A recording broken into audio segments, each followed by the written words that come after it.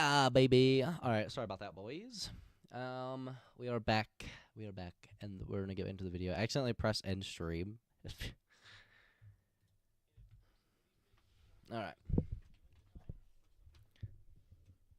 So now they're going to war with bricks and minifigs. Also, welcome in, Renato. I see that you weren't here before. You're here today, so welcome in. Happy Thursday. It's great to see you. Hope you're doing well.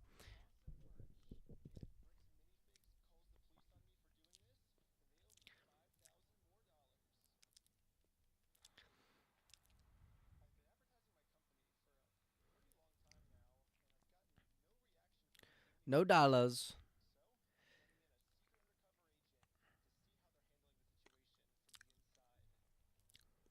Yeah, W stream elements. Giving me an add-on stream is crazy. Only for you, Renato. Only for you, bro. What can I say?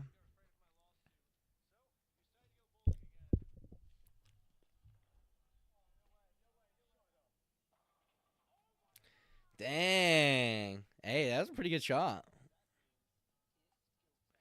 Oh my god. I just realized, imagine a whole bunch of content creators going bowling. You know what? I bet there's a video of it. I bet that already exists. I guarantee you it already exists. Wait, hold on. Influencers bowling. Guaranteed something. Guaranteed. There's definitely some fucking stupid activities going on here. See? That's what I'm saying. This is what it's like going bowling with influencers right here, bro. Or no oil.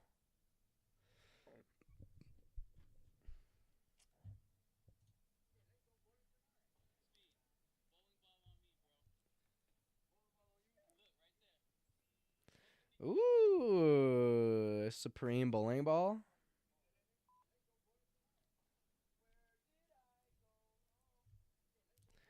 Oh, I'm telling you though, just picture influencers in a bowling alley. You know, like how like Logan Paul and them created the airplane mode movie or whatever, where there was like a bunch of influencers in a plane.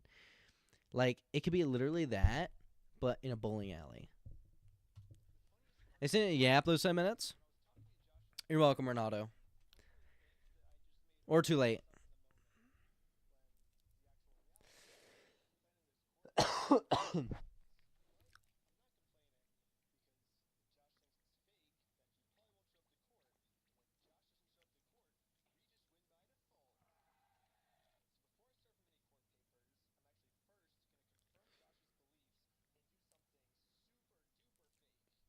No way. That's actually really funny. This guy just happens to be the best in the world at stealing Legos.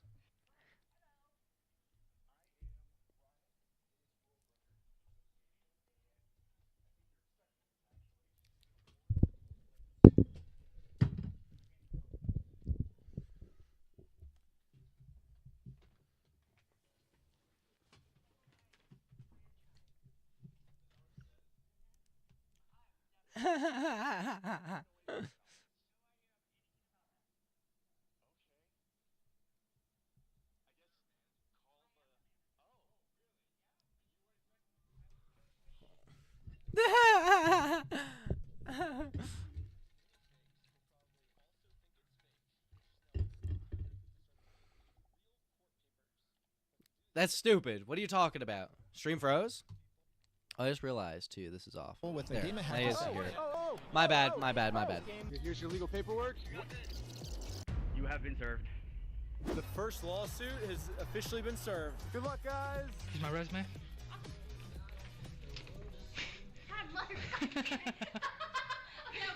Everything was going exactly to plan. Wait, but like this chick Well, is still until in this this. happened. Yeah, She's still in it. Yo, can we just talk real quick? Can we just talk? I think Josh told this employee to close down the store That's early wild. to avoid any more lawsuits coming in. Yeah, she closed. As soon as she saw us pull up, she started closing up. So for the rest of the day, I'm going to continue to advertise my We Steal From Old People company at www.westealfromoldpeople.com. I'm not getting many W. sales yet, but hopefully if I keep up all this advertising, people will eventually start believing in my company. Lurk, thank you for the lurk, Ronaldo. I appreciate Yeah, that, we had bro. to close early today, so Are you guys basically, gonna be open tomorrow though? I don't know. So there's been some guy like harassing us because well, a lot of the Legos that we sell here are actually stolen Legos. Like we just steal the Legos. Yeah. Huh? Anyways, we ended up getting the rest of the court papers served, and now I'm just gonna Hey, fast what's forward up, a few Ethan? months, Welcome and in, bro. Bricks and Minifigs hasn't responded to a single court case we submitted against What is them. that email? So I called the Oh, court it's to see Jeff? what the next steps were. Okay, so I don't see that there's been a response from anybody in the case. Since they didn't respond, you can move forward with a motion for default judgment. Okay, awesome. Well, thank you so much. Yes, since Bricks and Minifigs didn't respond, looks like we win by default. Congratulations, you won the court case. Wait, what? They really thought it was fake. Yeah. We did it! Hey, that's fucking crazy, dude. No way. Yes!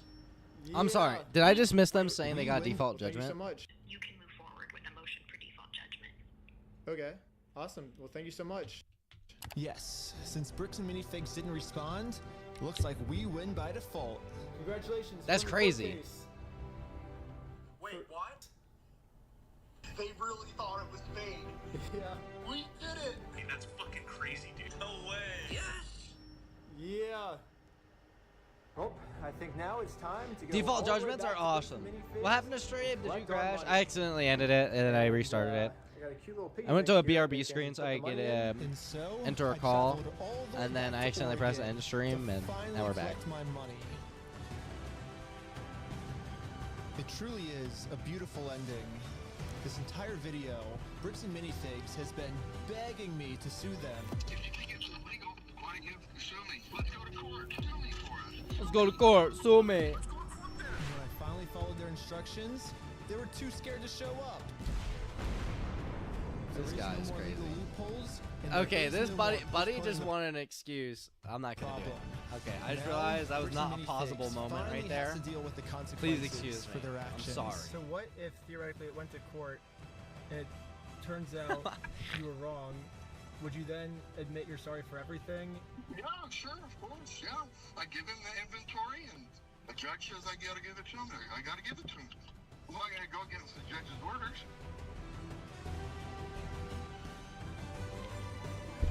Oh shit.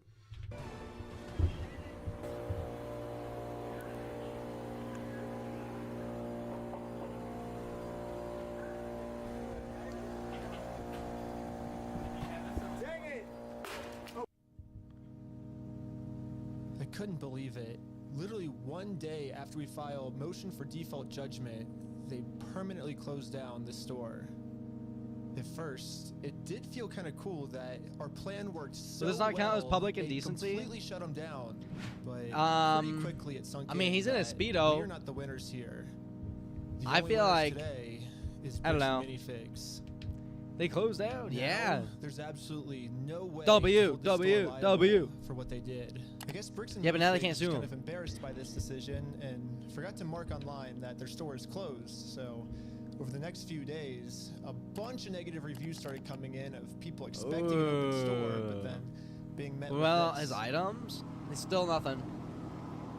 Bricks and Minifigs didn't even notify any of the kids' parents who booked birthday parties here. So when the kids would show up, they would just have to sit in an empty parking lot for their birthday. If Bricks and Oh Minifigs my is too God. scared to show the world that they're closed, then the only way to let the world know is for me to give them an official closing ceremony.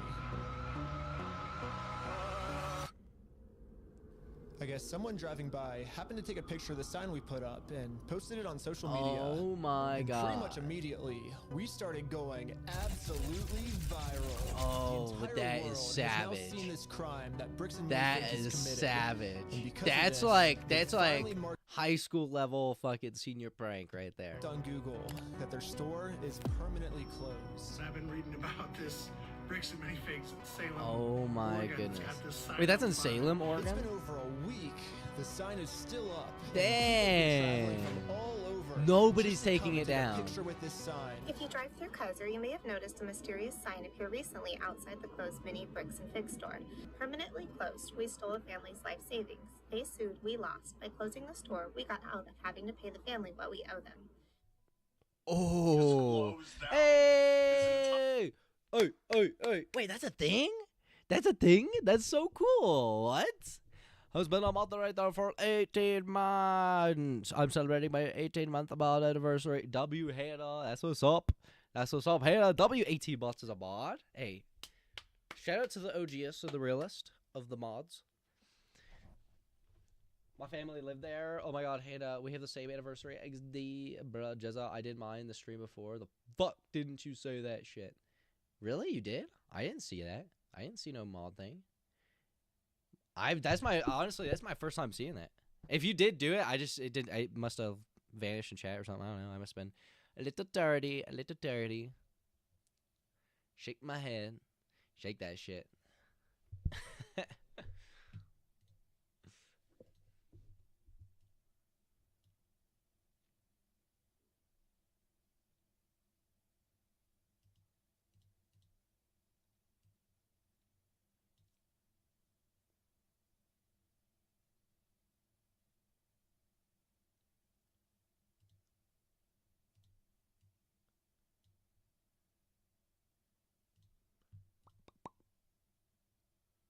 Of course we do. Most couples do. Bruh, what are you reading? Higher place of I don't know what you're business talking about. to not pay you $100,000. Just lock the fuck in. What can I say, dude? What can I say? Your boy gets locked in every once in a while, okay? Or you're locked in on that screen, XD. Which is why, even though Bricks and Minifigs closed down this store, I am not stopping until we get this entire Star Wars collection back to its rightful owner. I don't know. It's just this video's going on for so long now. Yeah, I bet you wouldn't believe me if I told you that this is still literally just the beginning of this Lego There's a girl, story. thanks to And you. if you want to watch part 2, it's live right now. on my No Patreon comment. At Reckless Ben, and part 2 gets insane. I wish. Everybody just chill. I like how the Lego The search for video wifey made the continues. craziest video. Actually, To Patreon.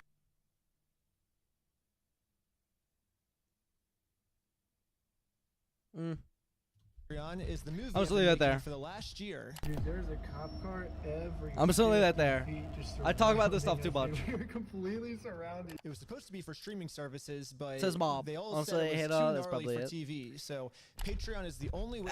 you know, actually, me and my mom do text more often now. We didn't full text for a interviews, long time. and way more. But now we Also, text. If you happen to work at Okay. Minifigs and you So that's when the initial story broke, and was that... Okay, so that's when the initial story broke, and it was May 21st, so about a week and a half ago. And then, let's see here. I mean, there's a lot more content to go around on this. My kids just took my mom's phone to FaceTime me and show me his dinner. Haha.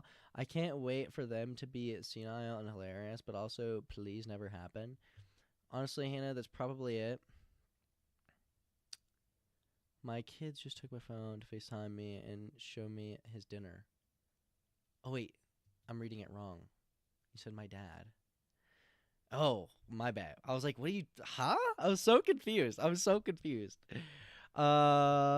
dad just took my mom's phone to FaceTime me and show me his dinner. Ha ha ha. I can't wait for them to be senile and hilarious, but also please never happen.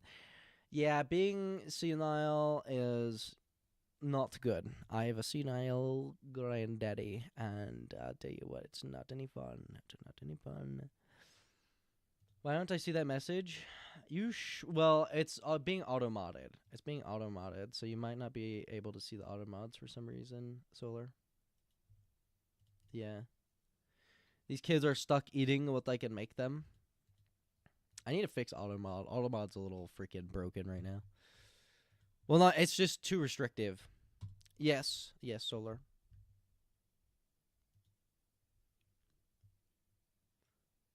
When the fuck are we getting lead? Lead mod role? How many of those roles can even be given out? All the mods shouldn't hide from mods. The fuck. 10? Oh damn, that's crazy. When the fuck are we getting lead mod role? Not 18 months? That's funny. Oh, 24 months. That'd be cool. Get to the 24-month mark. What's an automod? Automod is... welcome in, Kitty, by the way. Happy Thursday. Automod is essentially a mod that is automatic. It's a bot. It's a bot mod. And the streamers can customize it to their own preferences. So yeah, that's what it is. It's a Nightbot feature. No, actually, Automod is not just a... No, Automod's actually a Twitch feature. No, Nightbot, it's not a Nightbot feature, but Nightbot does have it as well, I'm pretty sure. That's my understanding.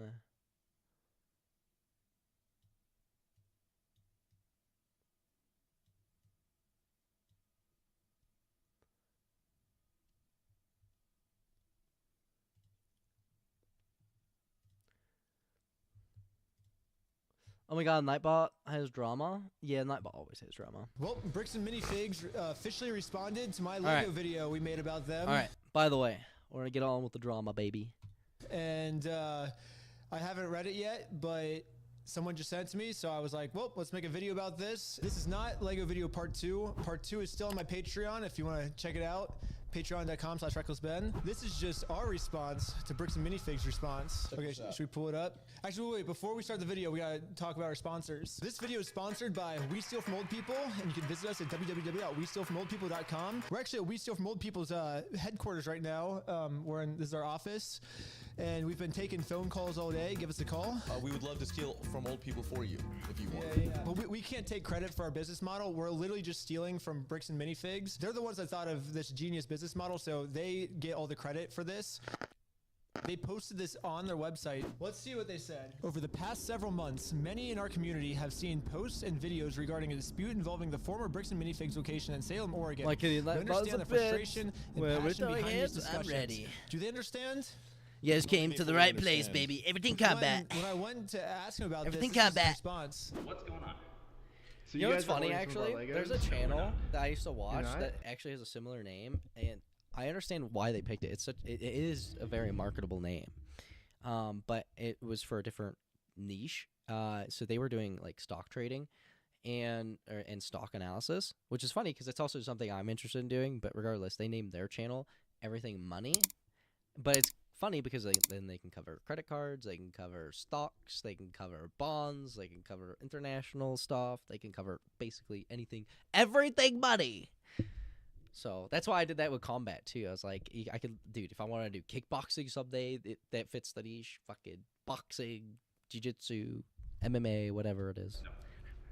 Bricks and Minifigs is built on a community of collectors and families who care deeply about fairness, and that is a value we share. Maybe Bricks and Minifigs just shows their care in a completely different way than most people do, and they show that care by stealing from people. To be absolutely clear, Bricks and Minifigs does not condone, tolerate, or participate in the exploitation of anyone, especially older adults or vulnerable members of our community. I fucking love that they just specifically put, especially older adults. Or vulnerable members of our community. Wait, if they're not exploiting anyone, especially older adults, why are they stealing from old adults then? That seems like a weird way to not exploit old adults. Yeah. When a complex business dispute is reduced to edited social media clips, critical facts are often lost. While we will not litigate this online, which they are currently doing, we want to clarify the core situation. Okay, so I see what they're saying. So right now they're saying this is all a big misunderstanding. Ben has edited these clips to make us look bad, but we're not really bad. Now, for the rest of this article, we're going to share our side that Ben left out, is what I'm assuming they're saying here, right? Sounds like it. Maybe we were wrong. Maybe Bricks and Minifigs is right, and we should give them a chance to share their side of the story. So let's see their side. So it says the reality of the consignment claim. I hate people like this. Much of the online narrative centers around a this guy's annoying though. I would not want to be on the other side of this guy. Allegedly made by a former Salem store. It is vital to understand that Bricks and Minifigs Corporate was not a party to I need to reach out. I need to be a part of this guy's team. Subsequent franchises who took the ownership of the Salem location after the former owners were removed. So Bricks and Minifigs does have a point here. The previous owner, according to Bricks and Minifigs franchise agreement, they're not supposed to do consignments. They're supposed to buy the Legos and then sell them. So I think the old owner broke the rules. However, this does not, basically this is called a whataboutism, is what they call it in politics. Basically, Bricks and Minifigs is saying, well, to take the focus off the bad thing we did, look, the previous owner also did something bad too. So because she did something bad, that makes, I mean, it just makes both of them bad. It doesn't make them, this doesn't prove their innocence. But we'll keep reading. Maybe, this is just the first paragraph. Corporate did not assign, approve, or authorize this arrangement, which is further proof of why they should not have the Legos in the store. If this is something that the brand doesn't do, if Bricks and Minifigs doesn't do consignment deals, then they should just give the Legos back, right? There's no reason for these Legos to be in their store. They didn't pay for them. They're not doing a business deal with Brian anymore. So just give them back. Easy solution. Franchisees operate independent businesses. While they must follow system standards, the franchisor does not automatically inherit responsibility for private, unauthorized agreements a local owner may enter into. This is basically corporate saying, hey, we can't control our franchises, Exactly. right? Yeah. And then, but the problem is when you go to the franchises, they say, well, corporate told us to do this. You've been supposed to be getting a hold of corporate. In the security camera footage, corporate's the one taking over the store. Seeking facts over narratives. Serious claims require serious evidence. Yeah, they're trying to pull one over. both agree They're with trying to that. use franchises as We like have a repeatedly asked like for a the veil. original documents and undoctored recordings that support these accusations. So you, yeah, isn't that funny? Did we try to Yo, get the I'm just saying. evidence? I mean, it's gonna happen to everybody.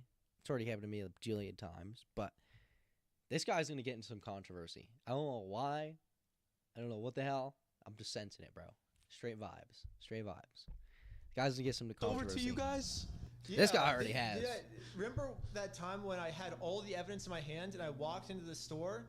This and guy I just belongs. said, He needs a mullet. He needs to shave this "Here's shit all up the here, evidence. and I'm he not needs to keep judging that you. back Let's there. figure He this needs a out." mullet. And what did they do? Can we have like a clip like playing right now? Yeah, let's roll the clip. Well, so here's still all of the Lego sets you guys still have. I don't have anything to do with that, and I don't want that. You can go ahead and leave, and I'm going to ask you one more time. This is the last time. I do not want that. You're not handing me anything. I tried for a long time just to get her to look at this contract. Why do you think your friend would be entitled to our inventory? Well, it's his. He owns the Legos. Huh? He doesn't own the Legos. Well, yeah, we have a contract. He does own them. No, bro, are you an idiot? Are you stupid?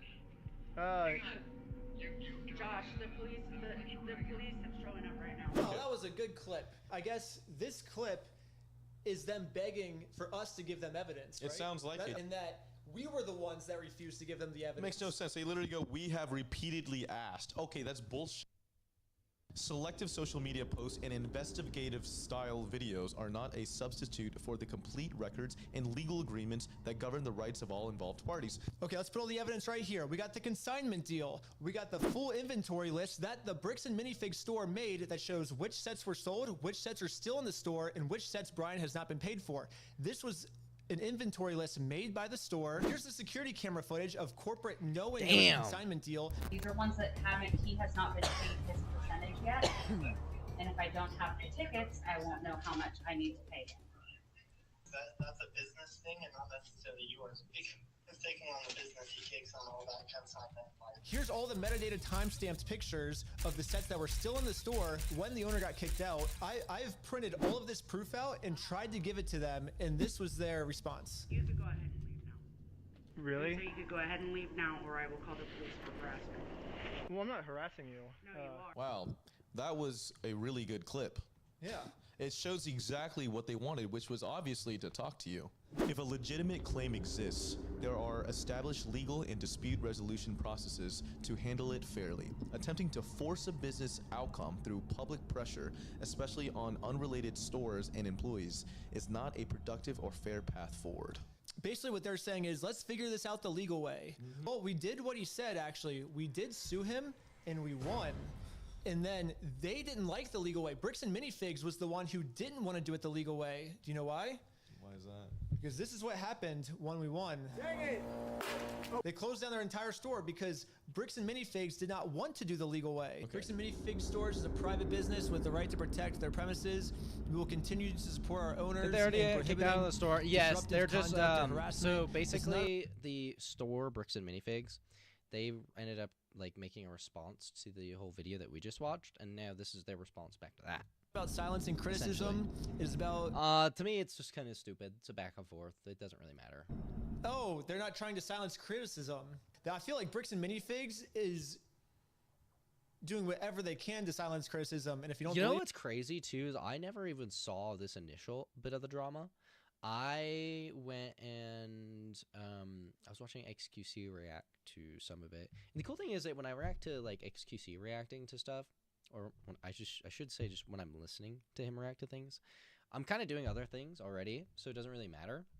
Like I'm just chilling, but so I miss a lot of things. So when I rewatch it on my own, I'm like, oh.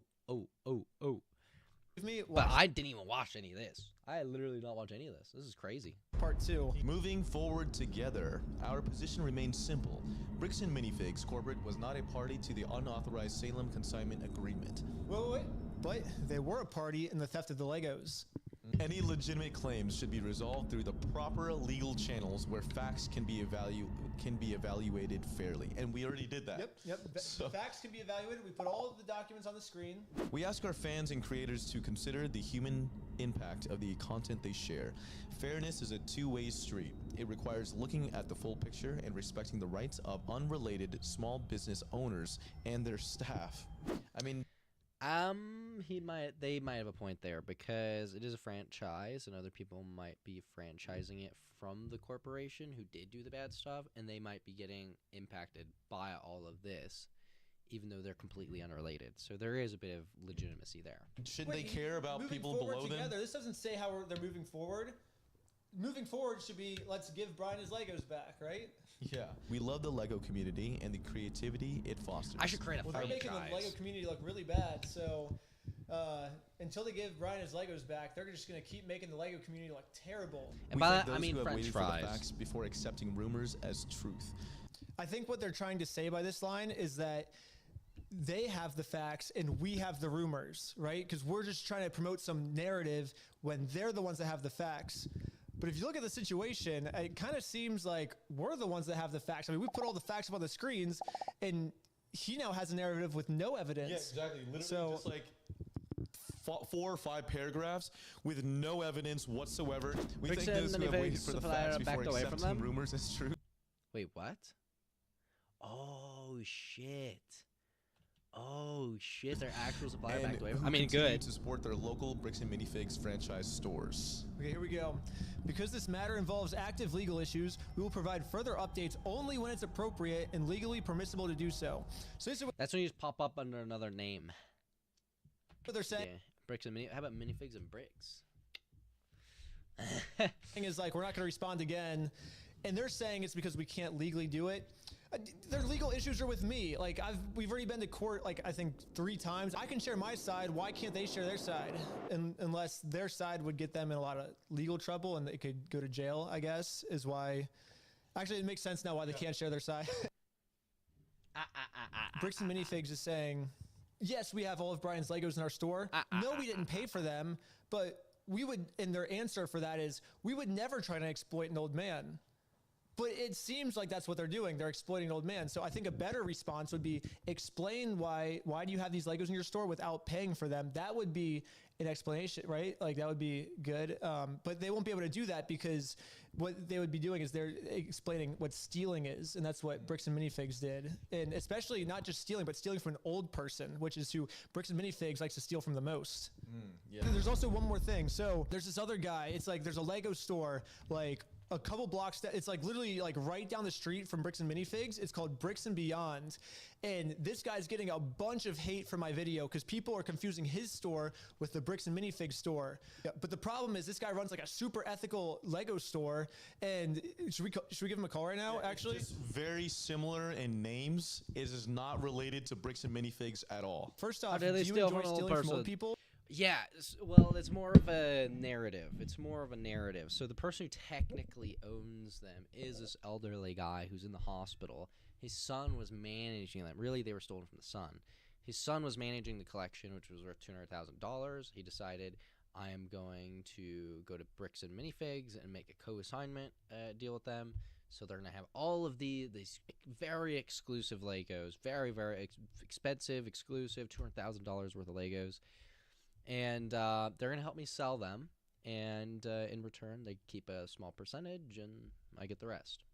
And so, but corporate essentially those people that he made the deal with, they were franchisee, and they had a franchise above them, or they had corporate people above them, and essentially the corporate people above them told them, hold on.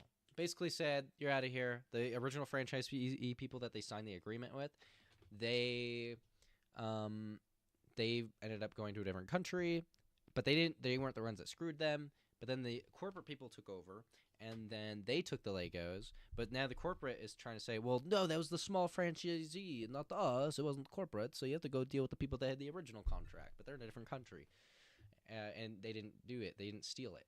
So, yeah.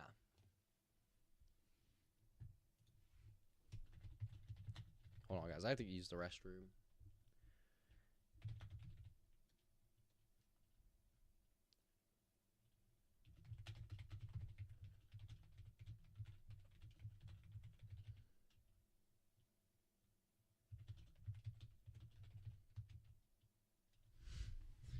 I'll be right back.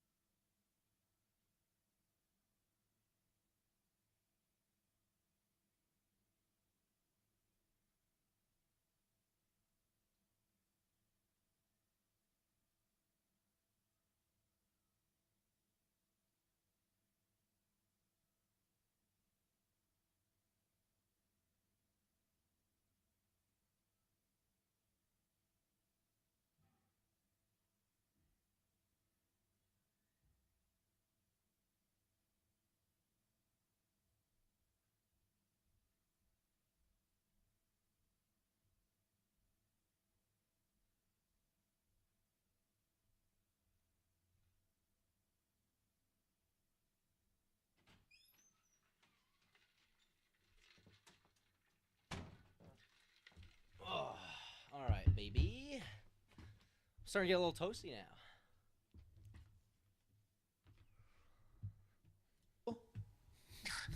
That is not what we do.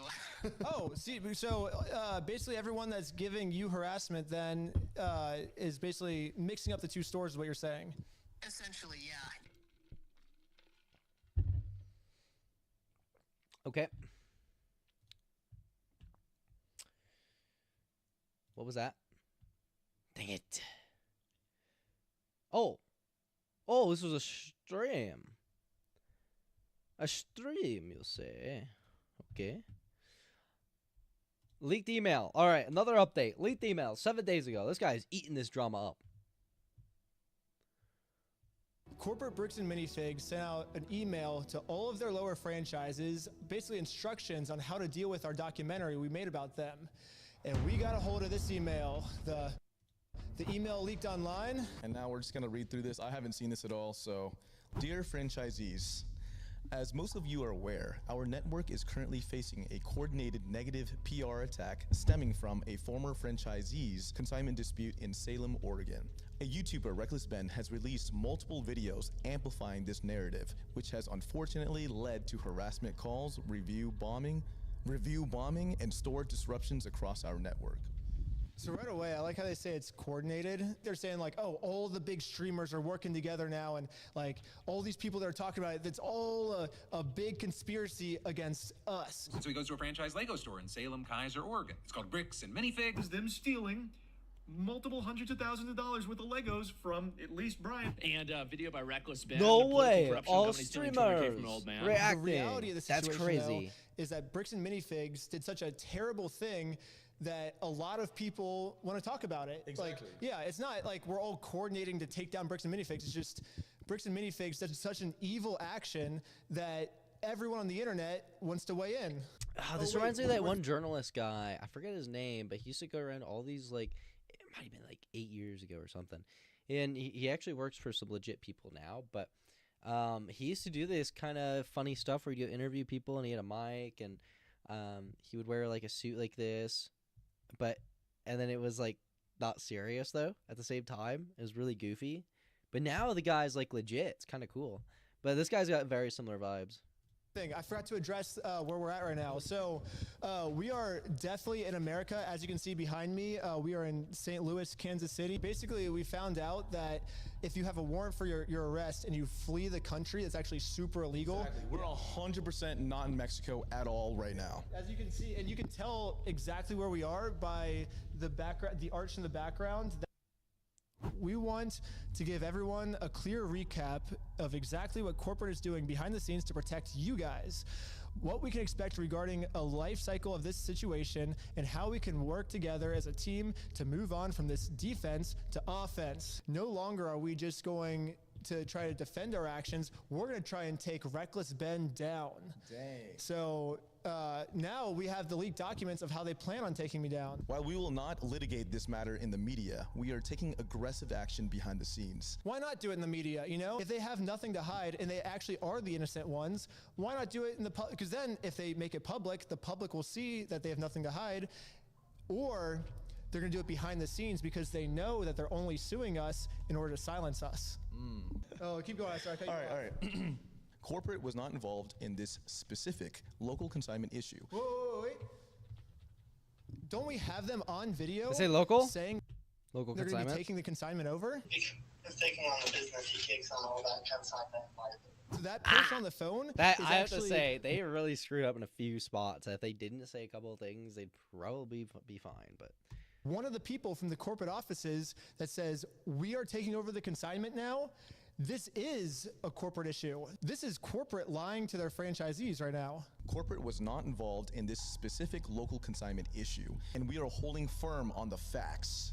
I kind of feel bad for the franchise owners here because it's like we are showing so much evidence of these things that are happening, and then corporate's saying, hey, all this evidence, you can't believe it because we have the facts. We're not going to show you the facts, but we have the facts. And now as a franchise owner, you have to think, okay, do I believe the side with all the evidence and get fired? Because if they take our side with the evidence, then they get fired.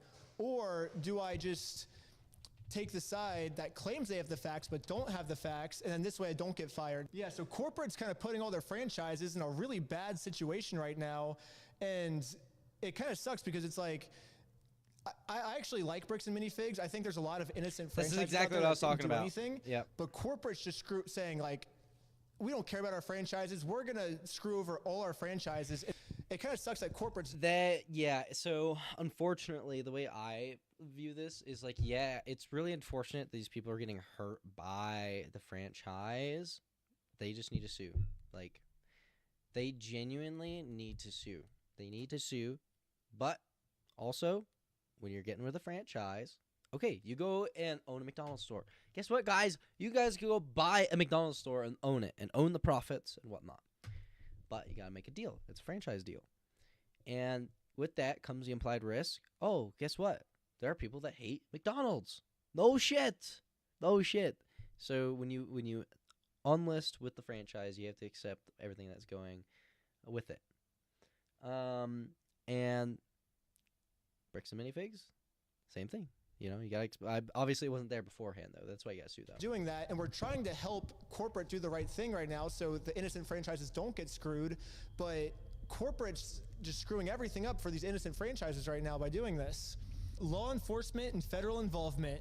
We are actively working and sharing records with local police, Oregon State Police, the FBI, and USPIS. So basically, Bricks and Minifigs is getting the FBI involved. Legal action. Our legal team is preparing direct claims and seeking a TRO, a temporary restraining order, to halt the harassment and push this matter to full litigation against all parties.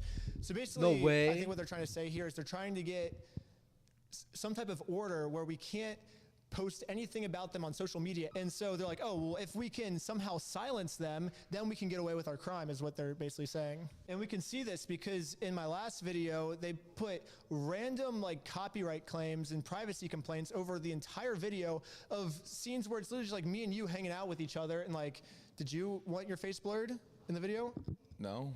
Well, I can speak for myself. I didn't want my face blurred in the video. So Bricks and Minifigs is basically doing a bunch of weird stuff to try and get my videos taken down. What? And what if they it was that said in their girl that last didn't want to be in the response, video? It wasn't to silence criticism, but that's kind of what it seems like it is. Issuing cease and desist demands regarding unauthorized website they created. So basically, we made a website called www.westealfromoldpeople.com. Basically, Bricks and Minifigs is suing us because we're copying them, I think. So they got really upset at the fact that we decided to also steal from old people. And Bricks and Minifigs was like, hey, that's our thing. Only we can steal from old people. Bricks and Minifigs wants to have a monopoly on stealing from old people. And now that we entered the business, they are going to try and send us a cease and desist letter to take our website down. So that way they're the only ones in the game of stealing from old people. If you have any old people that you want us to steal from, call this number. I'm sorry, but what is this shirt, bro?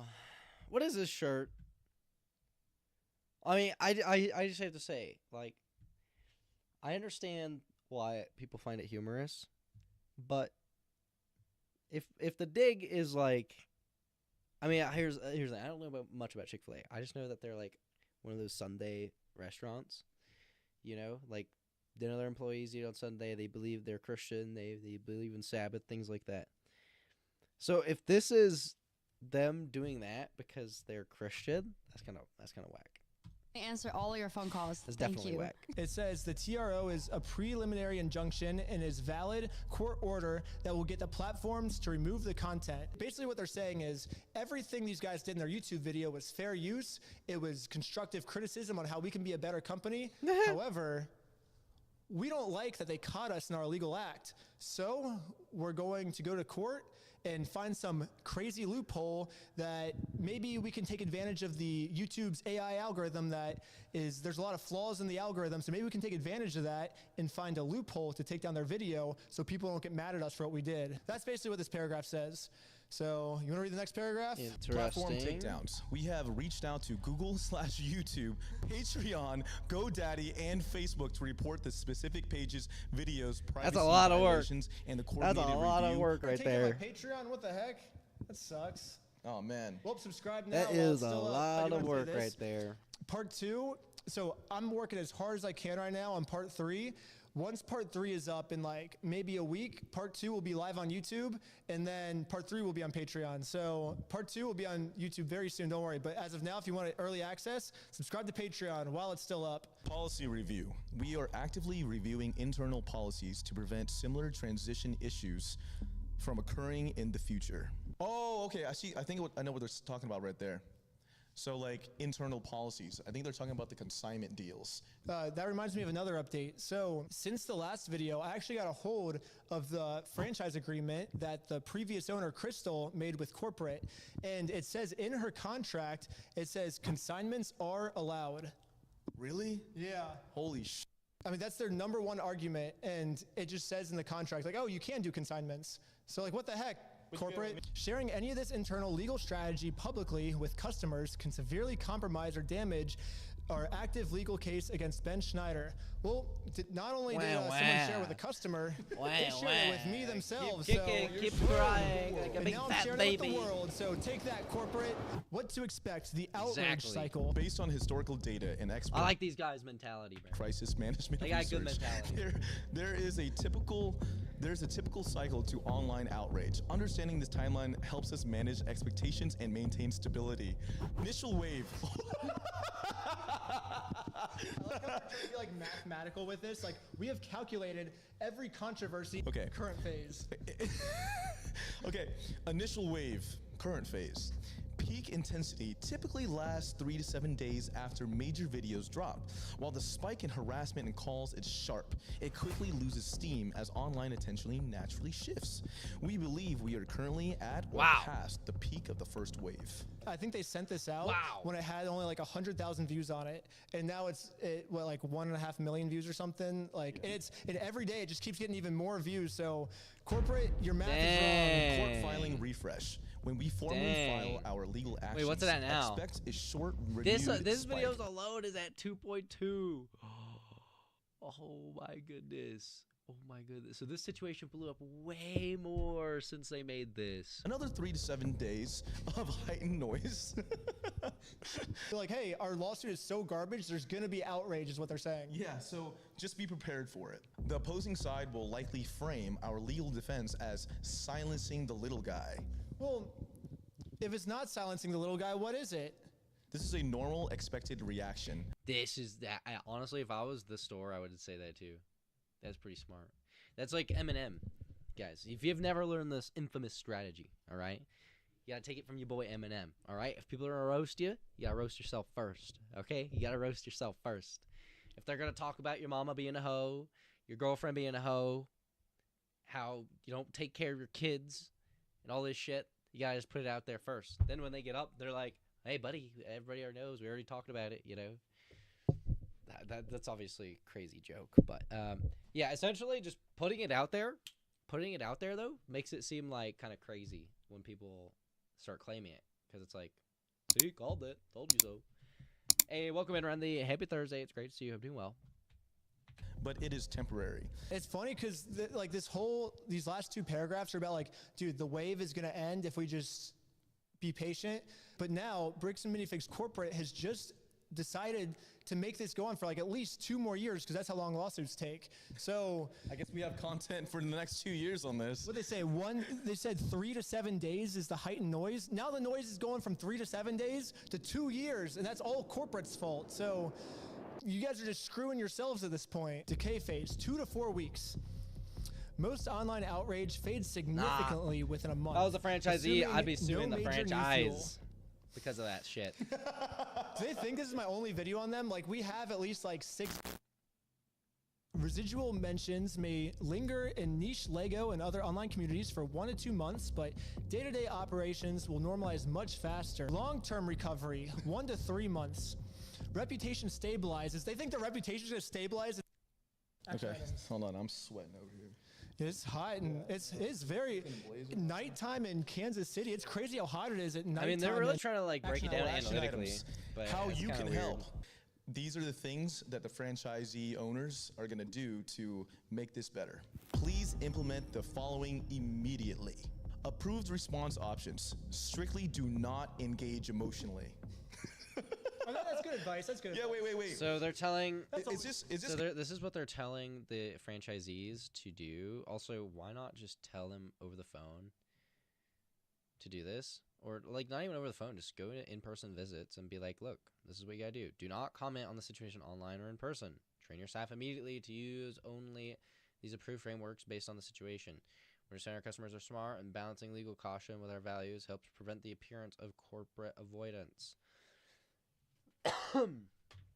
If I were in their situation, what I would do is I'd be calling all the corporate or all the franchises, and I'd be telling them, okay, what you need to do is say, look, there's something going on with one store, and we're not really allowed to talk about it that much, but, you know, one store doesn't define everything, and they did some interesting deal, but that's not us. You know, all these people are owned by local people, and that's that. That's what I would do. And not only that, not just because it's trying to be disingenuous, but at the end of the day, there are people getting hurt by it based on their association with the franchise and not some consignment deal or something that corporate messed up on. But they're still getting hurt by it.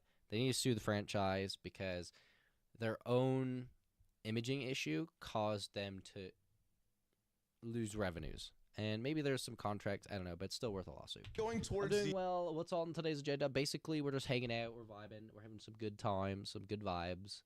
We're watching this video. We might work on some of my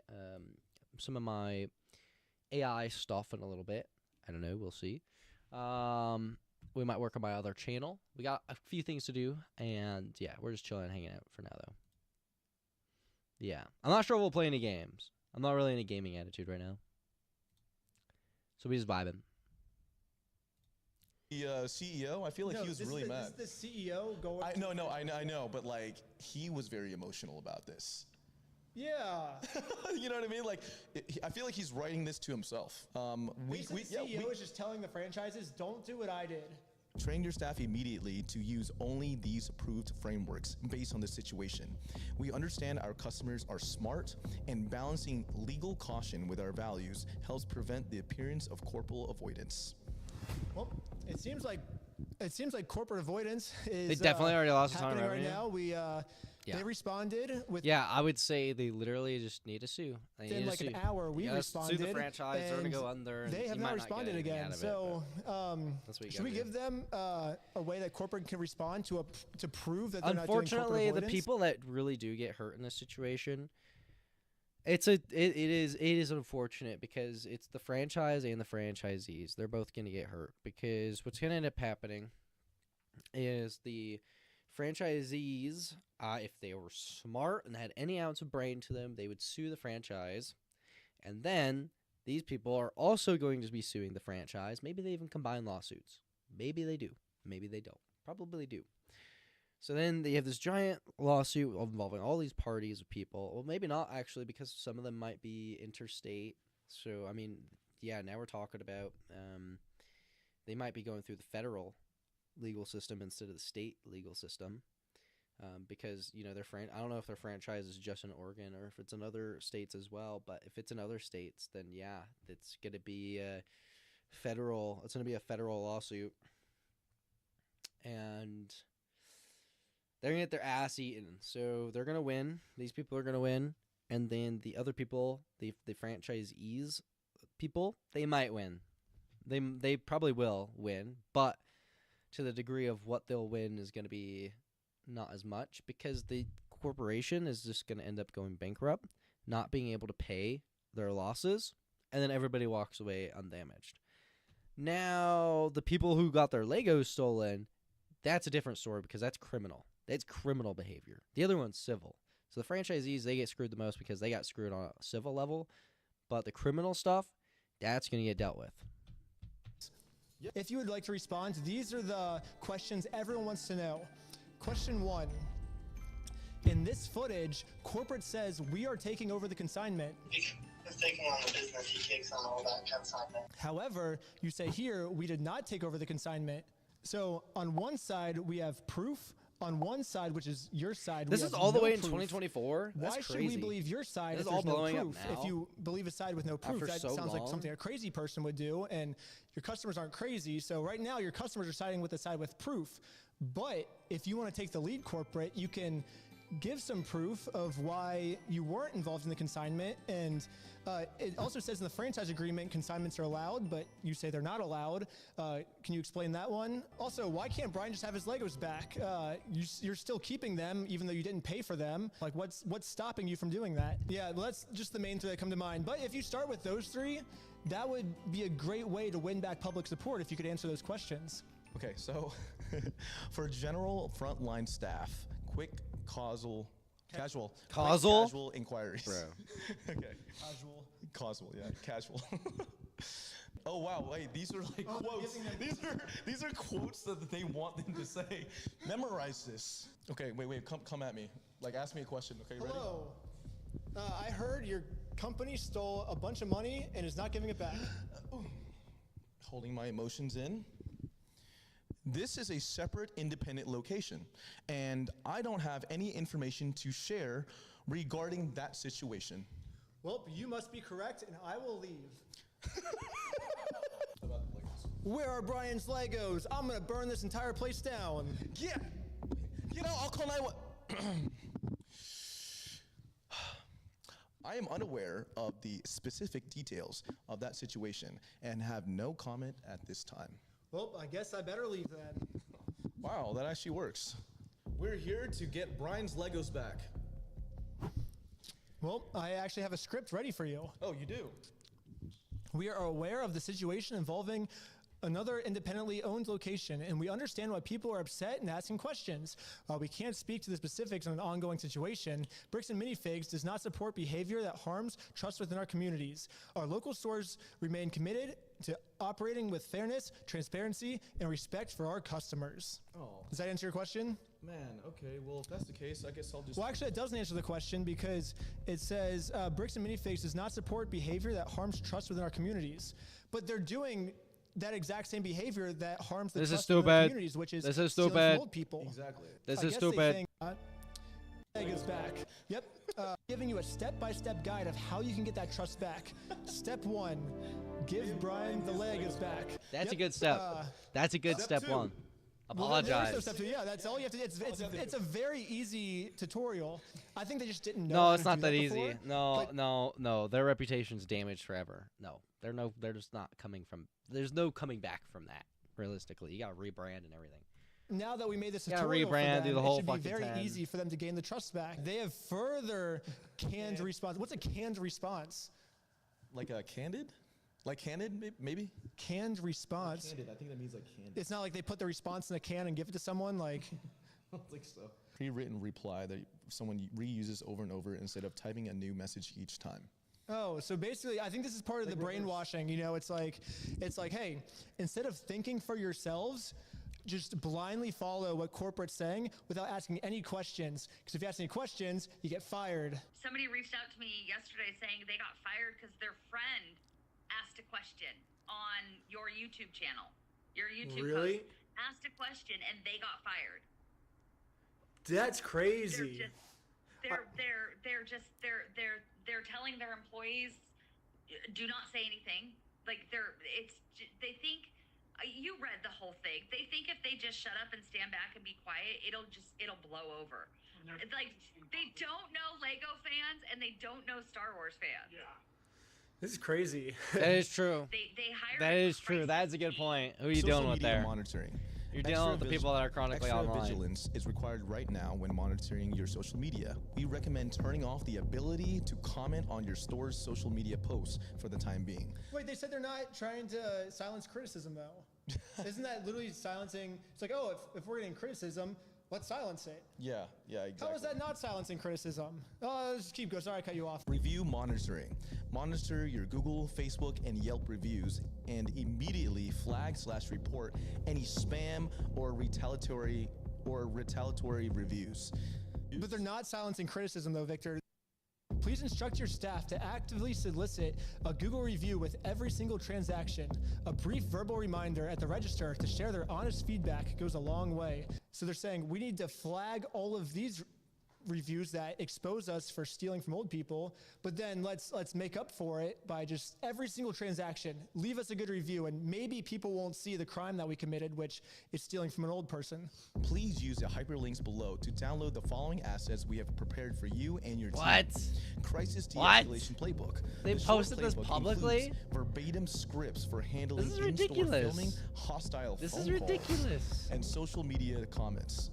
So I feel like you should download these.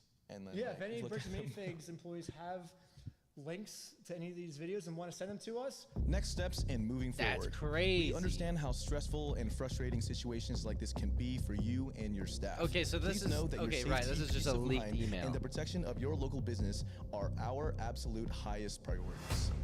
Well, it seems like Okay, all of that was a waste of time. I'm not gonna lie. Oh, a business is doing damage control. Big fucking whoop. Yeah, no surprise there. No surprise. Any business would do that. All right. I got arrested because of Legos. All right, let's see what's going on here.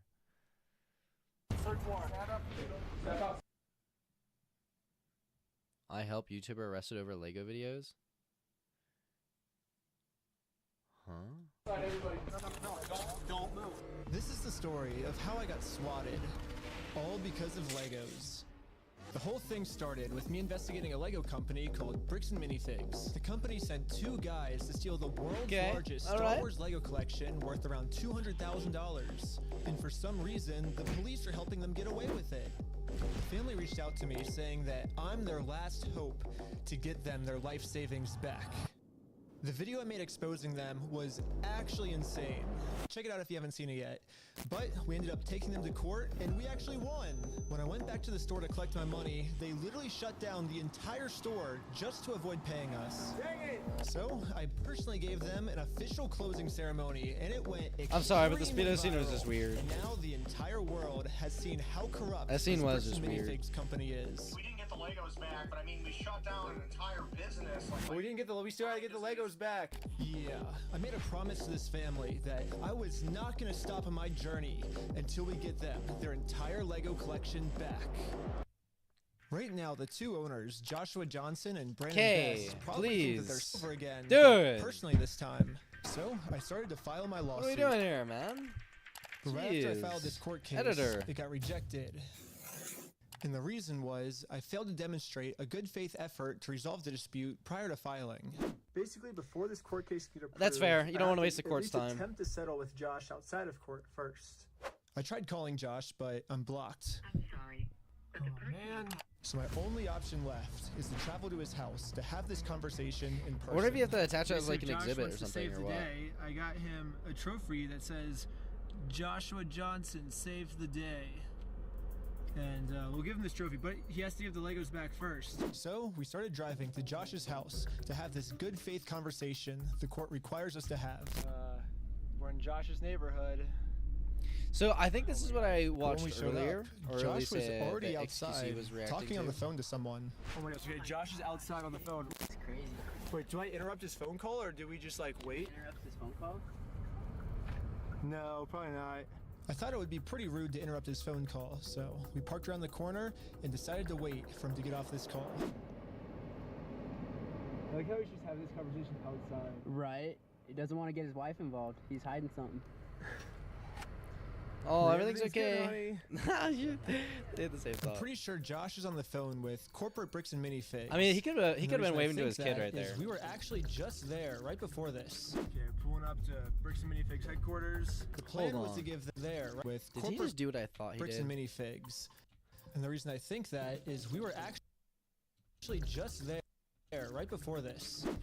He might have accidentally doxed him. I don't know if he did actually or not. I The doubt he plan was did, to but give them he one more might have. chance to do the right thing before suing them Spy again. camera on While we watch were there, and one of the glasses. corporate employees answered the door and told us he would get the CEO to come talk to us. Well, no, they said they're getting some guy to talk to us. We're just waiting. I can already tell you right now, no one's coming out to talk to you guys. Like, Really? But they told us that they were. I know. Since Josh only I lives like know. 15 minutes away, they must have Ah! informed him that Bro, you can't be doing we're in this. the area. Because a few minutes later, this happened. The police just showed up. What the heck? Why are the police at his house? Oh, there's another one, dude. 2 cop cars. You can't be doing that. You can't be doing that. 3 cop cars at his house. We didn't even walk up to his house yet. The cops are following us. What the heck? That's so crazy, dude. Obey every traffic law. Oh, shoot.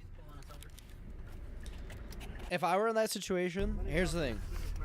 With police, the strategy changes, right? So I've got a process for angry drivers, and I've got a process for police. All right. If you're trying to avoid getting pulled over by the police and they've been tailing you a little bit, you know what you do? You pull the fuck over. You preemptively pull over. That way you don't give them a reason to pull you over. Because then if they pull you over, they're engaging you when you're already parked. All right? At that point, you're pretty solid. Now, the other thing is with angry people, oh man, this is my favorite trick right here. When you get an angry driver, and this doesn't happen all the time or anything, but I've been driving long enough to have some incidences where I have to like, okay, problem solve, how do I get out of this without getting hurt? right? Or, you know, causing some kind of commotion, right? I'm telling you this, and especially when it's near my house, if I think someone's following me as well, I also do this. I go around a roundabout until they exit the roundabout. So if they're right behind me and they're tailing me, I'll keep going around the roundabout until they exit off. So because I don't want them to know where I live. If they want to fuck around, I'm not here to fucking find out, all right? They can fucking find out all they want. But all I know is I expose them right away because they go one full loop around the roundabout and they're like, oh, I've been caught. I'm totally not trying to follow you to your house. And then they're cooked. Because now you're technically behind them. Just telling you, roundabouts, hey, that's where it's at. I didn't? I thought I stopped. Yeah, you definitely stopped. You should avoid confrontation, though. You said you ran a stop sign? I didn't see what happened. Yeah, I was like, Because we definitely stopped at the stop sign. Yeah. I was so sure that we stopped at the stop sign that I actually requested all the police footage of this. And as you can see, we didn't even do a rolling stop. We fully stopped at the stop sign. So this is an illegal traffic stop. You know, on my driving test, one of the things I got marked for was stopping too long at a stop sign. I got marked for like 2 things, and I think that was one of them. Like it? Okay, it's pretty obvious that the police know why we're here, so I just explained to them the entire situation. This old man spent his entire life collecting the world's largest Star Wars Lego collection set. The only problem is it's a crazy story, and the police officer did not believe me. $200,000. $200,000. It sounds crazy. Yeah, when the officer went back to his car, this is the message that he radioed in. Hey, can you get the contact for reckless? He didn't stop at the sign, but then he says he didn't see anything. Yeah, I don't know. It's definitely corrupt as fuck. Cops, you have to realize the way their authority works, and it's not right, but what are you gonna do about it? You can't really do anything about it, to be honest, because so they have laws, right, that they have to be very obedient by, because at the end of the day, they are a servant of, well, I shouldn't say, well, yeah, I'll just say servant, but I don't mean like a servant that's unpaid or something like that. I don't mean like that. I don't mean a bad servant, but they serve America, the government, their local authorities, and they serve the Constitution, no matter what. At the end of the day, they serve the Constitution, and they can't do certain things, but within the confines of court, the way the court system works, and to be criminally charged for things or to break the law and to be found guilty, you have to have like without a certain doubt that they did break that law. And so realistically, cops, all they need to do things that they're not supposed to do is have plausible deniability. And that's this. Oh, we thought we saw them go past a stop sign. Okay, well, they didn't actually, but they thought they did, and that's enough plausible deniability to be like, well, they didn't completely wrongfully. They thought they saw, but they were wrong. But, you know, maybe they were actually wrong. So, yeah. Specifically, these cops are super corrupt. Well, it's a thing that happens all the time. Like, even if they want to arrest somebody, you'll see a cop's mentality is, okay, well, we need to arrest this person. And a lot of it's not even based on the law, but necessarily like they think about a situation and a circumstance that's going on, and they say they have a moral dilemma, and they say, okay, but this person's probably better off spending the night in jail, right? Like nothing serious, but this person's probably better off spending the night in jail, or they're really irritating me, and I would love to be able to put them in jail. And then they sit there and say, okay, well, what's the least thing I can get them for? What's the least thing so then they start trying to come up with these very insignificant public indecency or, you know, some really small things to arrest. And it's bullshit, but it's a system they have, and you can't really just get rid of the small ones because there are reasons for them. So it's a catch-22. You're just straight lying to me about everything else, so. Since the cops don't believe my story, they trespassed me from the property. Everybody today is being trespassed from that property. Okay. Yeah, we were forced to go home without having this good faith conversation the court requires us to have. Yeah, what do we do now, dude? Like, we didn't even, like, get to talk to him, and we're in trespass. So, dude. The one thing I didn't understand was how the heck did they know we were coming? I was hiding in the back seat the entire time. I'm actually thinking about getting that camera. I think it's that camera. The windows were extremely tinted. These windows are so tinted, you can't see anything. But as I was outside inspecting our car tint, the same police showed up to our house. Oh no, we're pulled over again? And it was weird.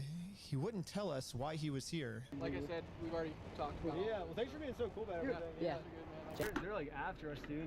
Anyways, since Josh clearly Heroin. doesn't want to have this good faith conversation with me, I took his trophy and destroyed it.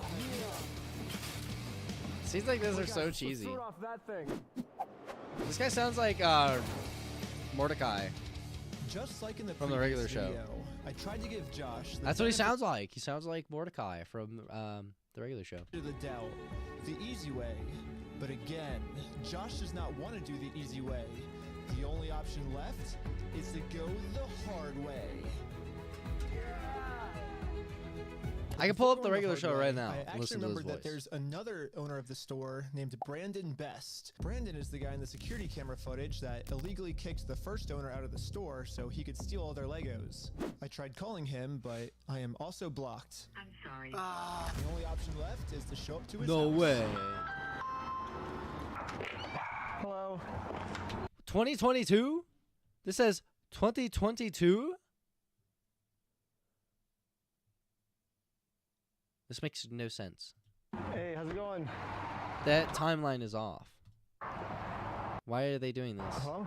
This is wrong. That timeline's wrong.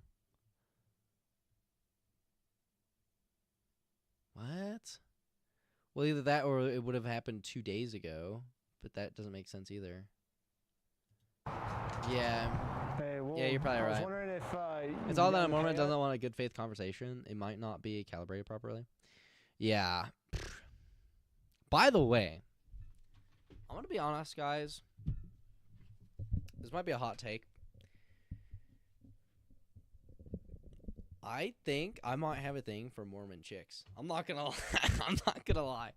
I've met on two separate occasions, I've met a Mormon girl. And, like, there was this weird, like, aura. This weird aura. That's just the best way to explain it. This weird aura that was just super, super attractive. I don't know what it was. Nothing crazy. Like, honestly, I think what it is that they're, like, so anti-promiscuity. Like, it's something I'm just, like, so not used to. It's something, I don't know. When I was a teenager, though, I remember I went to a high school in Santa Cruz. And it's funny because I met this girl, when I have a daughter or something, I actually wanted to name her after this girl because of my experience with this person. I never dated her or anything, but I was her friend. And I just remember being so confused by the fact that she was Mormon, and I wasn't religious at the time, so I was, like, fucking totally joking around. But I asked her all the nastiest fucking questions. You know, I was that kid, you know. I was like, well, like, aren't there, like, loopholes, you know? Like, like, but, like, as a joking man, I wasn't trying to be, like, mean or rude or anything. I was genuinely curious of, like, how they viewed, like, virginity and all that stuff. And so I ended up asking her all these wild questions, but I just remember the vibes that this woman had, and her and I were friends. We were good friends. But I just remember it was, like, so pure, like, so light, like, very, like, couldn't touch a butterfly, like, you know, couldn't hurt a fly, whatever it is. And I had another experience with a Mormon, a female Mormon, and I'm like, dude, I don't know if it's just like a Mormon, like, it's only these girls I've ever had that experience with too, so it's kind of weird. For the lawsuit that we won. I'm gonna start going to a Mormon church.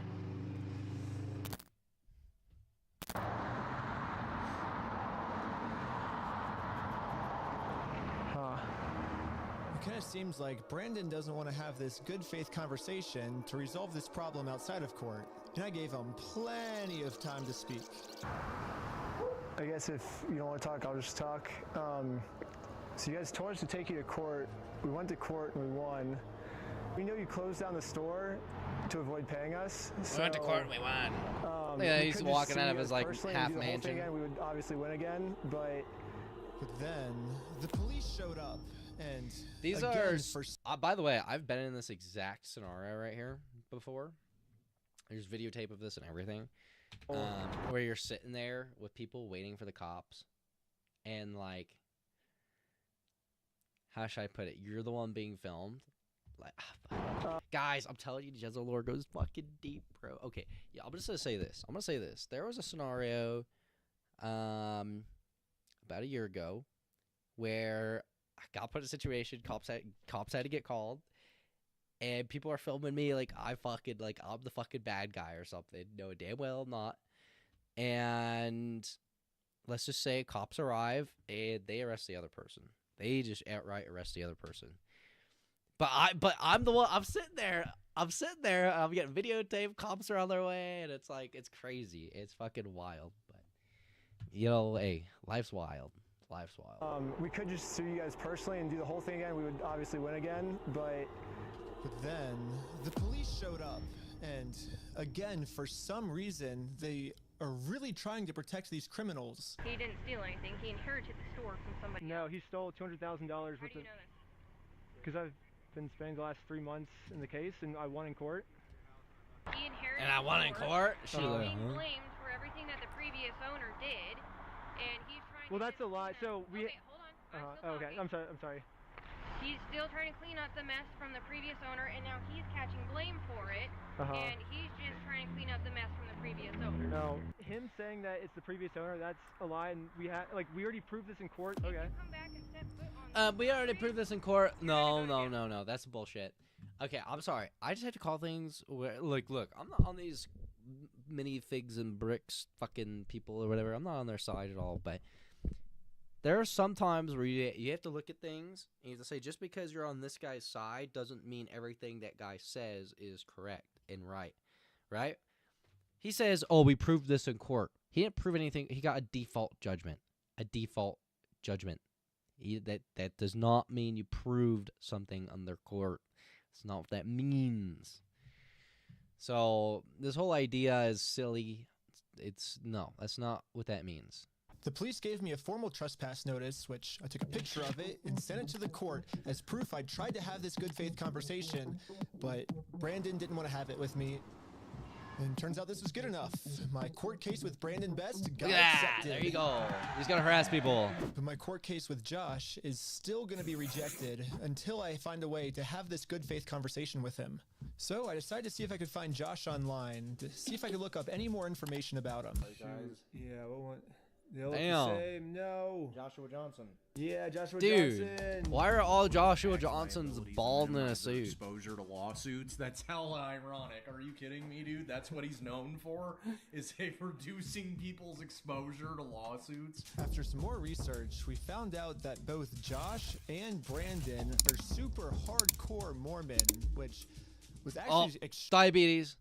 Extremely Or surprising nicotine. to me, because Diabetes. if Josh and Brandon are truly Mormons, they believe that stealing is wrong, and if they steal, they're gonna go to hell. Or I guess in Mormonism they call it the outer darkness. But still, Brandon. I haven't been completely exposed to what Mormons believe in. I'm not completely sure what they believe in, but outer darkness is that's an interesting idea. I think if you're banking on outer darkness as what hell would be, that's a pretty secular way of viewing that outcome. Brandon and Josh probably actually believe that it might not be this is wrong, going to be though. eternity for them. I mean, Josh even swore to me on his Mormon God in the last video that he would give us the Legos back. I promise you, I swear to God. I promise you on everything. But maybe I can use this to my advantage. My problem right now seems to be that Josh is never going to listen to anything I hate ever that. tell him. I hate that sound effect. I genuinely If always someone I'm from like, his church heard this audio, maybe he would listen to them. So after finding exactly what church these guys go to, we went to it and showed one of the Mormons there this audio clip. And the Mormon thought that the best thing to do was to have a talk with Josh to save him from going to this outer darkness. Okay, good luck. And I guess me and Tyler are staying back because we're already trespassed. So Yeah, we ended up just driving home. But on our way back, this happened. What? Pull over again? For what? yeah. How's it Yeah. going? How's it going? I'm Officer Hawkins, American Fort Police Department. How you doing? Good, how are you? Cooked. Good. Well, what's your name? Are you Ben? Yeah, he's like, gotcha, Ben. Gotcha, Yeah. big boy. Down here. At this point, we realized what's going on. Yesterday, I told Brandon that our plan is to now sue them personally. We could just sue you guys personally and do the whole thing again. We would obviously win again. It seems like they're getting so desperate that they're going to resort back to the same strategy they used in the last video. Here's the thing, just hide. Just hide in the back seat. And it was like, how do we get them That would have been a better idea. Dang. Just hide in the back seat. Yeah, Josh and Actually, that's a Brandon horrible think idea. that if they can somehow get us arrested and thrown in jail, then we won't be able to sue them. I don't know what they told the police we did this time, but they caught us too late. The police claim this traffic stop was a random to stop. Josh's house to save him from this outbreak. Brendan, I see you in the back seat, buddy. God. And random. You can sit on down here for me first. That's what I'm saying, dude. These police got caught up with some crazy stuff here. I'm trying to talk to Brother Johnson. Brother Johnson. There's been an audio going around with the young group. Okay. What's the audio that you wanted to play? Here's the audio. I'm not gonna screw you. You have my word. That's not who I am. I promise you. I swear to God. Who's that? So I guess that's him. No, I know that. I could tell that from the voice, but I was just gonna ask him, like, is he willing to give up everything like he I will said? say this. One Just thing I run appreciate about everything Mormons small too is God. they dress up nice. This might be a crazy ask, but could you take a selfie with me? But anyways, back to us. The police was apparently got a slick. call that we had heroin on us. Heroin? No way. So he's gonna do that. I'm gonna put this away, and then we'll be right. Don't. Oh, okay. Don't reach in your pockets for me. Okay. Sounds good. Thank you. Let's do this. The vehicle will be searched. Okay. I'm gonna have you stick by with my sergeant. They're just going through everything. Where's the drug dog After 2 at? hours of searching the car, obviously they found no drugs. So you didn't find. This should be I explained illegal. to the police that we This didn't have should be drugs, illegal. What and they did the right reality here. of the situation is That should be that Bricks and completely illegal. Minifigs is so desperate at this point that can tell they're that willing by to his do voice. anything to get us arrested. Yeah, that's so they don't whack. have to pay for the property they stole. Definitely And the on a police was different arguing payroll. back with just some of the worst comeback. Well, I mean, this Joshua Johnson guy. So he's familiar with the legal system, right? He's familiar in avoiding lawsuits. What is it that he is saying or doing that is causing this to happen, right? Because this isn't just one police incident. This isn't just one police incident, realistically. Because if you think about it, when they first went to the store and they were trespassing them, they were like, yeah, like, they didn't take their side at all on anything. They didn't care about it. That was it. So, I don't know. It's weird from top to bottom. So, if he is connected to anybody, it's from the top. And the second they go out and do anything, they're just getting nipped in the bud. Because the person who runs the police force is essentially, like, commanding it. Either that's what's going on, or he's literally just fabricating these stories to a point where there's like a built-up level of like harassment, where police see this and are like, okay, there's a lot of history here and it's not ending for some reason, and we keep finding this person because a lot of times it's different cops too. Actually, this cop seemed like the same one from before, but I doubt they're under some payroll because let's don't forget 200. We're talking about 200 big ones. We're talking about 200 big ones, and we're talking about the CEO covering it up at the very top as well. And then we're talking about these 2 franchise owners that ended up taking it over or whatever, right? And so, and these people, did you see that house he was living in? Buddy makes more than $200K a year. I'll tell you that right. Well, not a year, but that house is worth a lot of money, and for them to split it up amongst all those people and for them to all die on that hill, the manager too, and then all these cops, you start splitting up. If you split up $200K 10 ways, you get 20. You're not going to do that shit for $20,000. You're not going to do it for 20 because you're not going to gain anything from it in the end. $20,000 ain't worth it. And to pay off that many people, guess what? You're probably looking more like 20 people, and then you're talking about 10K per. I don't see it. I don't see the payroll argument. I've ever heard, which is why I think the police actually redacted this audio in this clip, because if they kept the audio in, then the world would get to see how... I think what it is that everybody involved is trying to avoid a lawsuit, like getting just absolutely bumfuck sued. That's what it is. All these people, including the cops, by the way, and then they're also just being stupid in the process. They're being stupid. It could be religious. That's what it could be. And I hate to say this. because I don't want to shine anything under a bad light. At the end of the day, it's bad people doing bad things, not the religion. But what I will say, though, is that there is a chance that there are people within this church who are very involved in the community. They hear this guy's Mormon. They know him from church, this, or that. And they sit there and say, we can't be having our brother be going through this. You know, we got to defend our brother first. You know, that could be, at the end of the day, what's going on. It's not right. It's not right. But, yeah. Stupid, the American... Also, I'm guessing the police are trying to defend Joshua because it's extremely tight-knit. Yeah, exactly. It's kind of what I'm saying. Fork Police Department is. But anyways, even though we were passing every single drug test they gave us, they were still not going to let us go until we told them where the drugs were. Your eyes, for example, right? There's a constriction, which is dilated, and then Do you not. notice it? So I haven't been looking at this. I'll show him. Go ahead and look at him. I'll look at you? Yeah. You do see it? So. It's crazy. I have no idea, because I've never done any drugs in my life. I don't do drugs. I don't do alcohol. I've never done any of that in my life. I'm willing to do any drug tests. I'm willing to do any drug I don't test. understand what you're seeing in my eyes. I'm gonna have a discussion Always get a with this lawyer. officer. And then the police department illegally redacted Always this get a lawyer. conversation too. Anytime you have to deal My with anything guess criminally, is that lawyer, they lawyer, lawyer. acknowledge that it's very obvious we don't have drugs on us, but they were going to try and pressure us into giving some type of false confession anyways. I mean, good thing anything criminal gets you a lawyer anyway, but... To be honest, I'm willing to take any drug test you want. I'm walking a very dangerous line, which can get you hemmed up. Civil court sucks because you don't get a lawyer. You could end up in jail in Utah when you're from Cali. Okay. You know what? Right? You know what? I wouldn't doubt it someday in the future that people are going to have AI lawyers. Just outright. I already know the law firm that I that I associate with, I should say. They already utilize AI. They've been using AI for over a year now. So We play differently. just wait till it gets into the courthouse. Does that make sense? And then they start filing documents and I'm shit. willing to cooperate with you guys and do anything you want me to, because I'm not hiding anything. I can promise you that. I promise. We weren't giving the police a false confession like they wanted, so eventually I guess they just got tired and let us go. We'll let you guys go now, but you're walking a thin line. Just be mindful of that. Does that make sense? Okay. At this point, I've documented everything I've been through to the court, that I've tried to have this good faith conversation with Josh.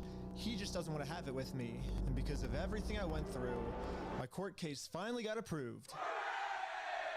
And attached to this email are court papers to serve Josh. The only problem is Josh is not going to open this door for I hate anyone. that sound, man. He wouldn't even talk to another Mormon. Instead, he just called the police on him. In order to get Josh to come outside, I'm really gonna have to get creative. See, this So stuff's I kind of made silly. This poster that says, "I stole a dying man's life savings," and printed it out. Now I'm placing this poster in a public space right across the street from Josh's house. Yeah, it turns out this tiny patch of land is actually free for any person of the public to use. And since we have the freedom of speech, I am breaking no laws by doing this. So when Josh walks outside to take down this sign, I have a process server to serve him his court papers. But almost Bro, how much is she immediately, getting my paid? sign got blocked. How much is she getting paid? By cops? Wait, were those cops? Got blocked. Server to serve him his court papers. But almost immediately, my It's the police. Your fucking sign didn't get blocked, bro. sign got blocked. Oh no, he's blocking our sign. He's so nonchalant with it.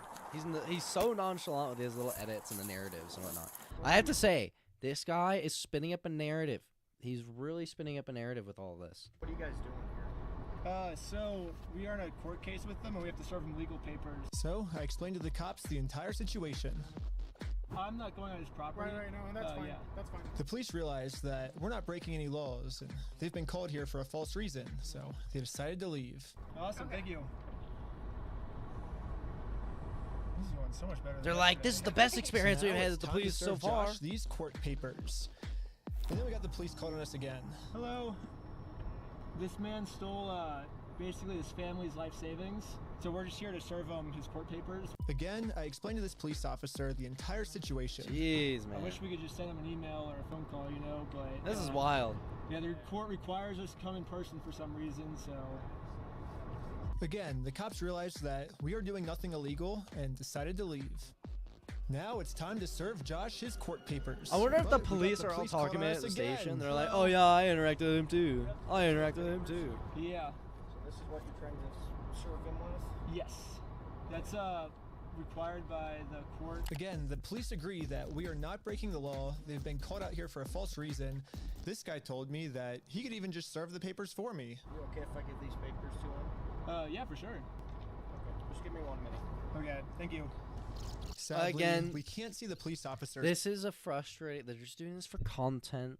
Maybe I haven't looked into this area, but there's two ways to serve, right? And at least from where I'm from, and there's more actually, if you could do it properly, right? So one is you send with mail, certified mail, and you get them to sign that they picked it up with certified mail. Okay, that works.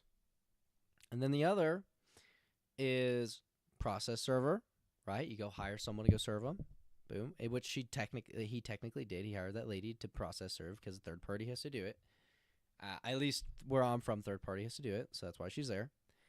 And then, after that, sheriff's office. Sheriff's office actually does servings as well. And guess what? They're fucking good at it, too. They're fucking good at it, too. And the judges, they respect what the sheriff got going on. So when you get served by the sheriff, guess what, baby? You got served. So serve Josh because the police That's the way that department works. redacted all of it. But What is this? the only thing that really matters is that Josh is getting served. He does not want the paper. So He's not want the papers? here's that back for you. Huh. Okay. Yeah, the police told me that they can't serve the papers for me because I'm lying to them, and these aren't even real court papers. Not sure what this is. I've never seen something like that. To be honest with you. These are court papers. Okay. It doesn't have a judge's name or anything like that on it. Because it hasn't gotten to the judge yet. So this is serving him, and then we'll go to the court, and then the judge will be there. So the judge doesn't get involved until we're in court. Why is he saying that you guys went on the property? He was arrested, so he doesn't have to go to Jeez, court. man. It doesn't look good when you've been trespassed. This guy is making up some stuff for Well, sure. I think it looks exactly how we're supposed to do it legally. This is the legal way to do it. Well, we have 2 or 3 incidents. Yeah, well, first, so they're incidents because he's lying to you guys. He's making them incidents. We came to do a good faith conversation, which is required by the courts before you can get a court case approved. So we did that. He called the cops on us. He lied to you guys saying that we had heroin on us, and we did a 3-hour search of the car yesterday. We found no heroin in the car. He's going to make up any lie he can to get us arrested. We are doing things the legal way, the correct way. The reason he's hiding in his house is because he's the criminal. If something doesn't look good, it doesn't look good for him, not for us. Go the legal process, Which is find what an we're actual doing, yeah. process server. She is an actual process server. And what is your guys' relationship? I just met her today. Well, maybe just have someone not affiliated with you. That's her, yeah. We I have no just relationship. barely That's why met she's here, her. yeah. That's why she's here. We have no relationship. That and is so funny. She is the exact person that you were Wait, describing. so I always are thought they that in the her police car? were supposed to remain unbiased, and if they were going to take a side, they definitely shouldn't take the side of the criminal. But I guess I was wrong. However, I'm not doing anything illegal. I'm literally just following the instructions of the court, so the police can't stop me. Okay, I'm gonna erase your deck. Okay, see ya.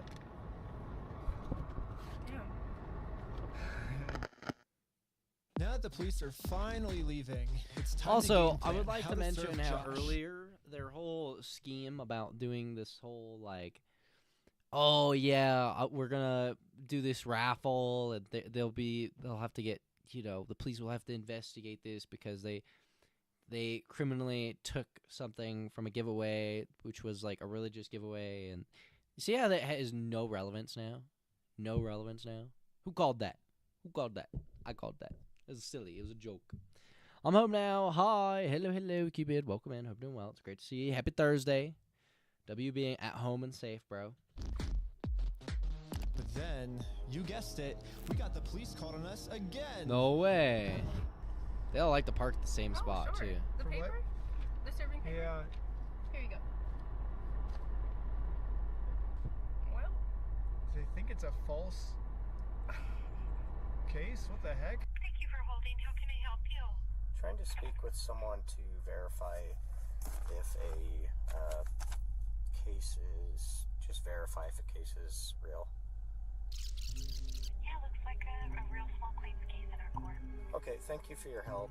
Small claims. That's all for today. Small claims. I think this phone call was the breaking point. Okay. Here's the deal, though. Why are we talking about small claims? Hold on.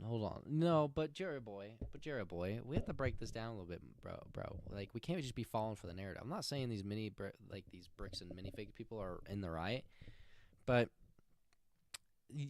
here's the thing. They're serving documents to sue, and they're saying that it's a legitimate small claims court.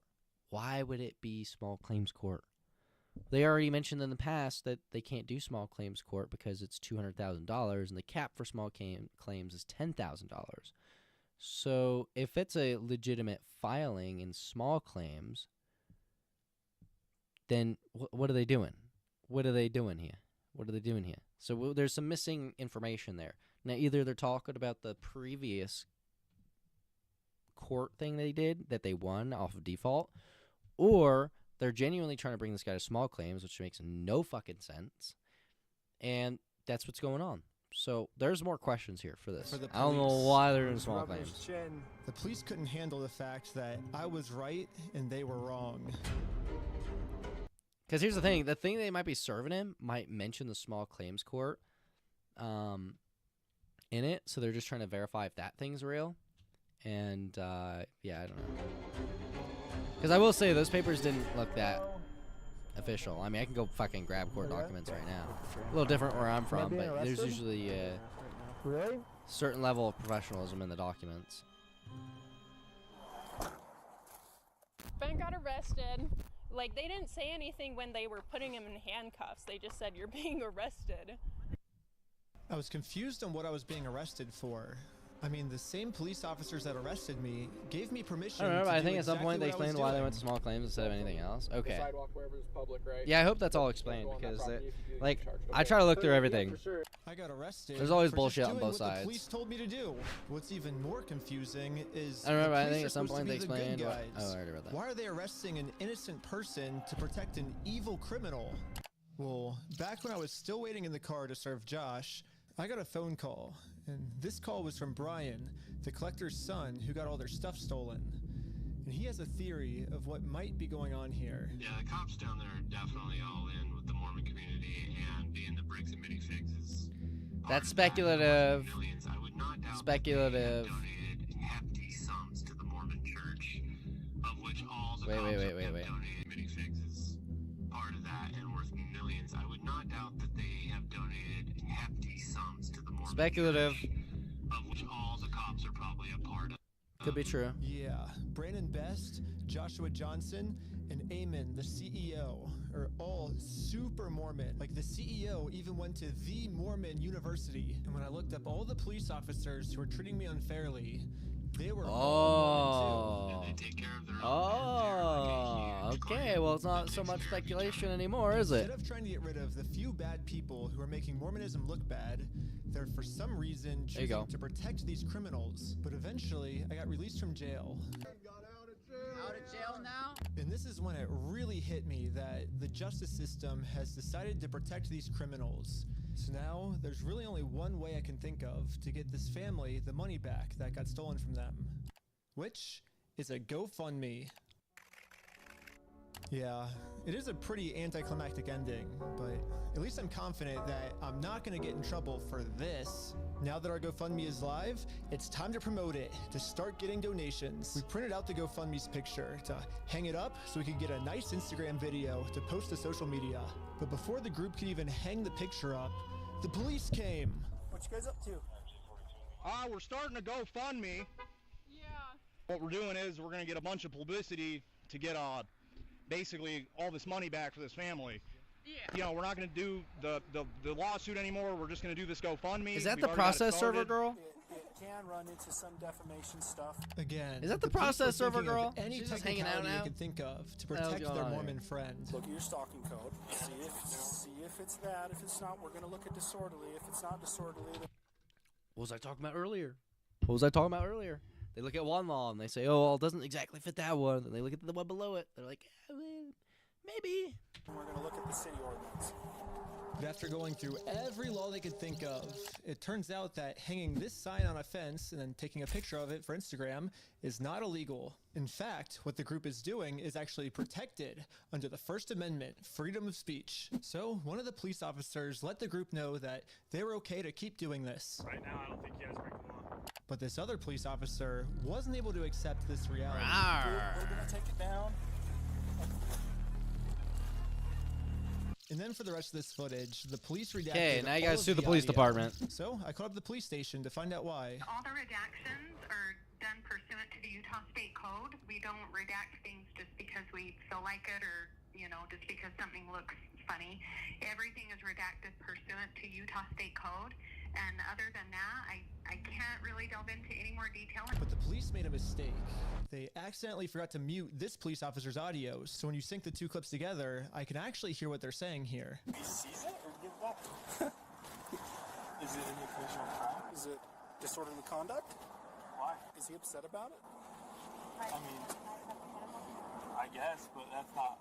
Yeah, this police officer is right. Just because this might make Josh upset does not make this poster illegal. So I decided to let the police department know that some of the redactions they made aren't exactly what they're claiming they are. I think you guys might have accidentally forgot to redact another clip that was at the same time. And when I synced the two clips together, I was able to see what they were saying, like what the redaction was. And he was talking about how what we're doing actually isn't illegal and how the police officer might be wrong. And so it wasn't about protecting a victim. It wasn't Again, narrative. Personal Who the hell is he information. telling over the And phone? so Why does it matter? I was wondering. It seems like there might be a lot of stuff like that got redacted, maybe to protect the police officers, not to protect the victims, if that makes sense. And so. Yeah, we don't do that. So, like I said, anything that's redacted is pursuant to Utah State Code. I can tell because when I sync the two clips together, I'm actually able to see that that's what. I the guess he's redaction starting to build a was. narrative against the police department too, which is good. He's good because they definitely are didn't messing happen. up. No. The second he took down that sign, The Utah State Code, like I just the arrest, yeah. The constant showing up every 2 seconds, following him home. It seems like the police There's some weird department redacted this entire conversation because right here the police are actually admitting to themselves that none of this is illegal, but they're still going to try to arrest us anyways. It seems like the only reason they're getting rid of this audio is to protect the police officers from getting fired. I don't know what the police officers are saying in this next clip, but I'm pretty sure they're scheming up a way to get the group arrested, because this is what happens next. And Lieutenant Adamson can correct me if I'm wrong, but we're going to seize your phone right now. Don't. Do not do that. You understand me? Right Ooh, this guy looks like a Joshua Johnson, but in a police uniform. I was just locking my phone. Okay, I'm going to switch over to the police officer's body cam POV so we can dissect what just happened. First, the police officer asks if he can confiscate Sheldon's phone, so Sheldon says, okay, and reaches in his pocket to Are those give it those to meta him. glasses? But at this point, Those Sheldon things sees look that his phone is ugly, unlocked. bro. Those And things at look this moment, ugly. he decided that before giving it to the police officer, There's no way those he are was the meta going to ones. lock Those are his cheaper ones phone, for sure. Which is totally legal.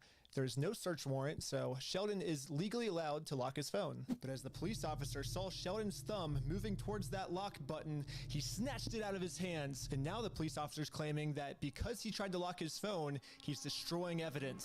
Silence. Yeah, I was giving it to you. Stop talking. I was Stop giving talking, it to you. Okay. It's That's on a my problem. it's on my money. Look, it's on my wallet. I was turning it off. Right now, this phone is being seized as part of this investigation, and you're being arrested. Okay? Let's put him in the back of the car. And again, the police decided to break the law, arrest Sheldon, all to protect an evil criminal. What's this video about? Okay, so essentially, it's fucking wild. It's about Legos. It's about Legos. And it's the wildest thing because essentially, old guy dying, his $200,000 Lego collection, son takes over a collection. Yeah.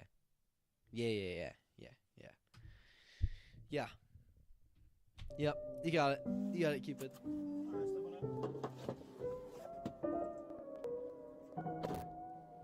I heard about it at work. It's wild. It's wild. Makes no sense. Okay. My name's Detective Nikosha. I work here at the police department. I did willingly hand over my phone, but when I handed him my phone, my wallet popped up. So I said, hold up, let me hit my power button. And you know, I have it recorded as well. That's all I went and did. That's not obstruction of evidence. And then I let him have the phone. I wasn't trying to delete anything. In fact, it is actually impossible to delete something from an iPhone from a locked screen by hitting the power button. So in no context could I have been trying to erase something by hitting one button on my phone. Now I'm sure you have a phone as well. When you hit the power button, that doesn't delete anything, does it? I would imagine it wouldn't, yeah. Yeah, so that's all I did. So I don't know how that's obstruction of evidence, but that is what it is. Now that Sheldon is in jail, just for promoting our GoFundMe, that's wild. We started doubting if we'll ever even be able to get Brian his money back for his dad's Lego collection. It's crazy that out of all the powerful organizations I've gone up against, the one company I'm not able to beat is a Lego company. I literally couldn't have imagined a worse ending for this video. But I had no clue that entire it was house about to get way worse. They're in an apartment, for sure. You ready?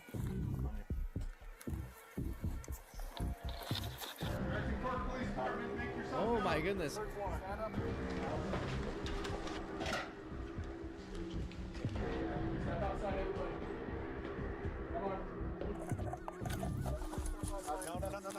Is that the process server again? Is that chick the process server? Yeah, this cop pulled my arm so far back, it dislocated my shoulder. He claims it's because I was attempting to make an escape or something. Don't move like that. You understand me? Don't move like that. Don't move quick. Everybody just chill. But if we go back a little bit, you can see I was being completely still when he grabbed me, and I actually made 0 quick movements. So this police officer is just straight up lying so he can give me a serious Yeah, they need to sue the police department. This is bullshit. Included in the warrant are Legos. Yes. The police department got an official warrant to search our house for stolen Legos. I should have seen this coming. Josh did threaten me in the last video that if I go out and actually try to sue him, he's gonna come out and say that I'm the one that stole the Legos. Okay, let's do it. Fuck you, man. You stole them, bitch. I stole the Legos? Yeah, you're a fucking thief. Dang. Okay? Okay. You can shut the fuck up. That's your fucking choice. I'm gonna fast forward a little bit just to give you guys some context, but I actually got a copy of this warrant. The reason they were searching our house was, it says there is now certain property or evidence described as any stolen merchandise. That's crazy. Specifically Lego merchandise. That's crazy. Evidence of illegal conduct on us that we stole the Legos. They're looking that we stole the Legos is why they stormed our house with no evidence. And guns. They like searched it with a whole bunch of guns and shit too. And so now he's just crazy. pulling something out of his butt. Oh, they're the ones that stole the Legos, and for whatever reason, the police take him seriously, even though he's acting like a crazy person. Anyways, the cops probably felt pretty stupid when they searched our entire house and didn't find any stolen Legos. Again, the police illegally redacted this conversation to avoid them looking stupid. See, the problem is that those people come from a position of authority because they're locals. And let us go. They're locals, and they are like CEOs of the company, right? They're like high up in a company that actually has Lego, like they own Lego inventory. So it's like a plausible claim that they can make. Like it would, I can see a judge being like, "Oh, Lego company is like saying these people stole Legos, like $200,000 worth of Legos." Okay, well, is there evidence? What evidence? Oh, harassment, showing up here. Like I could see that getting through somehow.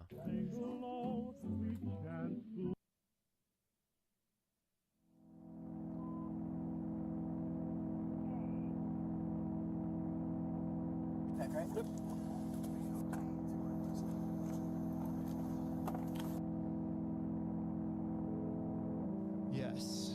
Now the entire Is the process server? Is that the process server? Or who's that chick? I swear I keep seeing this chick and I think it's the process server every single time, but I don't think that one is. We are all on our way to jail.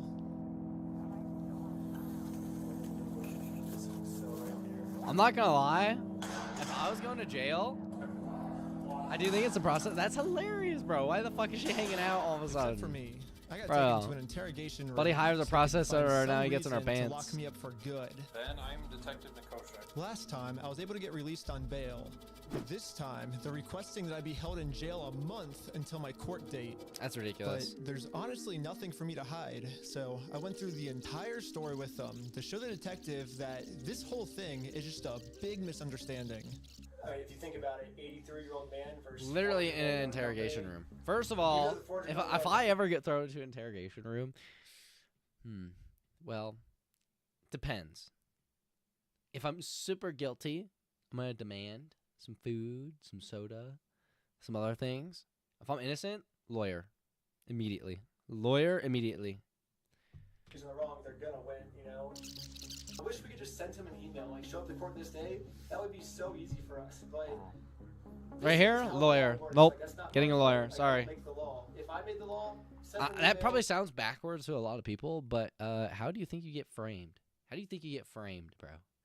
That's how you get framed, not having a lawyer. Not having a lawyer in an interrogation room with these cops that have been treating you the way they have been forever. Like, this guy's got too much good faith in people. They're like, well, then just sue him then. I'm like, that's what we're doing. Like, do you see how this is a circle? I am very interested on Josh's side of the story because I think he said, might have said we had heroin in the car or something, and they did like a 3-hour search on our car. Obviously no heroin, so I don't know what Josh is telling them to that we're doing, but suing him is not working for us. So let's do a GoFundMe. Right after I mentioned this GoFundMe, the investigator wanted to leave the room. Hang tight here, and then I'll be back with you, okay? Okay. Okay. Something about me mentioning this GoFundMe really caught his attention. Alright. Good. Well, I'd just like to know more about this, like, GoFundMe. Like I said, I have no idea what's going on. Yeah, we were just trying to get, so basically what ended up happening is Ben got arrested, which we were pretty blown away he got arrested, but I'm like, all right, I'll take over now. Like, I don't want you to get in any more trouble. And he's like, yeah, I can't get in any more trouble. Like if you take over, like that, you know, that was my decision. Yeah, so I mean, I don't know. What other questions do you, like, I guess, have? Because there's not really, I guess, much else to say in the situation, to be honest. That's just the whole thing that just happened. I mean, I'm honestly, like, kind of shocked to be arrested at this point for that.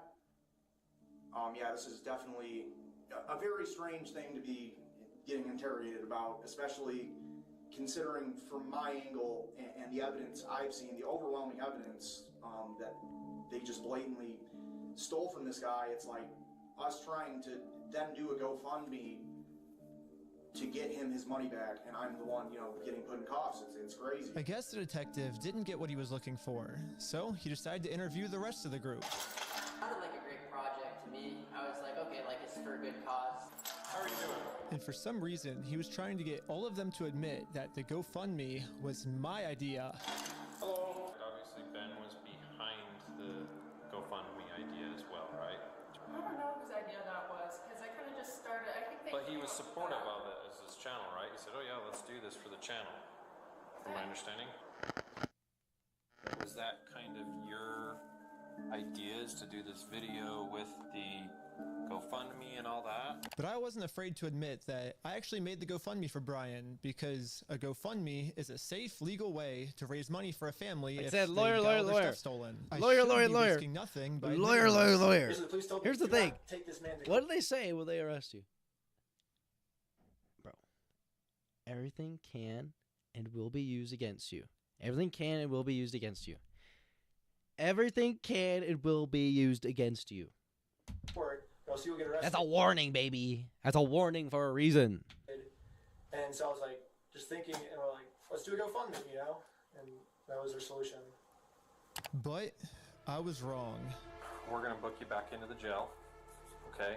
The creation of the GoFundMe, right? We're blasting this person all over saying, hey, he's... So creating the GoFundMe was illegal? When I asked the detective how creating a GoFundMe was probable cause to send me to jail, this was his response. A lot of this stuff you may have to just get an attorney and fight it in the criminal side of court, right? Okay, should I Yep. go back? Yeah, go ahead and stand up. I got an officer right here that's gonna, he has cuffs for you. Will I also be able to hear Josh's side of the story? Because I think he's said a lot of lies to you guys. It'll be And I never talked to Josh, but it'll be documented in the report as well. Okay, thank you so much. But the detective was lying. The police have illegally redacted every single claim Josh has made about me. And when I finally go to court, I'm going to be completely blind to what I'm even being charged for. And this is why you need a lawyer. Like, what are we talking about? Officers took away my bail.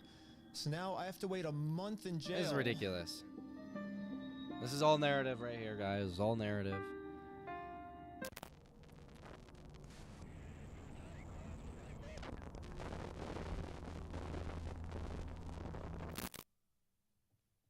However, I ended up getting extremely lucky. When a judge ended up reviewing this arrest, they thought the whole thing was so stupid and ended up releasing me on bail. That's easy. So now, $250. at least I'm a free man until my court case. Let's go, man, baby.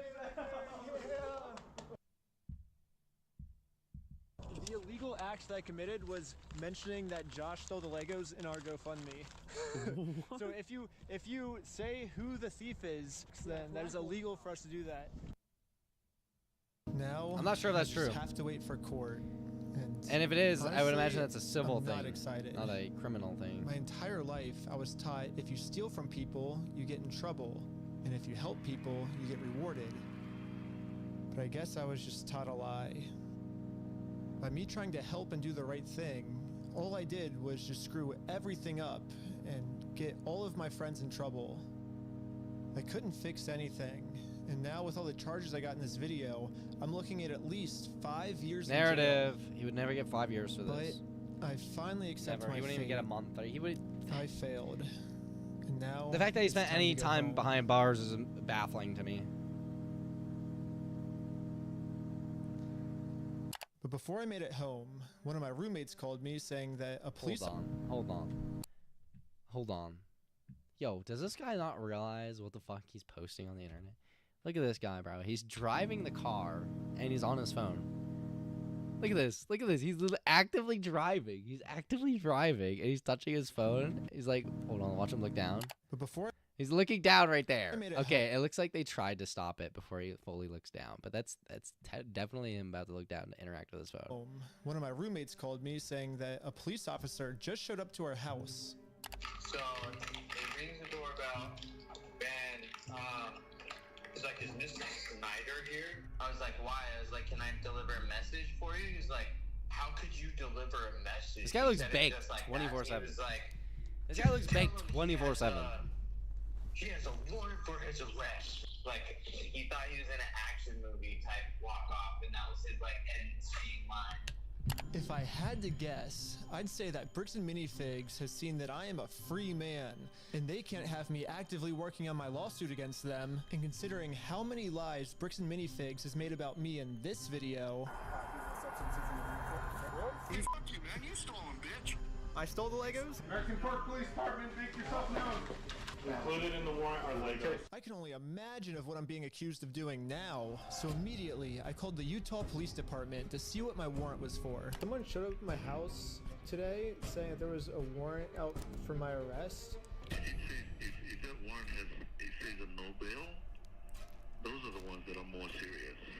The only thing the police department could tell me is that I do have a warrant, but this time the judge approved it that I will have no bail. And I'm now a physical threat to Josh, the person the police are protecting. So basically, at any moment now, I could be arrested without bail for some mystery crime. There really is only one thing that I can do now. Okay, so this is what you were talking about earlier, I'm Jared. in Mexico now, and the American police have no authority here. That's not true. What's going on? What the heck is that thing? Can you get us on that?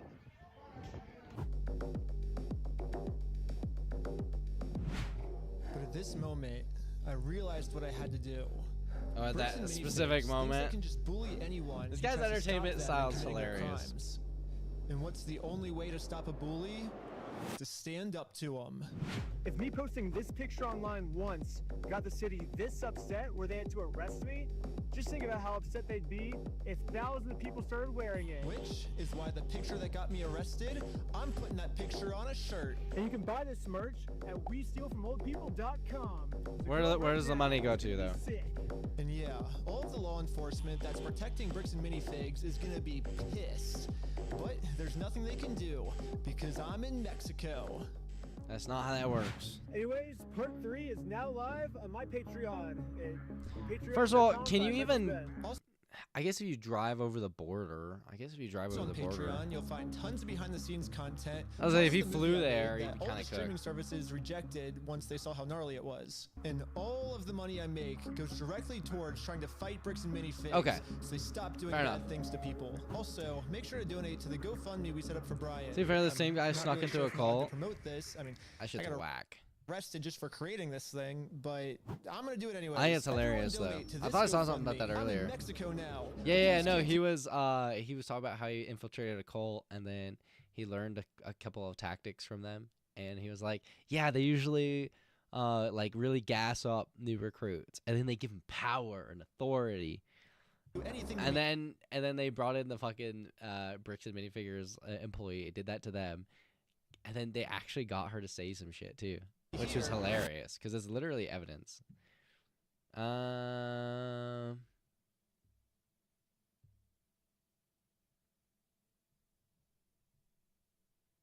I exposed Bricks and Minifigs with a $1,000 minifigure. Okay. Oops. Okay. Oh.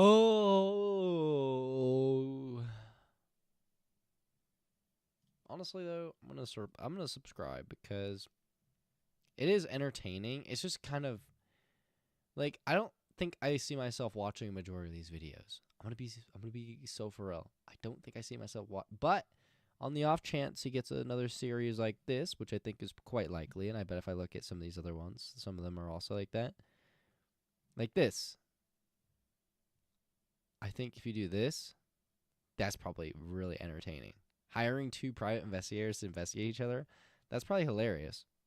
Oh, it's a 2-parter? Or just 2 separate videos doing the same thing? Because that's a pretty funny concept. All right, my response to the police. All right, let's hear this. The American Fork Police Department has responded to the video I made about them. I am the Chief of Police for the American Fork Police Department. I'd like to address the members of our American Fork and Cedar Hills community regarding some videos currently circulating on social media. So now I will offer a response to their response. There's a lot of new information in this response that I've been wanting to get for a long time, so we'll go over that first. One of the main questions in my video was, why did I get swatted for stealing the Legos when this wasn't a mystery to the police officers and they knew that I didn't steal the Legos, that Josh stole the Legos. He basically stole a $200,000 collection of Star Wars Legos. But still, why did they raid my house for stealing the Legos when there's an overwhelming amount of evidence that Josh stole the Legos? When I requested the body cam footage of this to try to find the answers myself, they redacted everything, and they claimed it was to protect the victims. Those redactions However, are so one of dumb, my friends too. set up a GoPro They actually as we are. were getting swatted, and we caught the entire conversation on camera. Included in the warrant are Legos. For 3 months, the police department's answer has been, this redaction is important because it protects Josh, the victim of this case. However, we can clearly see that the police are looking for Legos and they saw no Legos. And they redacted this because they were embarrassed that they made such a stupid decision to swat the wrong person. They were so embarrassed of swatting my house for stealing the Legos that in all of the police reports, it is completely redacted. The police department wants this information hidden so bad that they're willing to break the law to hide this from everyone. The only reason I know about it is because the receipt I got the night I was released from jail and my friend's GoPro that was recording. So even though I've been asking them for 3 months why I got swatted, they finally came up with an answer, which is the Airbnb host told them that I stole the Legos. During contact with the Airbnb owner, the owner reported overhearing conversations about possible stolen Legos. Specifically, officers wrote in the search warrant affidavit, the homeowner also disclosed that he could hear multiple individuals inside the residence speaking about possibly stolen Lego toys they had taken. Based on that information, officers added a request within the search warrant affidavit seeking authorization to also search for and seize possible stolen property, including Lego merchandise. This is crazy. 4th District Judge Roger W. Yeah, Roger W. Griffin. I always Roger W. Griffin He just threw that judge under the bus. Like giving people the benefit of the doubt, and I will take the police officer's word on this, but something fishy is going on here, and everything can just be cleared up if you unredact the audio and let everyone see the truth. Also, after we got raided and the police officers found no Legos, all of this footage has been redacted too. And my guess is if the police unredact this footage, we will find out the answers once and for all. While we were getting swatted, one of the police officers Guess the decided only way to injure find me out is to for sue him. absolutely no reason. He claims it's because I was trying to make a fast Sue him, movement. subpoena the Don't evidence, move like boom. that. You understand me? Don't move like that. Don't move quick. Everybody just chill. But when we replay the footage, you can clearly see I was not making any fast movements. However, the Look at police that. That's pretty department quick. Has He an answer to swapped this. the phone to his other During hand. pretty Snyder's fast. detention, Lieutenant Adamson took hold of Snyder's right arm.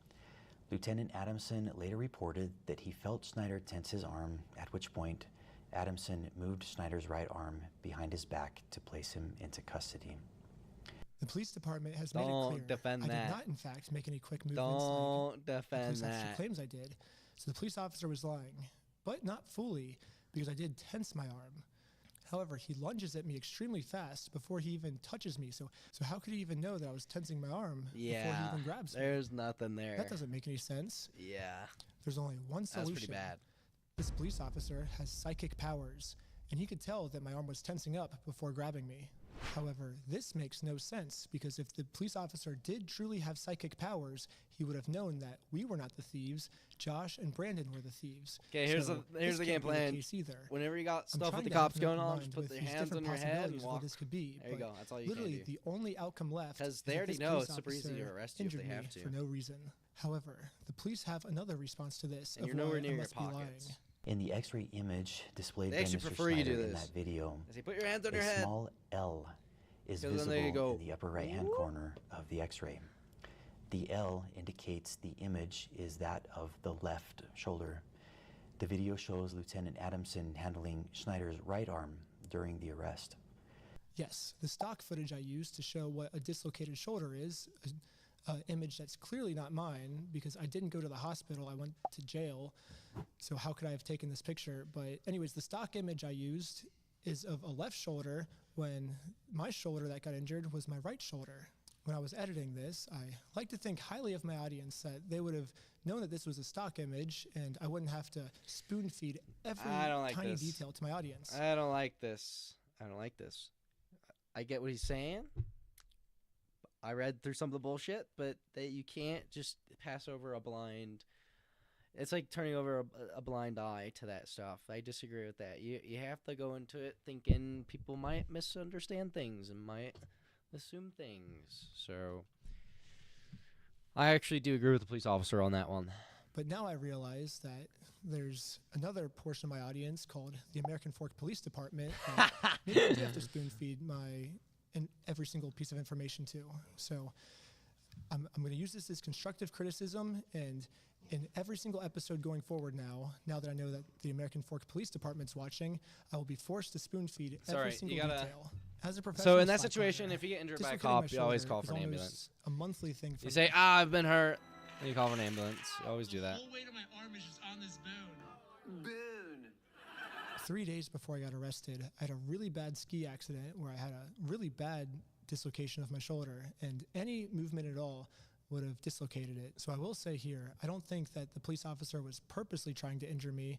I think to a normal person, this would have been fine. That's a massive For backtrack, me too. in particular, this There was should be... not good, but it was I still mean, unjustified. yeah, and the police exactly. officer was just making up an excuse. Yeah, it's And now unjustified. they're making up an excuse to defend it. Another thing I find shocking is the chief of police, even after reviewing the dash cam footage, says that we ran a stop sign. Richardson initiated a traffic stop on the vehicle for failing to stop before the stop line at a stop sign and failing to stop completely at that stop sign. The chief of police looked at this video and said, we ran a stop sign.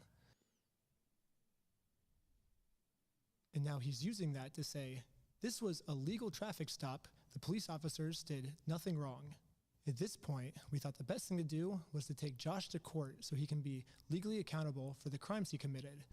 However, to do that, we are first required to serve him court papers.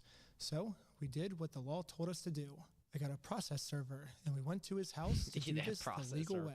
That processor ended up getting arrested for this, dude. However, Josh did not want to do this the legal way, and instead called the police on us. Joshua Johnson contacted police and Joshua reported he was Johnson. going to shoot someone as a result of the ongoing harassment. Oh my God.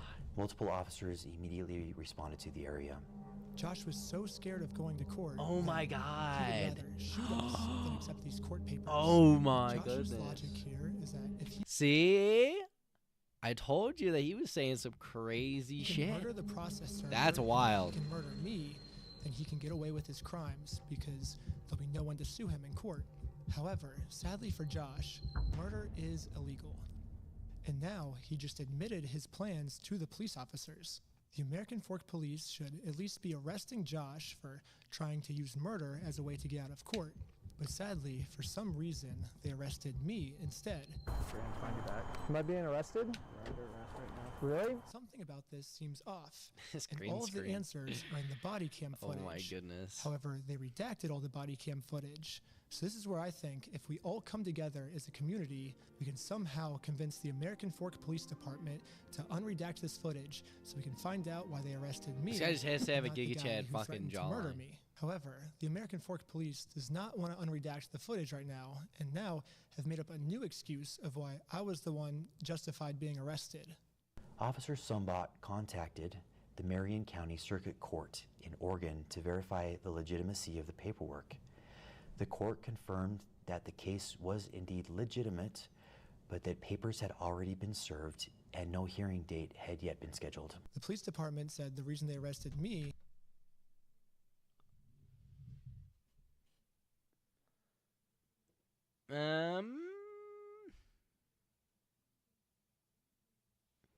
Okay. and not Josh this day is because they called to confirm if this was a real court case, and they said it was real. However, the papers have already been served, and now I'm doing this solely to get YouTube content. And if that's true, I would like to see footage of it. They released all the raw footage, and that part doesn't seem to be in the raw footage.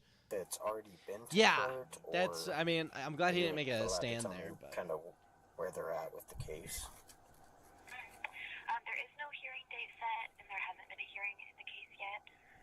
All I see is the claim that was filed. I don't see proof of service or anything. The hearing would be set. he just completely debunked it. No proof of service. If there's no proof of service, it hasn't been put in front of a judge yet. So, oops. Until a response is filed by defendant. Okay, so the defendant needs to be served with papers before the case will, I guess, start. Yes. Okay. Okay. Thank It's the same thing, Solar. He explained why it wasn't in front of a judge. you for your Why it wasn't in. What do you mean?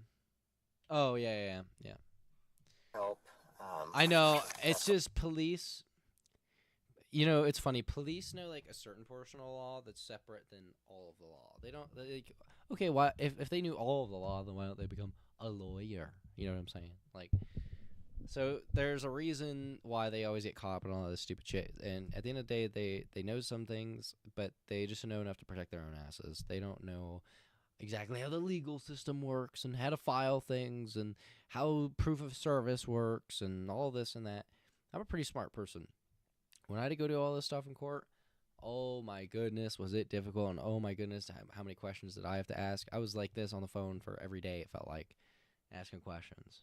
Still Lego? Bruh. Yeah, it's still Lego. There's still, I mean, because if we started doing this a week ago or 2 weeks ago, then it would have been like a half an hour video every other day. But it's like, we had 1 hour video that was like an hour 15, and then we had like a 40-minute video, and then we had the 17-minute video, and then another 15-minute video, and Right it's here, been a the while, police and we officer keep admits pausing that and it is talking March about it too. 10th. On March 10th, 2026, However, you can see here that Josh doesn't get served until 3 days later.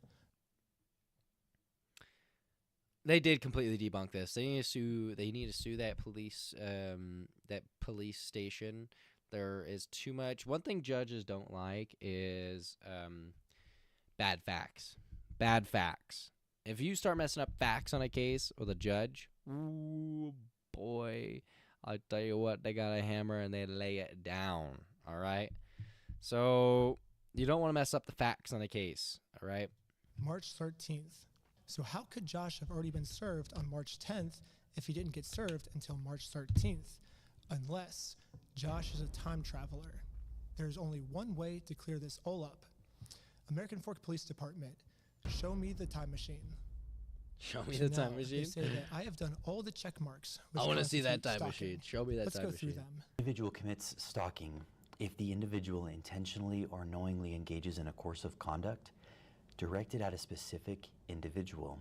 So yes, I did do an action that was targeted at a specific individual, but that's what's required by the court if I want to take someone to court. If someone steals your stuff and you go through the legal process to take them to court, it is not considered stalking. I have a right as an American to sue him. Is reckless as to whether that course of conduct would cause a reasonable person to fear for the individual's own safety or the safety of another. The second check mark is that if a reasonable person would be scared. The police are claiming that since this action made Josh scared, this check mark is complete. However, they have completely forgotten about the term reasonable. As we can see, Josh is not a reasonable person. This is someone who multiple times has tried to silence someone by accusing them of being on heroin.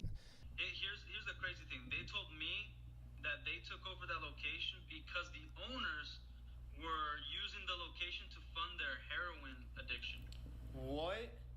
Yeah, and that's how they took it over, and saying they had like a pigeon in there that was crapping all over the Legos, and it smelled bad, all this stuff. This is someone who threatened to murder me just for trying to serve him papers. What? This is not a reasonable person. It is not reasonable to threaten to murder someone just for serving papers. A reasonable person would accept the papers, so that second checkbox does not meet the requirements. I even tried explaining this to one of the police officers early on. What the law says is if the average person would feel unsafe by our behaviors, so I think he's feeling unreasonably unsafe, a reasonable person would not feel unsafe in this situation. Well, I can say the same thing. I feel unsafe trying to conduct business with him, and he calls the police on me to hide. I feel unsafe because of that.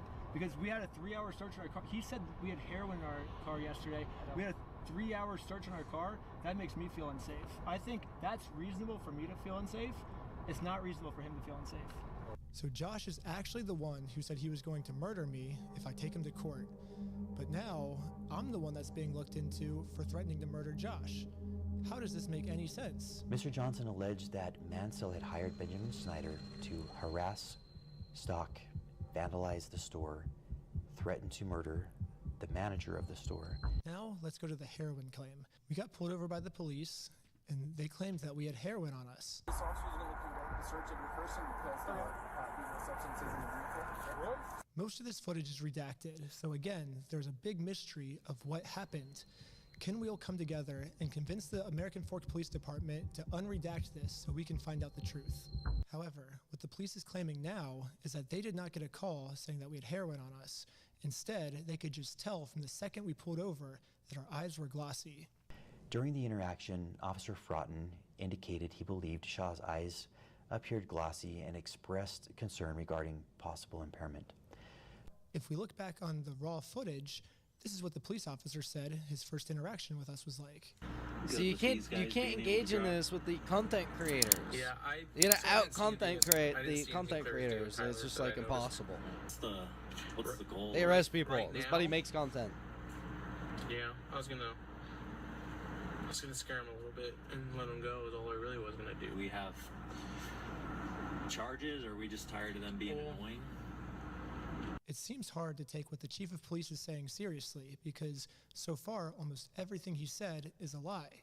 So the only way we can actually find out the truth is if we unredact everything. We already know the victim's name is Joshua Johnson. Why do we have to keep that protected? His name is already out there.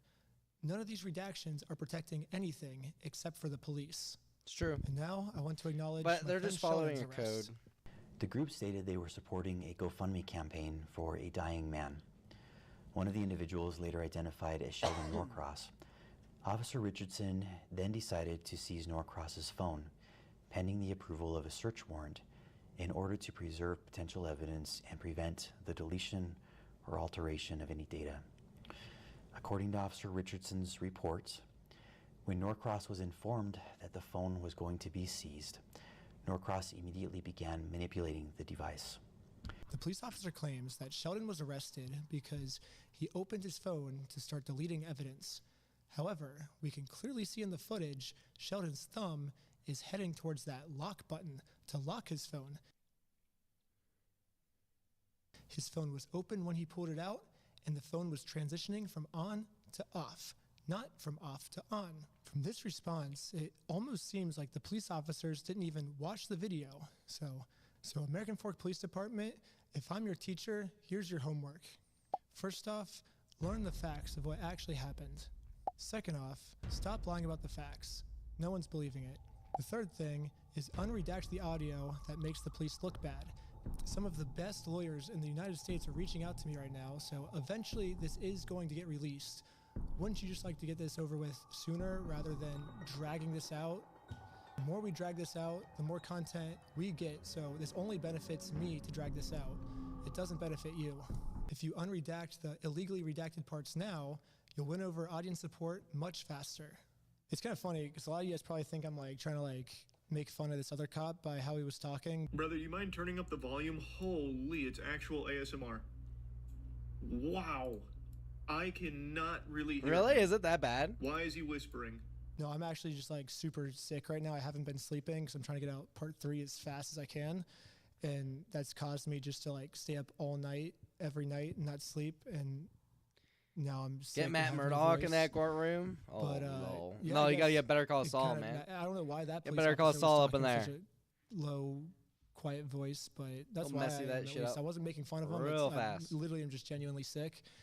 But if you want to see part 3, subscribe to when my I get rich, Patreon I'm gonna have a at band of patreon.com/recklessben. lawyers. Just saying, I'm gonna Part have a 3 will be band up of there very lawyers. I soon. know how powerful Part 2, law is. I'm only dealing with misdemeanors. I know how Part powerful it 3 is, when they and start accusing me of felonies. I'm just so saying, it gets insane. But I'm not yeah, gonna be stay a. tuned. I'm not gonna not be a person. Crank out videos Not, in the I'm not meantime gonna until not part be a 3's person. done. I'm not. But thanks for all the Not support, gonna be a person with and lawyers. let's That's all I find know. Brian's I don't care. lawyers. I'm always gonna have one that I can call or something. In my experience, when I interact with people that end up having lawyers and stuff, oh my goodness, do they end up so much further ahead of other people without lawyers? From my own experience of dealing with not having a lawyer, someone with a lawyer, and then having to get a lawyer to fix all that bullshit, guess what? If you just go into everything with a lawyer, things end up a lot cleaner. So, yeah. Yeah, I would say, not that I'm a lawyer and I can give legal advice, but if you're ever in a situation, especially civil, the other side's got a lawyer. If you don't got a lawyer, unless you are a lawyer, you're probably pretty cooked. So get a lawyer. If you're dealing with criminal, don't be fucking Mr. Cool Guy thinking, oh, I could represent myself and be all fine. No, get a lawyer. Tell them everything. Even if you did it, tell them everything.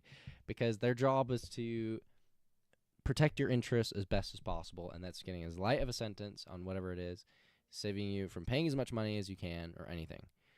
And if you're being progressive and you're pursuing other people, they're going to be extra aggressive. You know what I mean? So you got to have lawyers.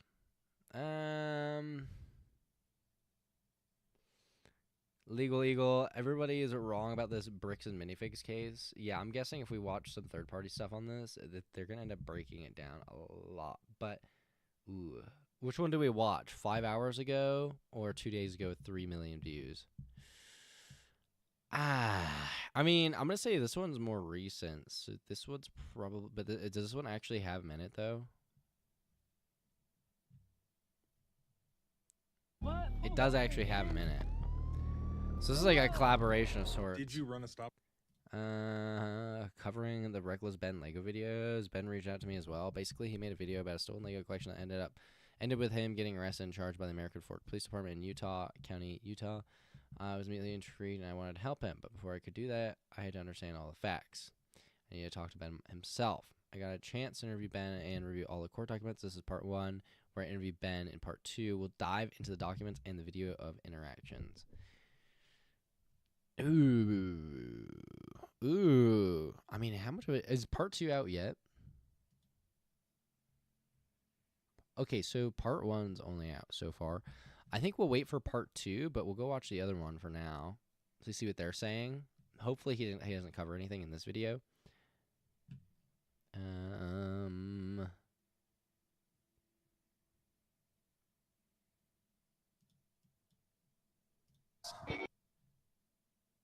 Oh, stop it. Oh, that's ridiculous. What was it? Eagle, legal, or legal, eagle? Legal, eagle?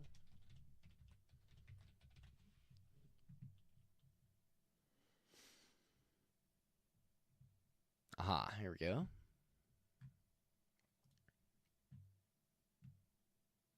Did Bricks and Minifigs steal $200,000 worth of Star Wars Legos from an 83-year-old man? Well, isn't there still one more video on Ben's channel? The truth. Yeah, you're right. There is. You're right. We'll go back to that one. The American Fork Police Department has responded to because they were. It shows this guy's perspective. Yeah, it's 16 minutes. We'll watch this real quick. Maybe we'll watch the other one. Maybe we won't. Probably will. Someone actually hacked into the American Fork Police Department and released all the footage While we do this, though, of my let interactions me open up my little system over here so I can multitask a little bit. Just a little bit. Oh, no. Okay. That's fine.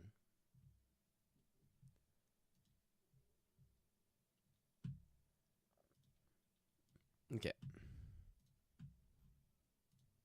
with them. So this is the original footage I got with the redactions in, and this is the new unredacted footage. I'm lining them up, and I'm going to keep only the redacted parts to see what they were actually saying. I understand. This ends today. I'm gonna go stream for the first time. I'll catch you Sadly, later. they weren't Yo, able to Cupid, get the you're first gonna two- stream, man?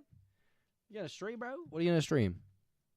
That's what's up, though. I hope you have a great stream, and I hope it's everything and everything that you want it to be, man.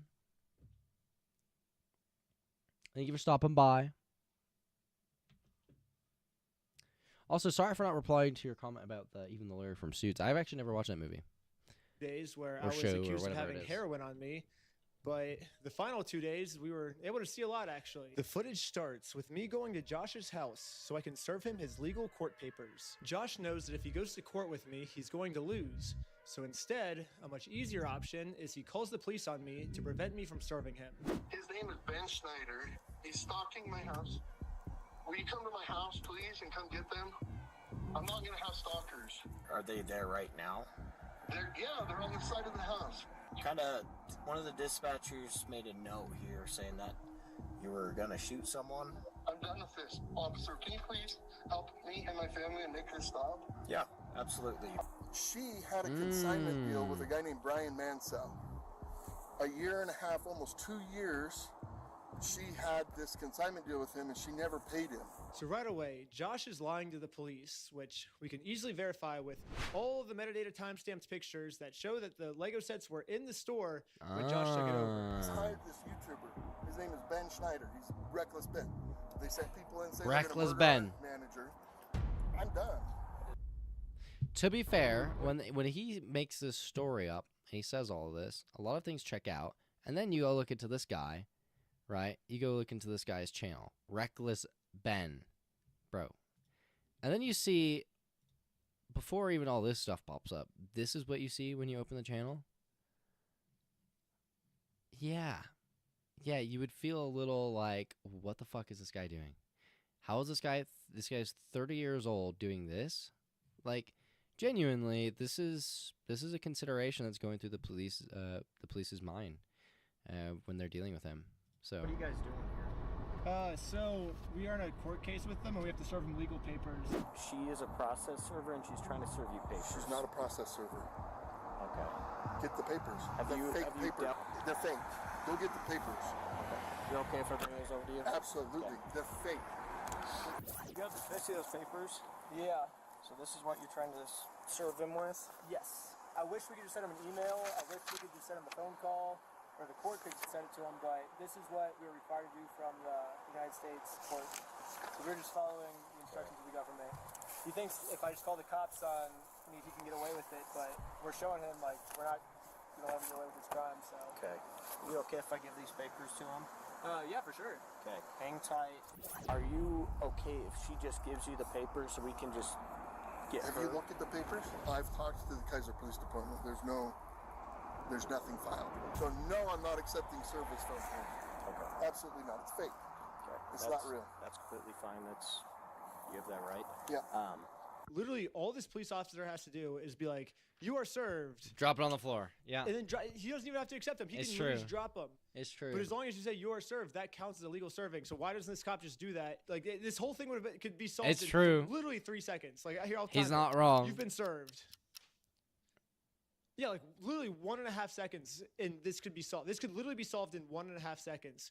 And this police officer is just purposely. Did he actually have a choosing to make timer this right way there more to time that? complicated than it has to be. Hold on. All right. What are you wanting done today? Besides, obviously, talk to. As much as you humanly possibly can. I can screen charges. I'm open to screening charges through our attorney. Yeah. Instead of serving these court papers like the police officer promised me he would, this officer would rather screen all possible charges for me to see what random stuff they can make up about me. I'm gonna go talk with him, give him his paper back, since you do not want this. Can I just peek at it? What was that? Can I peek at it? Oh my God. It's fake. There's no lawsuit. Oh my Lord. This guy knows. This guy knows exactly what he's fucking doing. This guy, he's a little rat.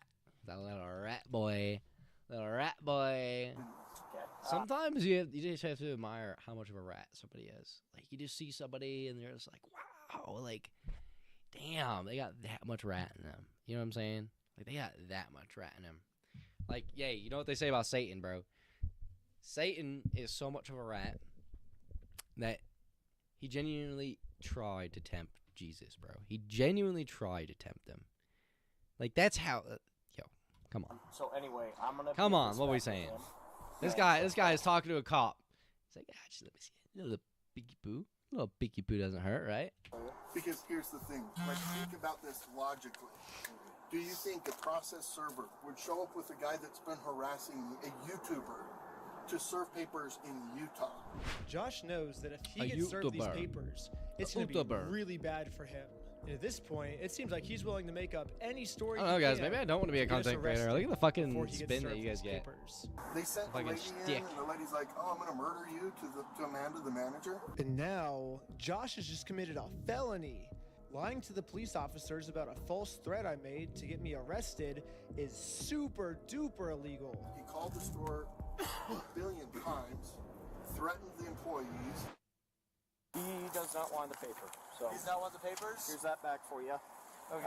Not sure what this is. I've never seen something like that. Ah. So these are court papers. Okay. Yeah, have a good race your day. Okay, see ya.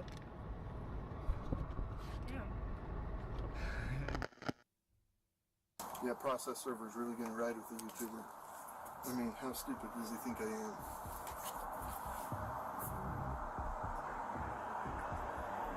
They have fake service papers.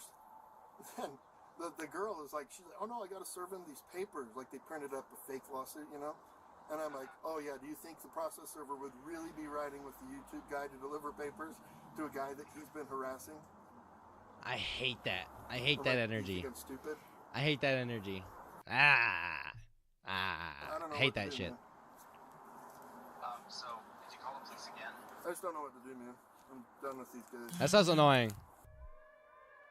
We're ready and willing to arrest these individuals for Utah statutes for cyberbullying and digital stalking because they're using electronic means for communication and coordinating their stalking habits. Oh, it's digital stalking, not stalking. It's all of the above. Okay, got it. But because they're continuing to use additional tactics and other things like that, thinking that they're being cute and whatnot, can't continue. So somebody has to be arrested to show that they can't continue to do this.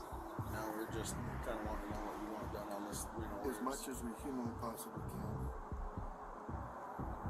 He's going to submit, have it screened for charges with our prosecutors, right, with our city prosecutors. Wow. He is very adamant that he wants to serve you with papers. Okay. That's fake. That's illegal. You can't pretend to be a process server. So, Did that already happen? Wait. So did this? That was after the fact, or in no? the state of Utah, to be a process server, all you have to do is be over the age of 18 years old. You got to be not affiliated with the case, and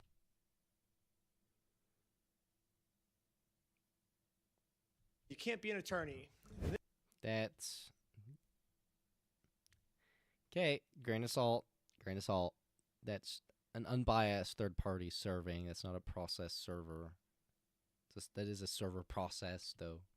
This girl meets all three. She is Or over serving 18 years old. process. I literally met her like 10 minutes before we showed up here, and she's not an attorney. So legally, in the state of Utah, this woman is a process server. And I already explained this to the I mean, police. that could be So anyone true. can be I a don't think process so. server. You have to be 18 years old, and you have to not- be not affiliated with the case.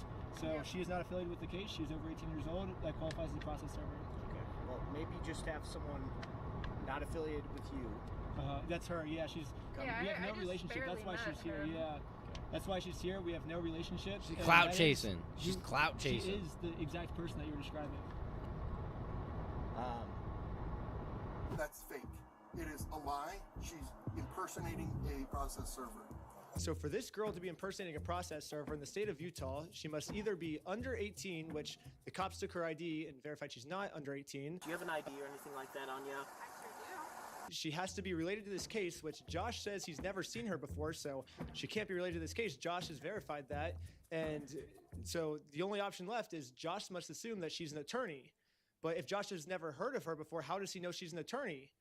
And spoiler, she's not an attorney. But so I don't know what Josh means when he says she's pretending to be a process server, because it seems like he's verified that she meets all the requirements to be a process server. So basically what Josh is saying is, even though she meets all these requirements, and I acknowledge she meets these requirements, she still doesn't meet these requirements. You're making no sense, Josh. Impersonating an officer of the court, that carries it's pretty significant, you know, like Yeah, you can't pretend to be a process server. God, I can't. Yeah, you This can't. guy gives That's off gotta really be bad illegal. energy. This guy gives off And that's- really bad like I energy. say, he's I will say he's this too. I can see this person. I could see this person.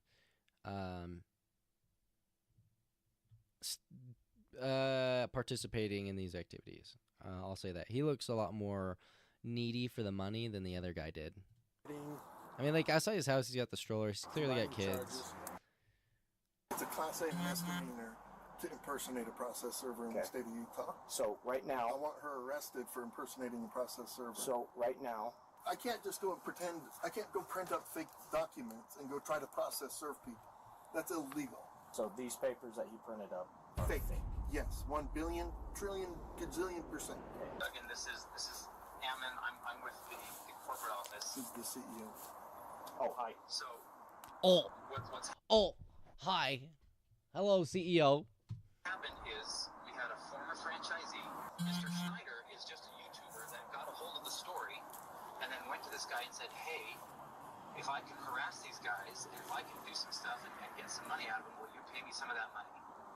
And that's what they're trying to do, is the individual who actually owes the money left the United States. And now Eamon has just committed obstruction by lying to the police officers. He created a fake contract, forged a manager's signature up there, threatened to kill her. I didn't sign no agreement. I'm not beholden to somebody else's They brought up the forging of the signature. That's hilarious. stupid agreement. And by the way, from their perspective, it seems forged. Like it's a realistic thing. Look how he can just lie to you guys. He's a straight face. Oh, he owes me $200,000. I'll check with the court, see if it's a valid civil case that he's trying to push through, and we'll go about it that way, okay? Thank you for holding. How can I help you? Trying to speak with someone to verify if a case is, just verify if a case is real. Yeah, looks like a real small claims case in our court. Okay, thank you for your help. I think that's all for today. Thank you. And after this phone call, I guess the police officers turned off the microphone on their You body like the fact cam that the other because officer I wanted guess to they verify? Really didn't want literally anyone to hear this, even if someone gets a hold of the unredacted stuff. Not even we now can get it to hear what these police officers are saying. But anyways, the police officer ends up going back to talk to Josh. They're screening some charges. I like how he's sitting down like that. But we're just kind of working through. It looks like this is a real case. It just hasn't gone to court. Okay. It's a real case. Who's it against? Against you, him versus you. Ben Snyder? Mm-hmm. What an idiot. So, So this could explain why it's small claims, but what would Ben be personally suing him for? What would Ben personally be suing for? Because he's not the one that got the Lego stolen from him, right? I guess it's just like harassment, or because the police, or I don't know. It's just racking up the charges and we're working together. So basically, the consensus is we were all wrong here. However, let's just arrest Ben anyways. Like, letting them go cannot be an option here, guys. Like, there's got to be something for cyber stalking, bullying, like all of the different things. Like, there's got to be something to arrest them and send a message that this is not appropriate, this is not okay. I'm in agreement with you. Again, that's why we're kind of working through this right now. Hello. For me. Okay. Okay. Find you back. Am I being arrested? Under arrest right now. Really? That's crazy, bro. That is the lightest thing I think I might have seen anybody ever get arrested for. Like, that is genuinely this tiniest, smallest thing ever. That's wild that they're able to get away with that. I love you. I love you. Oh, There we go. I love you.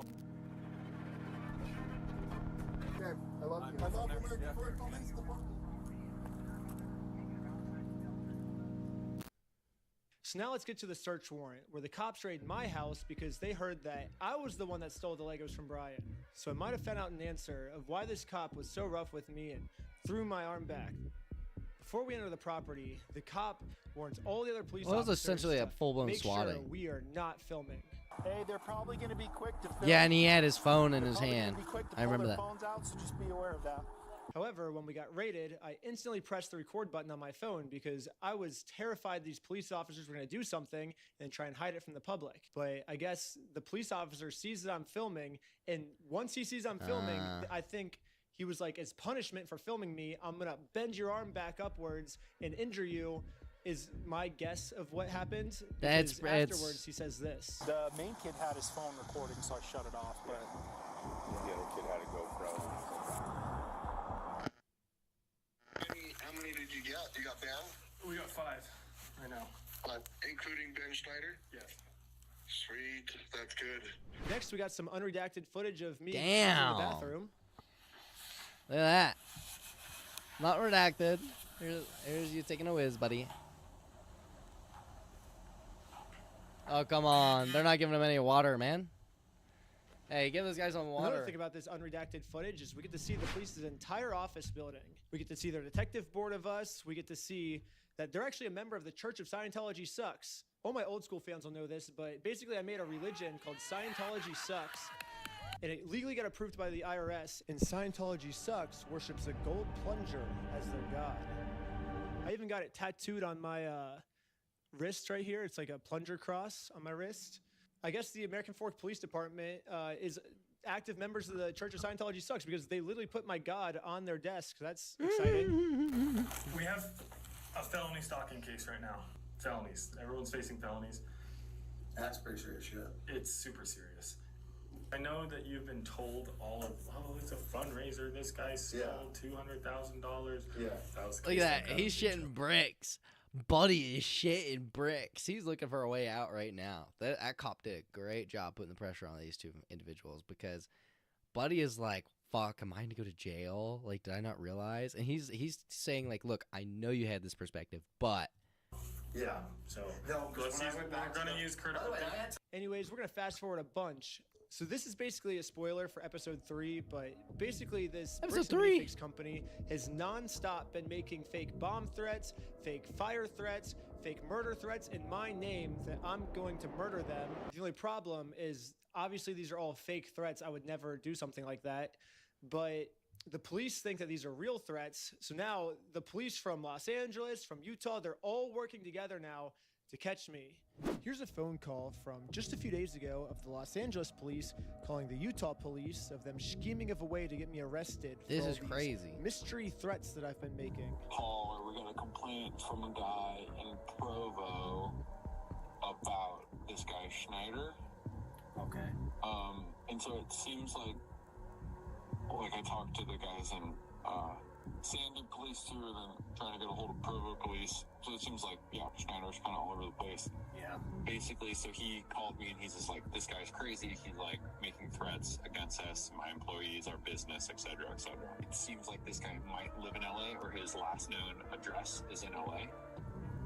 So I guess I'm just trying to track down This is really recent. This is really, really recent. I'm actually confused at how fast he got this redacted footage, because according to this was only about a week ago. This is only about a week ago. What? By the way, redactions, they don't pump them that fast. So that makes me think there was a, I mean, even then. So they have these called, they have these things called subpoenas.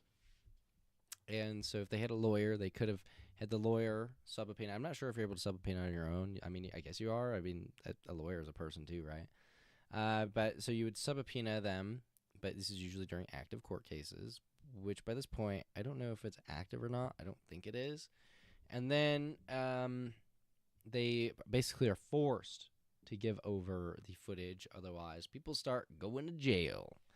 People start going to jail if they don't listen to the subpoena. So, but even then, subpoenas, usually there's a time limit on them, and it's usually around a week or two.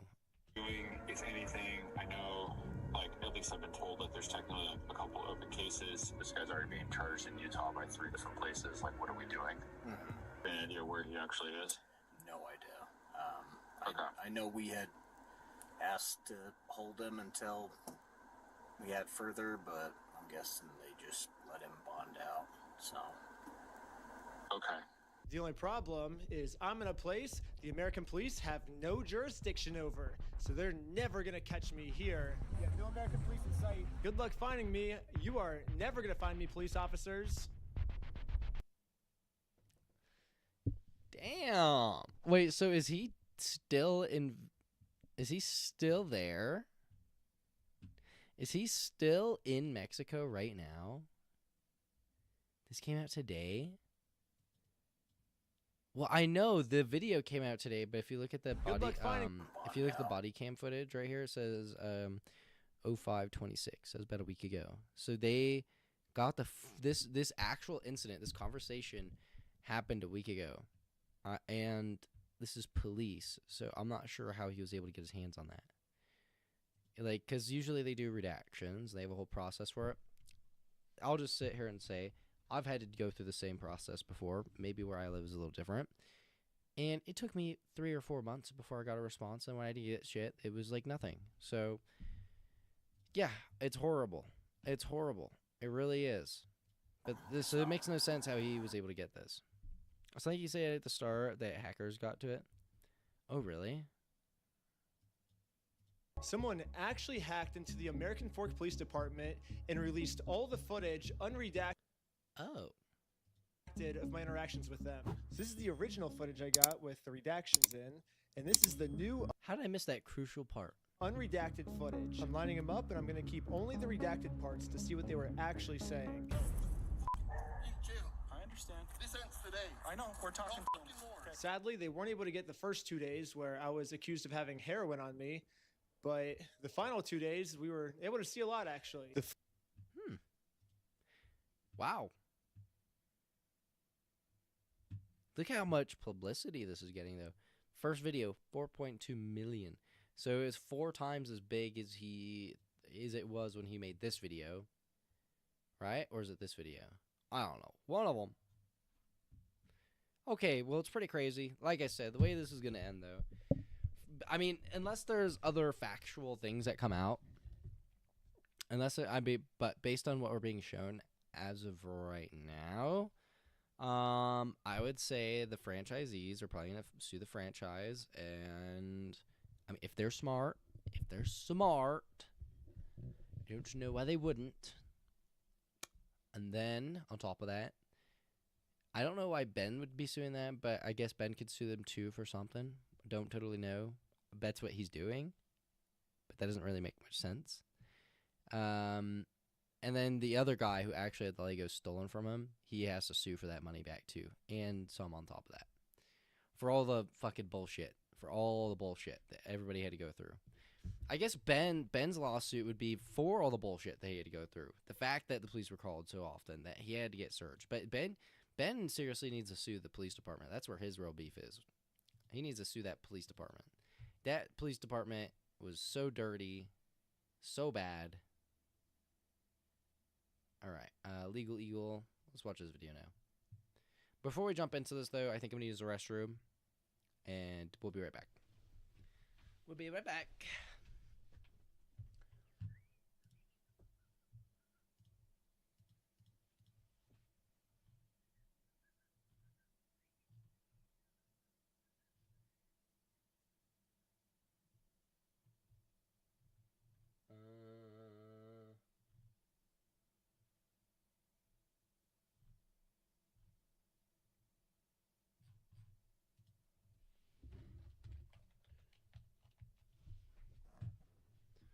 All right.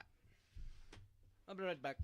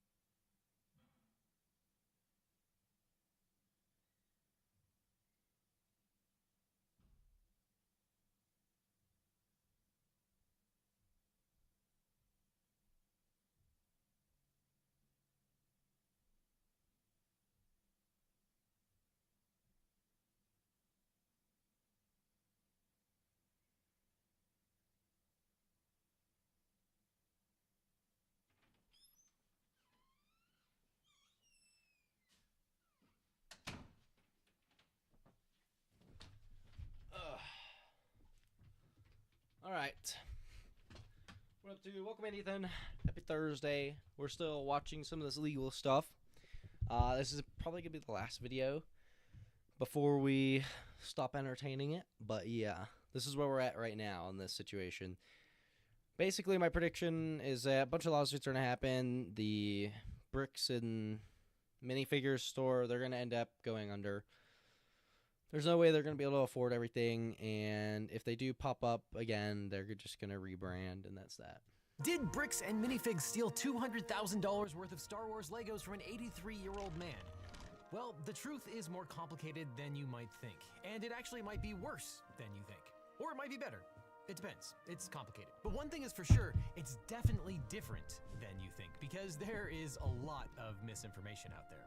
Because everyone is Mormon Mafia! But this case has everything a law professor could want. Theft, conversion, bailment, the First Amendment, the Fourth Amendment, franchise law, successor and interest liability, contractual interpretation, bailment, Latin, conspiracies, giant law firms, and Legos. But if you're watching this video, you probably already know who Reckless Ben is. And according to his video and subsequent court documents, starting around the year 2000, Brian Mansell's father, who is now 83, began collecting retired Star Wars Lego sets. That's awesome. The family invested around $30,000 and amassed a collection of over 780 sets and 1,200 minifigures. That's awesome. All sealed I think in the that's original awesome. packaging. This family project started out as a genuine love for the Star Wars franchise. Remember By the way, Star Wars Legos are where it's at when it comes to Legos.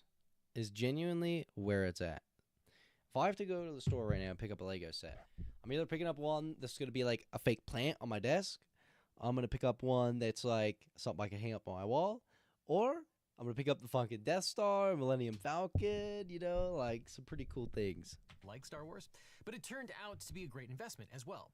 By the time Brian was an adult, the value of the Star Wars collectibles had skyrocketed. As the police report put it, quote, he and his father own a large collection of Lego sets valued at a significant amount of money. Many of these sets are vintage and difficult to find. Now, I'm not telling you to drain your 401k and put it into Legos. Ask the Beanie Baby collectors how that worked out. But some single sets like the legendary Cloud City are worth more than $10,000. What?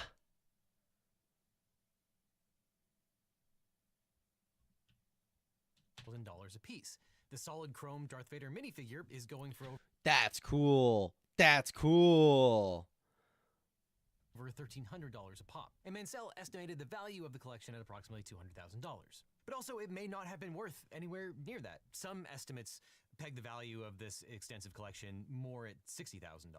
The truth is probably somewhere in the middle. Now, the plan had always been to sell it to fund college for their grandkids. But as his father's health declined, Brian decided to act and consigned the collection to Bricks and Minifigs, a chain where collectors trade in used or unbuilt Legos for cash or store credit. Now, a consignment is a contract where you, the consignor, give something to a third party consignee to sell that thing for you. Generally, you retain the ownership of that item until the store sells it. And when it sells, you get paid and the store gets a commission. Or as Reckless Ben explained it, so I wrote up a contract. In the contract, it says that these are still the family's Lego sets, but every time one gets sold, the store gets to keep a small percentage of each sale. This was a store's worth of inventory. So that store that day was nothing but my dad's collection. Like, all the shelves filled. They had to bring in extra shelves and fill the whole. I think that's so cool, by the way. Now, it's very important to note, this particular store, located in Oregon, was a franchise, meaning that a corporation, a franchisor, licensed its brand, trademarks, and to a franchisee.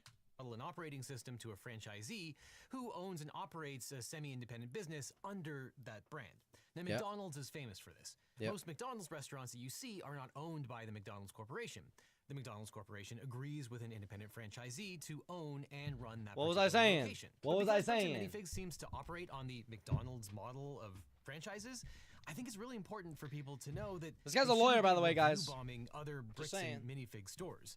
Your local store probably has nothing to do with this whatsoever. And even if you hate Bricks and Minifigs corporate for what you think that they did, don't take that out on the individual stores, because they're probably just independent people, some of them probably mom and pop stores, who have absolutely nothing to do with this whole affair at all. Now, this particular store in Salem, Keizer, Oregon, was owned and run by Crystal Law through her company BAMF Salem 1 LLC. So on November 22nd, 2023, Brian Mansell and Crystal Law signed a consignment agreement. Since this is the document that basically everything in this case turns on, let's actually read that agreement. Section 4, titled, quote, title to merchandise, spells out the ownership of unsold Lego sets in one sentence, quote, consigned merchandise shall remain the property of Mansell until sold. Now, this is the classic scenario. The consignor, Mansell, had legal title to the Legos even while they sat on this Bricks franchise shelf. And as the consignee, the store had no legal claim to the collection at all. They were just holding it to sell it. So to try and simplify this,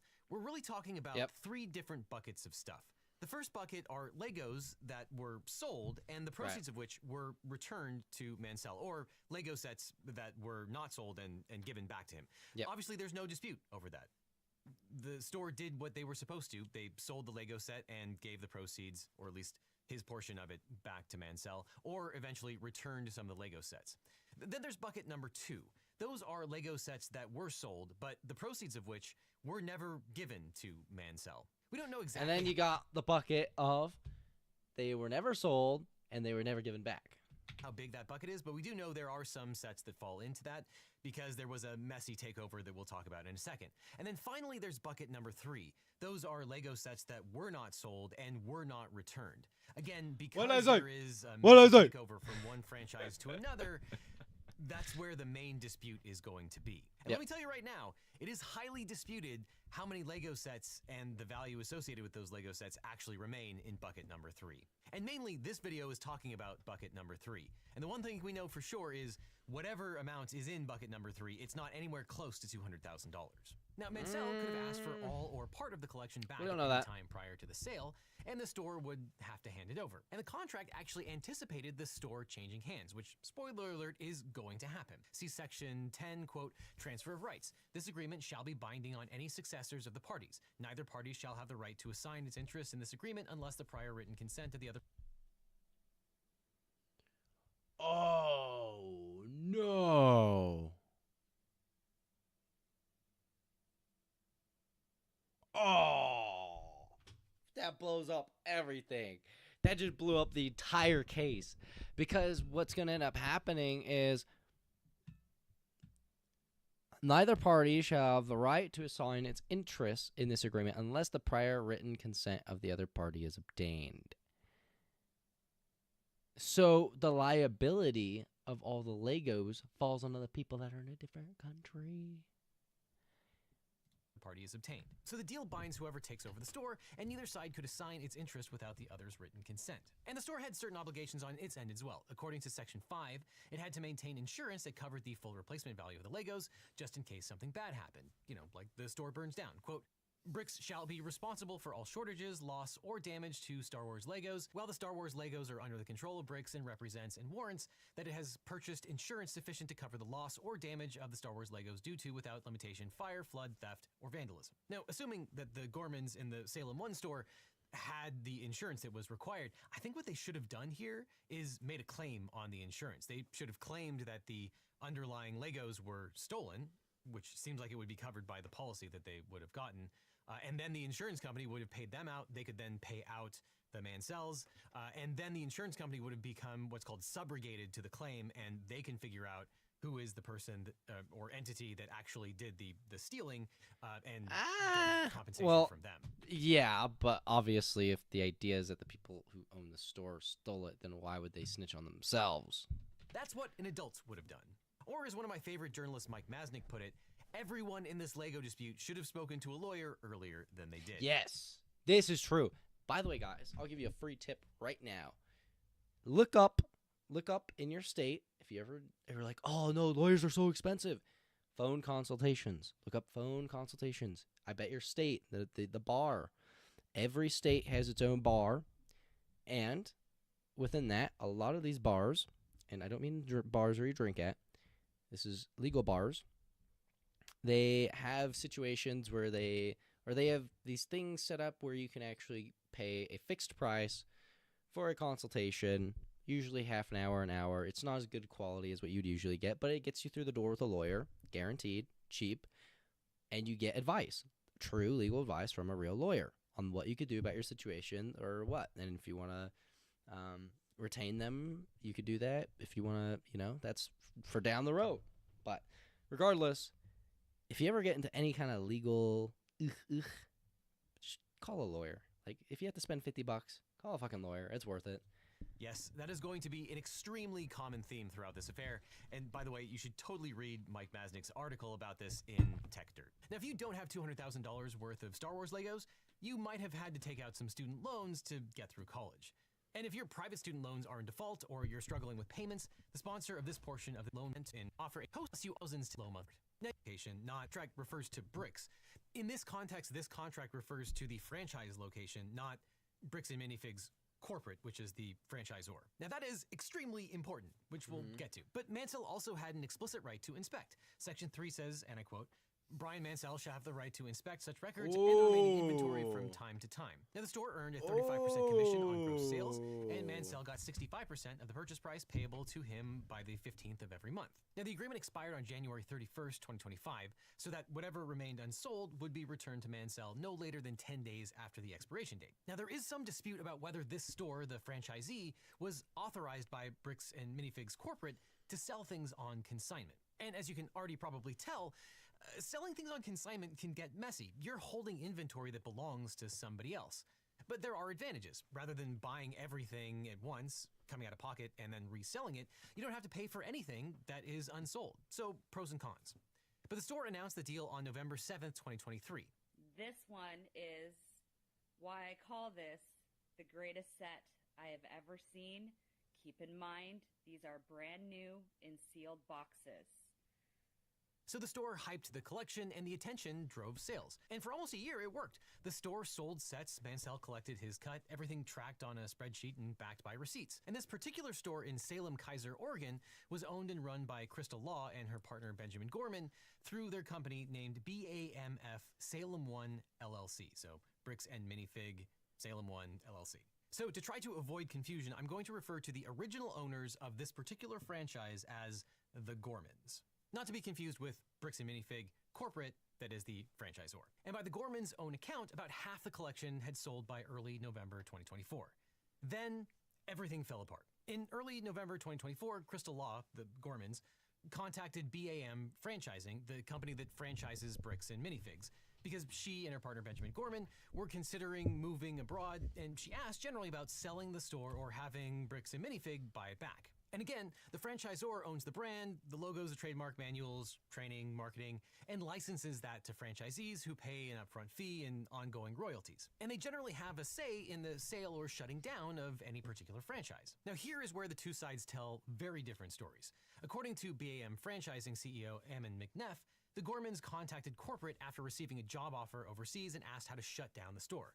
McNeff says that BAM informed them that closure was not an option. By that point, he says the Gormans owed roughly $200,000 in unpaid obligations, including the original purchase price of the business and accrued franchise royalties. Now, there is a discrepancy in the amount the company later claimed that she owed, because BAM would later tell police that the Gormans, quote, currently owe the company over $100,000 in royalties. Now, it's undisputed that the Gormans wanted to shut down their franchise, the Salem 1 franchise, and reached out to Bricks and Minifigs Corporate to do so.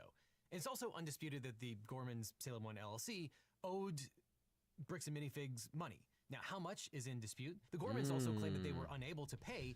Oh, so they seized the assets, which happen to be also because of Bricks and Minifigs practices. Now, it seems that Crystal Law Gorman was the former manager and that she purchased the franchise. And she claims, and we'll talk about this later, that BAM Corporate refused to turn over the lease for the store or the bank account, which made it impossible to effectively operate. And she claims that it was Bricks and Minifigs Corporate, their failures that caused any breaches of the franchise agreement that eventually led to her unpaid debts. Now, Bricks and Minifig Corporate says that Crystal was way behind on her bills and was the one that had refused to pay out the Mansells for the stuff that they had actually sold. That the Gormans knew that they were going to abandon the store, so they stopped paying on their debts. And then they fled. Which required Bricks and Minifigs Corporate to act. Bricks and Minifigs Corporate alleges that Crystal basically ransacked the store and failed to pay out creditors, including the Mansells, knowing that she and Gorman were leaving the country and abandoning the store to move abroad. Again, those are the allegations. I don't know who's telling the truth. So this is bucket 2 stuff that was sold but not paid out to Mansell. And to the extent that there were sets that were sold but not paid out, Mansell would probably have a claim against the original franchise, the Gormans, and perhaps become a creditor to the new franchise. And that is complicated in ways that I don't even want to go into, but that is different from a consignor bailment relationship.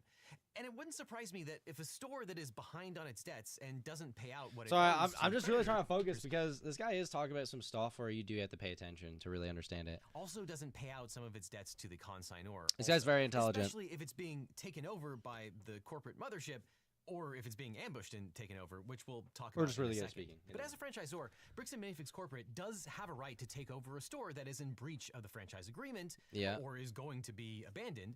and it looks like it did have a security interest in the assets that the franchise owned. Now, there's obviously a lot that's going on here in this one particular event. I don't know that it's especially clear whether it is Bricks and Minifig corporate that is taking over this franchise. Well, because Joshua is the new franchisee that's trying to take over what was already damaged in the past. Whether it is the new franchise owner, the new franchisee owned by Best and Johnson, or whether it is Minifig's corporate taking it over for the benefit of the new franchise owner. And BAM's own termination letter, quoted in the Gorman's lawsuit, lists the alleged debts as $25,000 in royalties, $23,000 in unpaid rent, and a $48,000 purchase balance. And those alleged debts only add up to about $97,000, which BAM offered to waive if the Gormans surrendered everything and released their claims. But here's the thing. How much the Gormans owed is probably legally irrelevant to who owned Mansell's collection. Now, we'll come back to that in a few minutes. But McNeff said that the contract permitted BAM to offset store assets against the outstanding debt, which he described as, quote, similar to an asset seizure in a bankruptcy sale. Now, that makes sense, but But the thing is that that lady never owned it. It was never hers to sell or to have taken away. McNeff's analogy is inapt because bankruptcy does not magically convert someone else's property into the debtor's estate. In both bankruptcy law and secured transactions, a creditor can ordinarily reach only the debtor's interest in property, not assets the debtor merely possesses but does not own. Now, that distinction is especially important in consignment. Okay, so it's important in other manners too, but obviously consignment is more of a contractual agreement. There's business around it, but like, let's say I'm going bankrupt. You got a rich family, right? I'm going bankrupt. Let's say my dad's like exuberantly rich. He gives me a car. If people come and I'm bankrupt and they're trying to say, hey, you got a car. Oh, guess what? It's my dad's. My dad's car. It's not mine. You guys can't take it. That's what that means. And it's exactly the same because the property is still that guy's. Because if Mansell retained the title to the unsold Legos, I'm sorry, the plural of Lego is Lego. So dumb. But under the agreement, then the franchisee possessed at most a limited right to display and sell the collection for commission, not ownership of the collection itself. So a franchisor exercising contractual offset rights could therefore seize only whatever interest the franchisee actually had. So if those are the underlying facts, the better bankruptcy analogy actually cuts the other way. Trustees routinely distinguish between estate property and third-party property held by the debtor, because property belonging to someone else must generally be returned, not liquidated to satisfy some other person's debts. So, for example, if you loan your car to a friend and that friend then goes bankrupt, the court can sell all of your friend's stuff, but they can't sell your car because your friend doesn't own it. In other words, people can't take what you don't own. So, in essence, a creditor can offset against the debtor's assets, but the legal dispute here is whether the Star Wars collection was ever the debtor's asset in the first place. Okay, so the Gormans say that when they told the company that they were considering moving to another country, BAM held a friendly mutual separation meeting the morning of November 14th, 2024. But BAM said nothing about an immediate takeover, but later that same evening apparently ambushed them. The company sent a representative to the store to demand the keys and threatened to call the police, warning that if they resisted, he'd quote, We talked at her. If you fight this, then you're putting yourself into a whole lot of shit. That representative was Kai McAllister, BAM's director of operations. And while McAllister ran the seizure in person, he was on the phone with Brandon Best, who turned out to be the incoming new owner, all while Crystal Law was being walked out of her own store. The whole exchange was captured on the store's security system with a Ring recording corroborating. I was about to say, that guy actually kind of understood what consignments were and whatnot. If you're not, like, very business savvy, like even I understand the deal they made, but I didn't understand that it was defined as a consignment, but it does make sense. And the Gormans told McAllister on that recorded call that the store held Mansell's consigned collection and that Mansell had not been paid for unsold sets. According to her complaint against the company, McAllister responded that BAM's corporate office was, quote, assuming responsibility for the consignment agreement. That is, of course, contested. Then the next day, when Crystal Law again tried to sort out paying Mansell, a BAM representative brushed her off. And according to the recorded by the way, just from my own experience with the law and dealing with the lawyers, this guy is very good at breaking down. In fact, I'm going to subscribe to this guy right now because this guy is very good. This reminds me of my lawyer. Very good at breaking down the legal process and how everything works. Quote, very, very good. The consignment collection owner has not been paid because when you go into court, there's facts. So you have disputed facts and you have undisputed facts. Now, you have two situations. You have a lawyer on their side, a lawyer on your side, and you come together and you agree on facts before you go to court.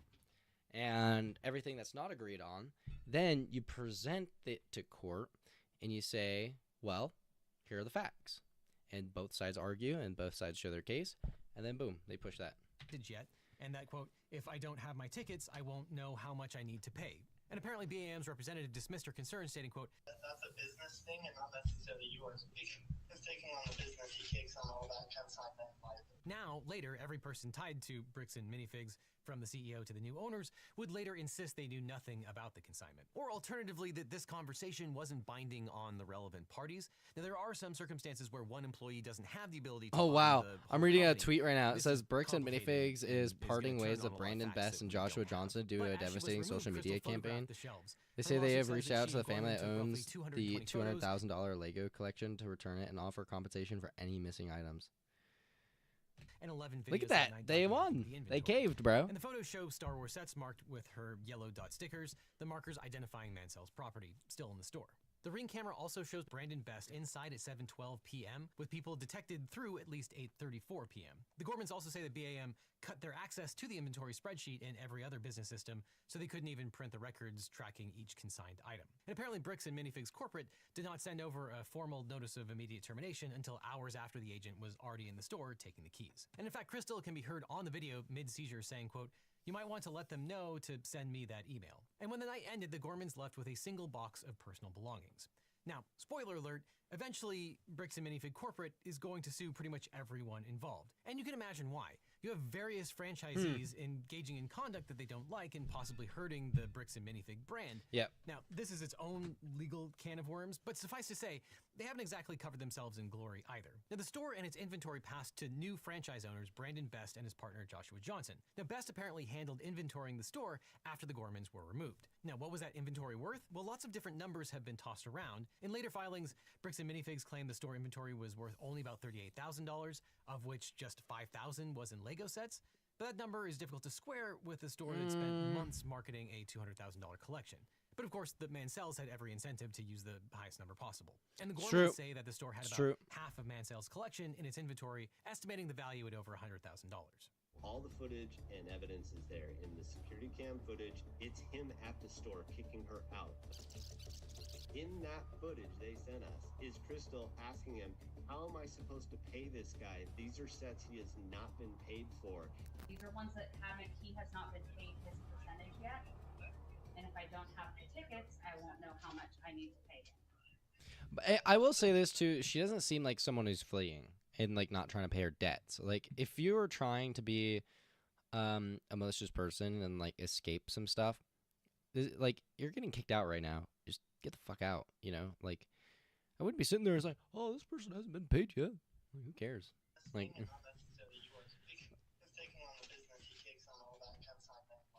his own corporation is sitting there on video saying they're going to take it. After this woman got kicked out of her own store, she called Brian explaining how corporate just came down and is now trying to take the world's largest Lego Star Wars collection without paying for it. Now, Bricks and Minifigs Corporate alleges in their later lawsuit that they had no knowledge of the underlying consignment agreement. In other words, they were a bona fide purchaser with no notice of the consignment. They also claim that the Gormans still have never provided a fully signed contract of that consignment agreement with Mansell. And obviously a lot turns on the security camera footage that involves a conversation about the consignment arrangement. Now, I'm going to say that that video is somewhat ambiguous as to what it actually means, and I'm not sure, even if it's crystal clear, if that qualifies as sufficient notice to put a bona fide subsequent purchaser on notice. And I'm sure the Bricks and Minifigs Corporate would argue that even if that conversation were crystal clear, and even if a phone conversation is sufficient notice to perfect the creditor rights of the Mansells, it happened after they had already taken over the abandoned store, which doesn't affect their rights as a bona fide purchaser, which we'll talk about in a second. And then Bricks and Minifigs Corporate also alleges that Best and Johnson, the new owners who owned through their company Baker Salem, had no knowledge of the consignment agreement either. They allege that the new owners didn't take over the abandoned store until early in 2025. And on top of that, Bricks and Minifigs claims that Mansell harassed the staff of the store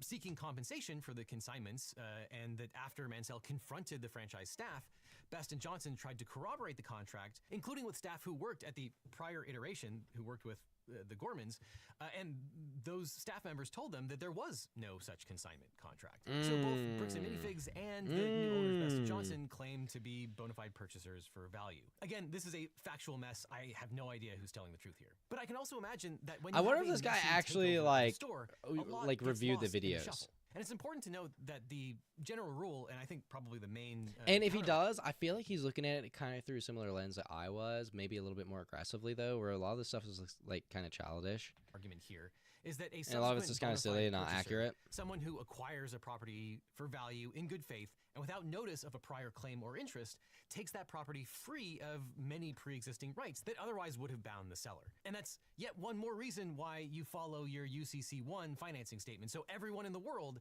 has indisputable notice of your claim. Now, we also don't know for sure how many sets were sold. The Gormans claim that they were prevented from doing a full accounting by Bricks and Minifigs Corporate when they were terminated. Bricks and Minifigs Corporate says that almost all the sets were sold by the Gormans and that they were the ones that refused to pay out the Mancells. And we don't know what Bricks and Minifigs represented to the new franchise owners, Best & Johnson, when they took over. Did Bricks and Minifigs know some of the sets were Mancells? Did they have knowledge of that? Could they have had knowledge of it?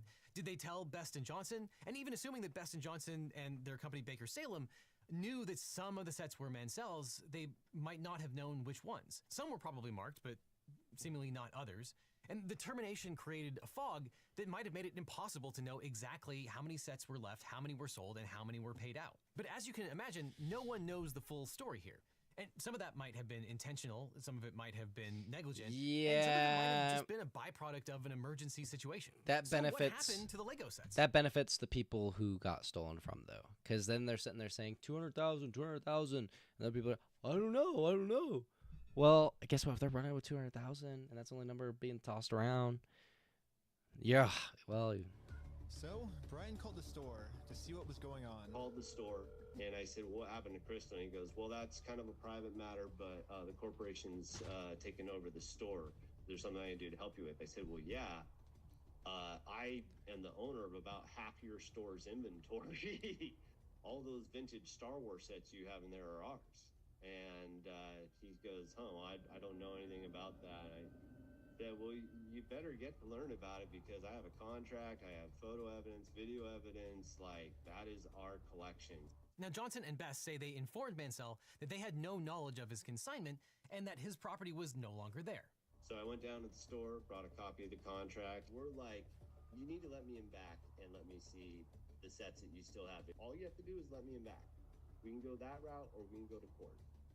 And the guy just looks at me, crosses his arms and goes, let me tell you what's going to happen. If we go to court, we're going to drag this thing out so long and you're going to end up spending so much more money than your collection is ever worth or what you ever would have gotten out of it, that it ain't worth it, man. So if that's the route you want to go, and I go, that's really the route you want to go, rather than just letting me walk in there, and he goes, well, what am I to do? So at least at some point, Mansell provides a copy of the consignment contract and a formal termination to the new owners, if not BAM Corporate itself. Now, Bricks and Minifig Corporate claims that they still never have a fully executed contract, that they only have a version that was unsigned. But also keep in mind that at this point in this saga, Bricks and Minifig Corporate doesn't have possession of these Legos. It's the new franchise that has possession, the one owned by Best & Johnson. So Bricks and Minifig Corporate can't turn over the sets as so many people on the internet have demanded. They don't have the sets. Still, the new owners, Bakers and Best, saying, sue us, you'll spend more money than you're due, while probably true, is also obviously a bad look. But Mansell believed that the sets were still in the store because people he knew had gone in and confirmed their presence. And so on December 30th, 2024, Brian Mansell walked into the Kaiser Police Department and reported what he believed was theft of a substantial Lego collection that he says remained in the Bricks and Minifig store after the Gormans lost control of the business. And according to the police report, Mansell told officers that he had entered into a consignment agreement with Crystal Law Gorman, under which he retained ownership of the inventory until sale. Mansell told the police, quote, his lawyer sent a letter via certified mail to terminate the contract with Bricks and Minifigs. And according to Mr. Mansell, the contract required that the products be returned to him him within 10 days, but this return did not occur. Now, the police investigation went in multiple directions. The officers interviewed Mansell, Crystal Law, Brandon Best, and BAM leadership, including Eamon Neff and Kai McAllister, and they also bagged photos, video, and inventory spreadsheets, security footage, and the consignment documents into evidence. Bricks and Minifigs corporate told police consignments were a, quote, unauthorized franchise practice, that BAM terminated the franchise over unpaid obligations, and that the franchise... Well, remember, the franchise agreement says they are allowed. Also claiming items believed to be Mansell's had been set aside. But Johnson, the new owner of this franchise, also claimed that he had the right to that property. Here's the statement that he made to police, quote, "However, due to the claim that Mr. Mansell continues to call the business despite being told not to and encouraging others to do so as well, he does not want to give these items to Mr. Mansell." He added that he also doesn't feel he needs to since the store's inventory became his once he took it over. So he didn't want to give the items to Mansell because of Mansell's phone calls? And why didn't the police order him to return the sets to Mansell immediately? I guess we'd have to talk to the DA. Now, presumably, these exchanges were all caught on body cam, and all of Johnson's interactions I'm just with the saying, police are probably Bricks and recorded. Minifig stock, And because body cam all-time low right now. its way to the public, The upward it's become its potential own cottage is industry of videos extremely on YouTube. high. And because of that, I highly recommend checking out Lindsay Ellis's documentary, The Macabre World of Police Body Cam YouTube. It's a fascinating expose on how this wildly popular genre of true crime content is altering social attitudes about law enforcement and who they ultimately serve. But the only place that you can watch that exclusive video is on Nebula. Watch every video where the best $100 eagle. Bro, how you talk about that and then push an ad, dude? In court. I mean, Now, that was Mansell good, told but police that Crystal had taken some sets home after a store break-in for safekeeping, and that she later returned them. He recognized those return sets in the store afterward. But when the officer asked whether he verified everything had been returned, Mansell I'm very curious what this guy's content process is, because it's very formal. I mean, he's literally sitting down at a desk, and like, who's he paying to edit his videos? I mean, if I was a lawyer, fuck, this is exactly what I'd be doing. I'm not even kidding. If I were to go and study law right now, this is exactly what I would look like. This is what the exact form of content I would make right here. Jeez. Huh? Okay, I take my statement back. admitted that he had not checked every item, only the, quote, expensive sets that were back. Then in January 2025, the officer knows, quote, Crystal contacted Mansell and found some of his product at her house, returning 230 plus minifigures, 12 to 13 smaller sets, and Cloud City sets. Oh, wait, phone number? The officer explicitly says it was unknown whether...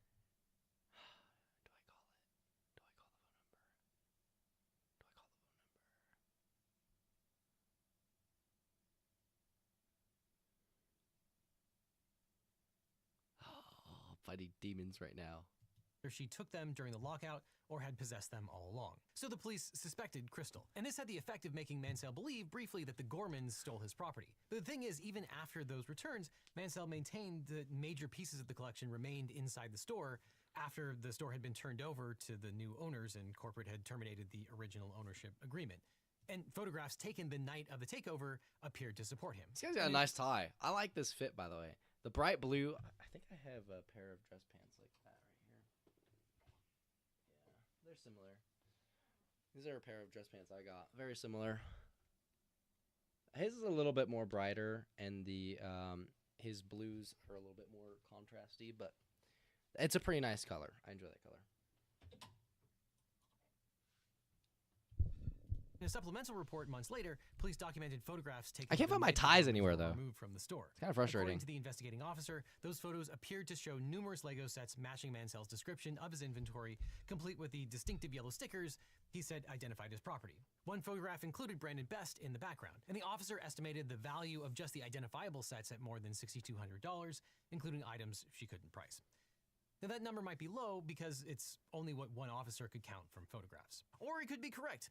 Part of the explanation here might be that there were so few sets left that Best and Johnson saying it's not worth it for lawyers to be involved might be because it was a really, really low amount. Now, fellow attorney Leonard French, who has also covered this saga, thinks that this is a slam dunk case of theft once the new owners have notice.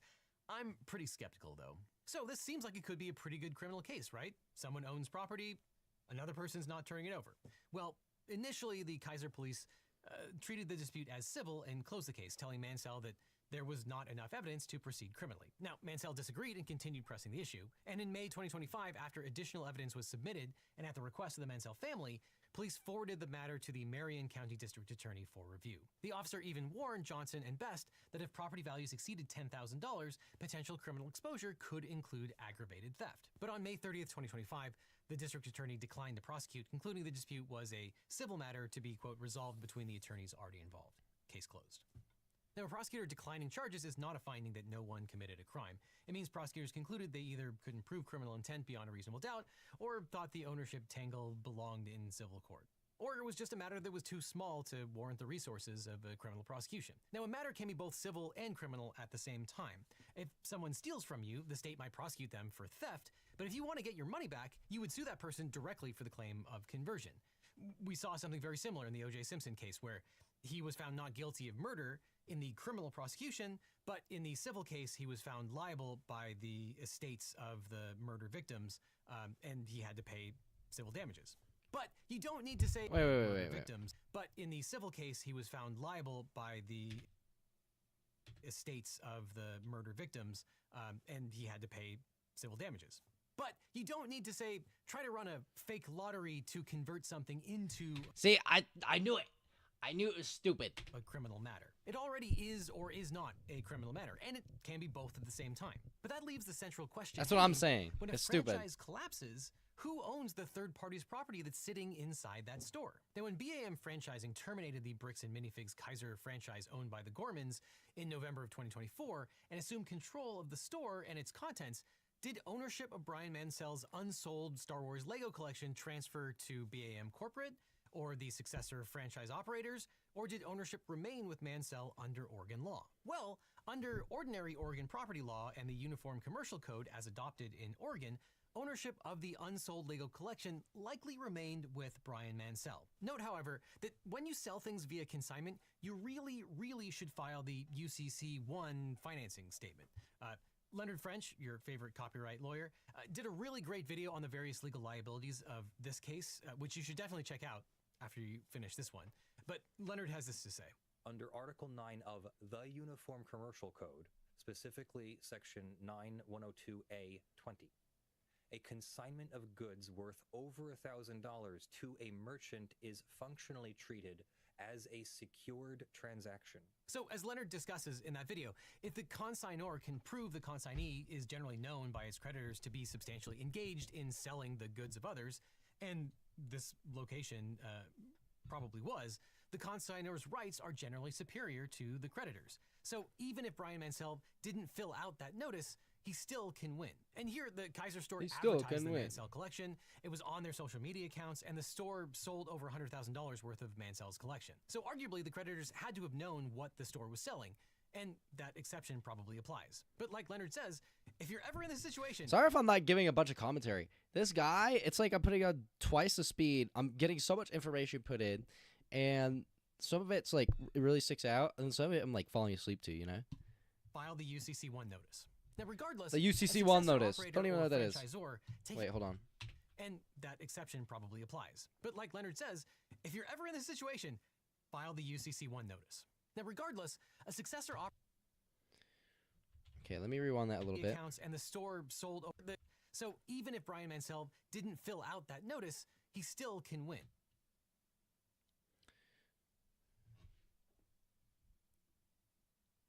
What do I have? Hold on. I actually like to keep little legal notes every once in a while. Let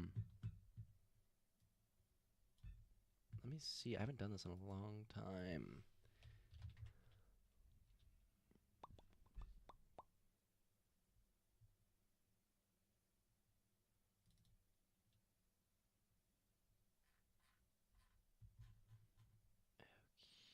Okay. I don't think that's the one. That's not the one right there.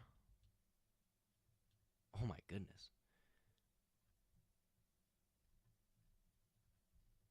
The fact that this many documents pop up when I type in legal is crazy. Crazy. All right, you know what? I should have a notes area somewhere. I usually have a notes thing that I write down. Notes. Aha. Oh, contract notes. Here we go. Ah, ah, ah.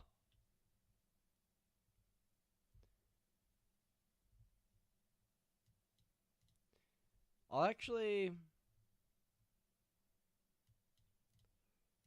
look at this. I'll show this. Hold on. I'll show this just so you guys get a glimpse of some notes I took over crafting legal documents. Obviously using AI a lot. I use AI a lot. I've used AI. I'm not even. I'm gonna be so fucking feral. I've made AI documents, had them signed, notarized, and had them presented in front of a judge. Okay. And let's just say I had a little bit of a learning experience with them. Okay. But from my learning experience, this is stuff I learned to take notes on when it came to making contracts, especially for what I was doing. So these are things that if you're, and not only this, obviously if you're making contracts, you want them to be advantageous to your interest. So this is essentially my notes for, one, making contracts enforceable, making sure that if somebody signs a contract with me, that if it goes to the law, that not only does it benefit me, but it enforces everything. It enforces everything, protects everything. That's the way it is, right? You don't want disputes. You don't want people to be like, oh, this is a fucking phony-ass contract, this or that. You don't want that. So in it has a whole bunch of stuff. It has a whole bunch of stuff. It even considers, like, if they work in different states. So usually when I make contracts with people, I even write the contract in a state that's advantageous. It's something I learned as well. So mostly like Delaware. And then in it you'll have all types of clauses because, okay, let's say you have a contract with somebody in California, but the contract's drafted up in Delaware.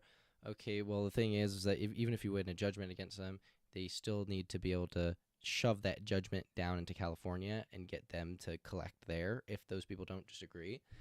So then you have to really tie around some certain things. And the reason I say that is NDA. My biggest thing, the thing I've gotten most people sign were NDAs.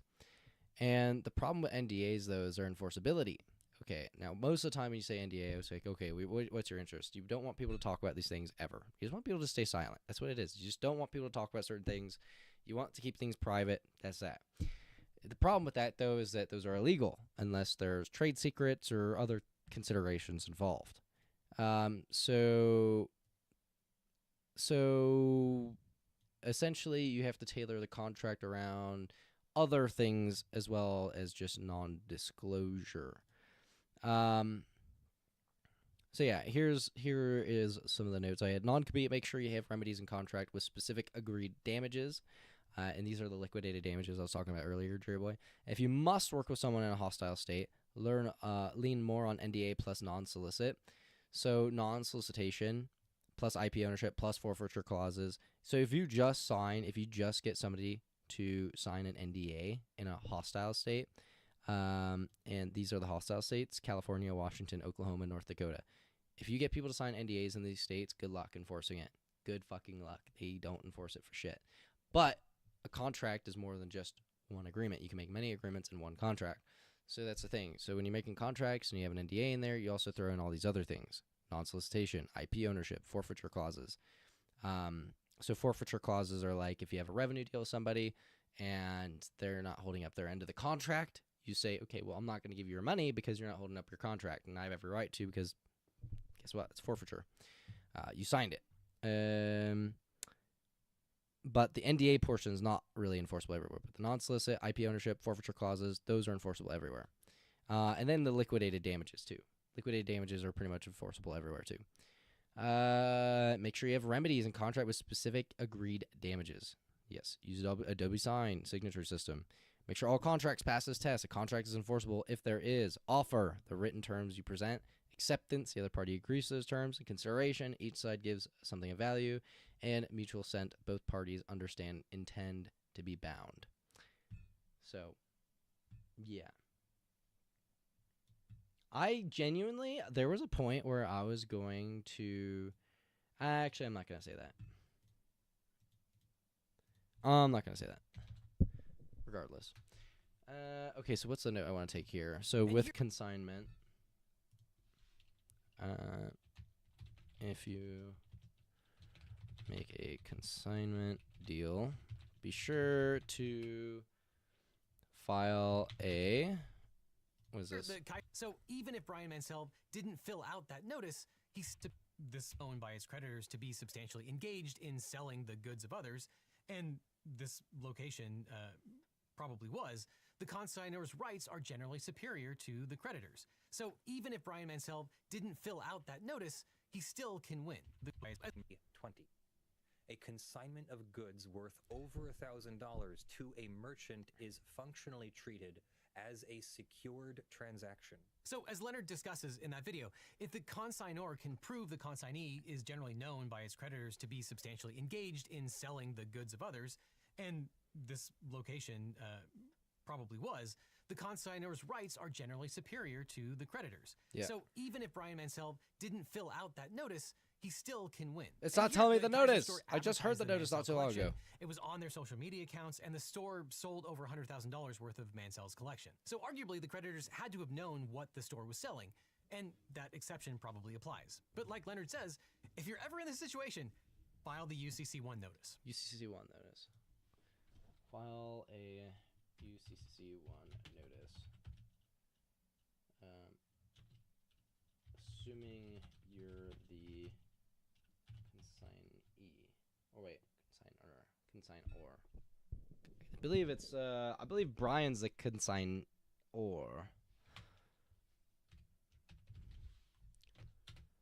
Now, regardless, a successor operator or franchisor taking possession of a retail store ordinarily acquires only those ownership rights held by the franchisee. And because the consignment agreement expressly provided that title to unsold sets remained with Mansell until they were sold, the franchisee possessed only a contractual right to market and sell the goods. It did not have ownership of only a sets remained with Mansell until they were sold. The franchisee possessed only a contractual right to market and sell the goods. It did not have ownership of the goods themselves. And the seizure of the store by either BAM Corporate or the next owner transferred the possession of that collection, but probably not the title. Now, the starting point is the written consignment agreement executed on November 22nd, 2023 between Brian Mansell and the Gormans. That's crazy, 2023. Section 4 says, quote, consigned merchandise shall remain the property of Mansell until sold. That means that the store only had the right to market and sell the property, not to confiscate it and keep the profits. And Section 5 reinforces that interpretation.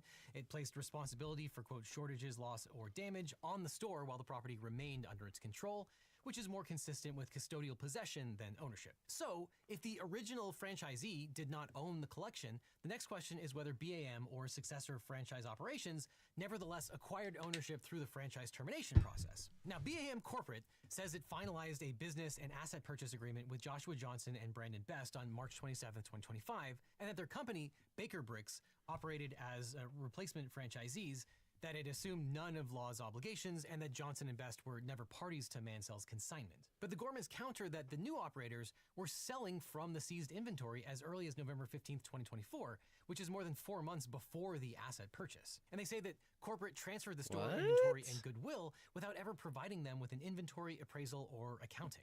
Reckless Ben later asked Johnson about this, and here's what he said. I didn't sign a contract.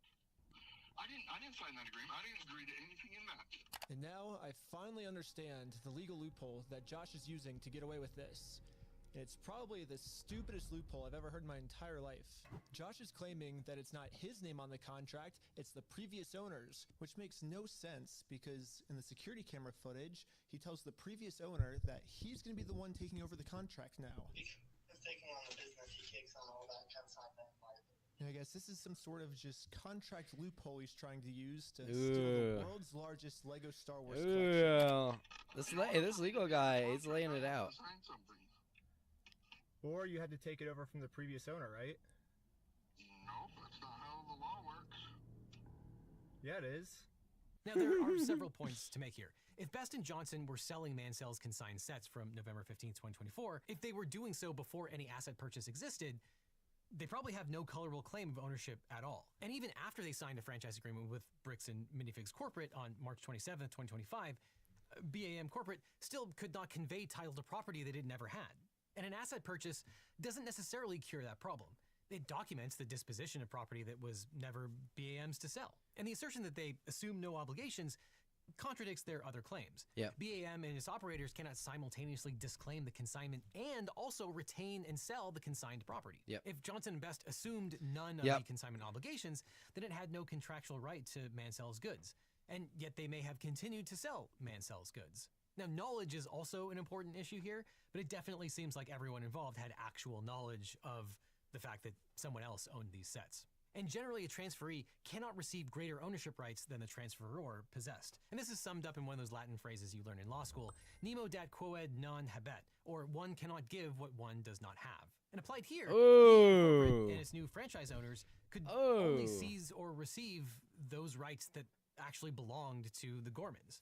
So if the franchisee he can't receive anything greater. Will or contractual rights, those assets could transfer upon termination. But if the franchisee merely possessed third-party property under consignment agreement, seizure of those premises would not ordinarily extinguish the original owner's title. So in practical terms, taking control of a building containing someone else's property does not automatically transform that property into the successor's assets.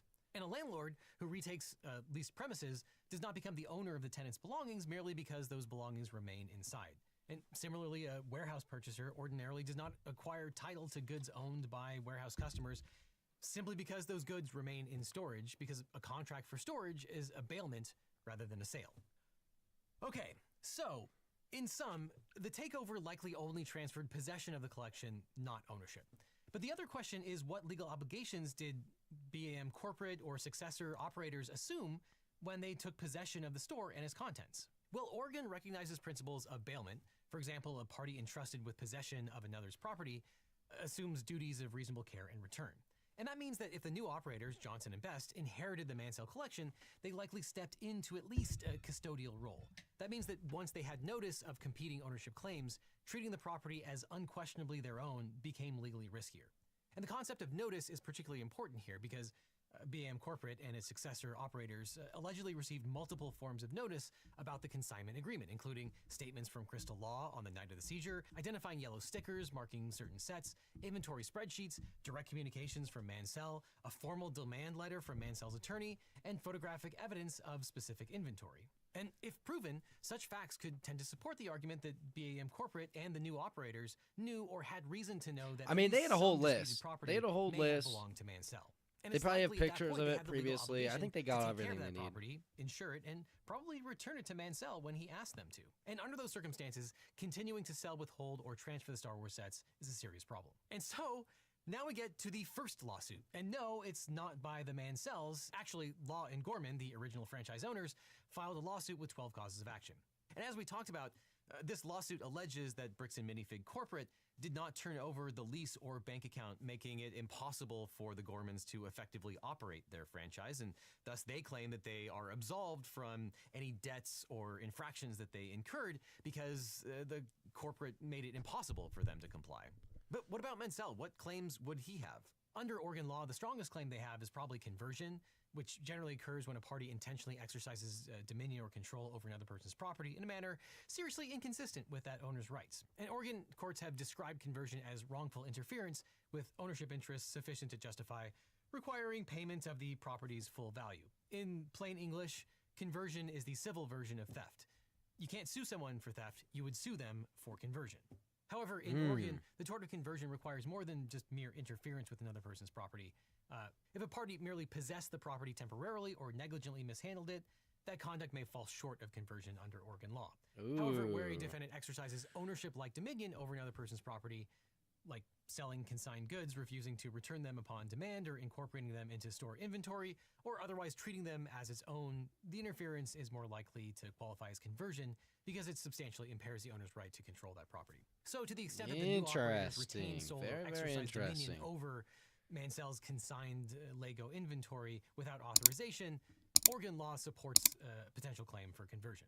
But it's also a huge factual dispute about how much property that is and the value. At base, it's way, way less than $200,000, and I think at this point it's undisputed that it's less than $100,000, but it might be as low as $6,200. And in fact, as the police reported, some of the sets were returned, including the incredibly expensive Cloud City set, which Crystal Law had in her possession at her home rather than at the store. But the strongest defense available to BAM likely arises under Article 9 of the Uniform Commercial Code, which is codified in Oregon law. And that's because commercial consignments sometimes operate differently. Look at that. So one of the most expensive sets was actually returned because it wasn't even kept in the store.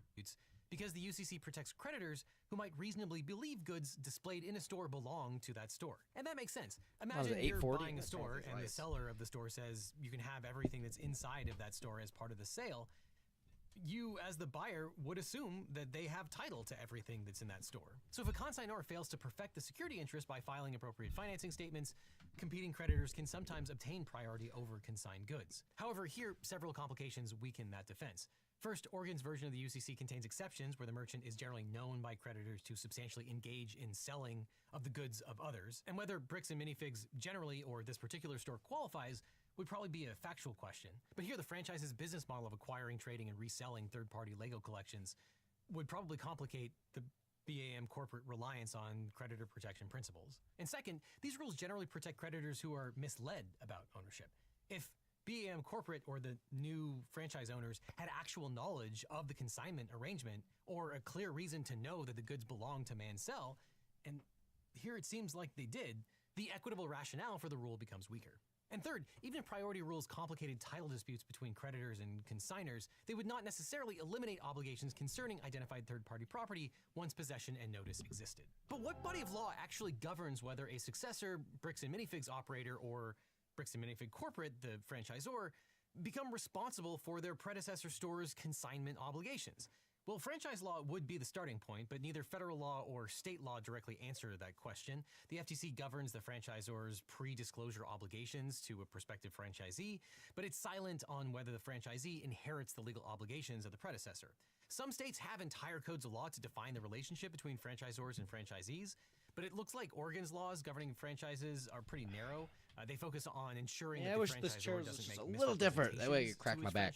So that means we have to look at state law doctrines. Now, the default rule under Oregon law is that the party which purchases a business does not automatically assume the seller's liabilities. So if a successor purchased the store's assets, they would not necessarily inherit the consignment agreement. And that's because contracts generally require privity. That is, you can only sue parties who actually signed and were agreed to be in it to that contract. Yeah. And it looks like the new franchise owners, Brandon Best and Joshua Johnson, tried to rely on that fact that they did not sign the consignment agreement. That agreement was between the original Bricks and Minifigs franchise owned by Lon Gorman, the BAM. But the contract itself says that if it gets transferred, it needs to. But I think we were thinking about this earlier, or I was thinking about it earlier. And the problem was it would end up falling back on the person who ended up leaving liability-wise. Pretty sure. No, I don't know. I forget. Salem 1 LLC on the one hand and Mansell on the other. But that doesn't mean that the new owner gets to seize Mansell's property either, because there are, of course, exceptions to this rule. For example, if the successors, Johnson and Best, or the franchisor, expressly or implicitly assumed those liabilities, or if the sale is a mere continuation of the predecessor business, or if the purchase was a de facto merger, then they would assume the assignment contract. And you can see why this has to be the law, right? Otherwise, the franchisor would have the ability to one weird trick their way out of liability by just terminating the franchise and setting up an exact new one in its place. And some of the facts indicate that Bricks and Minifigs corporate and or the new owners intended to take over that consignment. Remember, there was that discussion with McAllister where he said the company was assuming responsibility for the consignment agreement or something to that effect. Now, I think that statement is sort of ambiguous as to whether they mean Bricks and Minifig corporate or the new franchisee or whoever. But if true, that's a pretty direct statement. And if a court found that Bricks and Minifigs corporate or the new franchise assumed responsibility for the consignment agreement, then of course they must live up to those obligations. They have to insure the Star Wars sets, pay Brian his cut, allow him to inspect, and return the sets to him upon his request. But even if a court found that they didn't assume all of the Gorman's underlying legal obligations, then the successors still don't arguably have title to the Mansell's collection, unless you get into one of those exceptions to the exception situations where a bona fide successor does not have knowledge of the underlying obligations and doesn't have to assume them. But Bricks and Minifigs Corporate has argued that consignments violated franchise policy or were unauthorized under the franchise agreement. So we took a look at the Bricks and Minifigs 2003 franchise agreement, which does not say that stores 2003? can't use consignment. Quote, subject to 2003? standard specifications and approval, if we so require, you may also offer the following products and services. Consignment services. And that's just on the first page. And the franchise agreement template reiterates that on the first page, quote, We already knew additionally, franchisees may also offer consignment services. And Reckless Ben states in an update that Crystal Law provided the actual franchise agreement that she signed, which explicitly allows consignment agreements. Yep. Now, additionally, there are 4 references to consignment in these documents, and none of them are an outright prohibition. And even if Bricks and Minifigs Corporate outlawed consignment agreements, that agreement only addresses the relationship between Bricks and Minifigs and the Gormans, not the ownership of the Star This guy's Wars got collection. really cool eyes. This guy's got franchise agreement really was a- cool. They're like aquamarine. You know, they're not exactly blue. They're not exactly green. Contract between Bricks and Minifigs It's right in the Corporate middle. and the franchisee. But it's also possible that both the Gormans and Bricks and Minifigs are telling the truth. It's entirely possible that the Gormans signed a franchise agreement that allowed them to engage in consignments, but then it's also possible that a later franchise agreement that corporate would have required them to sign outlawed that particular practice. But I don't think that would be controlling here, because either way, whatever franchise agreement is operable, that's a contract between Bricks and Minifigs and the franchisee. Mansell was not a party to it, and his property rights are independent of the consignment agreement and relate to the underlying ownership of the collection. A franchise rule prohibiting consignments might justify terminating the franchise relationship, but it still doesn't mean that corporate gets to own stuff that the franchise doesn't own. I'm not passing judgment on that. That's just an issue that will probably be settled by a court or an arbitrator at a later date. Bricks and Minifigs filed a motion to enforce an arbitration clause in the litigation that the Gormans filed. But either way, I don't think that argument automatically transforms third-party property into franchisor property. To illustrate that principle, if a franchisee violated policy by storing a friend's vehicle on business premises, the franchisor could discipline the franchisee and terminate the agreement. But absent some independent legal mechanism, the franchisor would not become the owner of that vehicle. And I think the same logic would apply here. But just because it might not be worth filing suit and actually litigating an entire Interesting. lawsuit, that doesn't mean you shouldn't hire a lawyer. Everyone should have hired a lawyer here. Yep. This is a perfect example of what a lawyer can Yep, do yep. informally. They can send a letter, a cease and desist letter. They can negotiate an inspection so that people can see which sets are left over. They can ask to see the receipts so that people can do an auditing of what was sold and what was not. That's what lawyers are for. They don't have to just file a lawsuit. And it's also a perfect example of why you should never engage in self-help, which we're going to talk about when we talk about Reckless Ben. Doing things on your own is a recipe for disaster. Yeah. I did self-help. So at this point, you might be thinking, okay, if Brian Mansell believed a 6-figure Lego collection had effectively vanished into a franchise collapse, why not just sue? Well, the boring answer is also the real one. Litigation is really expensive. By the time the Marion County District Attorney declined criminal charges, Mansell had already spent months trying to get his collection back through phone calls, documentation, police reports, inventory spreadsheets, photographs, certified letters, and lawyers. And suing a franchise system, successor operators, or multiple defendants across state lines is not cheap. Yep. And as far as I can tell, I'm not even sure who's at fault as between the new franchisor or Bricks and Minifig Corporate. Or maybe both of them. And of course, even if you think you're right, civil litigation comes with an ugly catch. You can be completely correct and still lose financially. Yep. We've been talking about the $200,000 value of the Legos, but of course that's not the value of the remaining Legos any way you slice it. So instead of filing suit, the Mansells appeared to have gone in a very different direction. They reached out to the internet. And that's where things got weird. Enter Reckless Ben. But that's going to have to wait for the next video because you could write an entire law school curriculum on all of the actions that Reckless Ben took to publicize this whole event. And that's going to be the subject of our next video. All this highlights why it's so important to get a great lawyer when you're dealing with your own He's not case. wrong. Now, after I started this He is not wrong. He is not wrong, dude. I was watching some of this Reckless Ben shit. I was like, dude, this guy is doing everything wrong. He's doing everything wrong. But a lot of it was just for content, though. So I kind of saw around it. But this guy, all of a sudden, he has a tan now. Look at this. Oh, he had different lighting. See, this is the whiter lighting, and then you got the darker lighting. And that's going to be the subject of our next video. He also It looks like he's only using one key light too. So if you didn't notice, I have 2 lights. Boom, boom. So usually you have like a main light and then you have a key light. And technically I have 2 key lights, but who gives a fuck? They're pretty bright. They're basically main lights. Now all this highlights. So look at this. This though. Yeah, he just has a warmer light here. Same side. You're dealing with your own case. Now, after I started this channel, every week I'd get hundreds of comments and emails from viewers who are dealing with legal problems. Let me be your lawyer. Can you help me find a lawyer? How do I know if this attorney is any good? Here you go. And there's a massive gap in our justice system. It's that people don't know how to find the right lawyer for their specific situation. They're scared, they're overwhelmed, and they end up doing nothing or hiring the first attorney who calls them back. And that really bothered me. So I started to wonder, what if there was a different way? What if we could build a law firm that actually lived up to the values that I talk about on this channel? Transparency, accessibility, and putting clients first. Is he plugging his law firm? Billable hours. That's a cool. firm where you don't need to pay anything up front, and your lawyers only get paid if you do to maximize your opportunity for justice. So a few years ago, I decided to fix that problem. I decided to start my own personal injury law firm. And honestly, it wasn't an easy choice. Injury law firm. I was in this unique position. Lame. I had this platform, this community, and the experience. Not to get rich, trust me, there are easier ways to make money than starting a law practice. But we did it because access to justice shouldn't be a luxury. Because finding the right legal representation shouldn't feel like playing Russian roulette with your future. And when you work with my firm, you're not just getting a lawyer. You're getting a team that understands that behind every case is a real person with real stakes. If we can't represent you or you're in a state where we don't practice, we'll take the time to try to match you with an attorney in my personal network of lawyers. A national network of some of the best lawyers in the country who actually specialize in what you're going through, located right where you are, not just whoever happens to be available. So if you're dealing with a personal injury, a car crash, a data breach, sexual harassment, a social security or workers' comp issue, give us a call at the number on screen or click on the link below. Now, I can't represent everyone who watches this channel. I wish I could. But what I can do is make sure that when you need legal help, you have somewhere That's actually really funny. My bird. Trust. So whether it's me handling your case or the incredible attorneys we partnered with, you'll get the same principles of honesty and education that we bring to every video. Trust me, it's easier to make money elsewhere. Yeah, he just created a whole network. He probably gets commission on every single person that he plugs.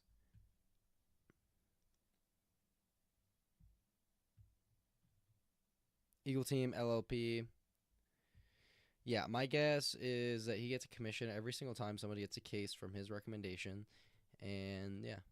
I mean, it's smart. It's very smart, but he makes a crap ton of money from that for sure. For sure. All right. Well, we've had a interesting stream to say the least. It's been an interesting stream. We had some romantic drama earlier.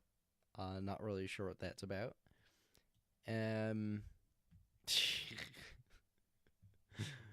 Yeah. I really don't know what to say about that. I was a little, how should I put it? I wasn't in my right mind when it came to the front line, I guess you could say. So I might have to rewatch it to see exactly what I said. I don't even remember what I said or how I behaved or anything. I just remember being kind of surprised, and I was like, what the hell is going on? And I was very confused because I didn't really know what was being talked about, or how should I put this? I didn't know what was coming from where and how, because they're saying like, oh yeah, you're saying this about me, you're saying this about me, you're saying this about me, but they're not saying like, okay, where'd you hear this, or how is this coming out, or why would I even say that? Like, I don't know. All I gotta say about that is like,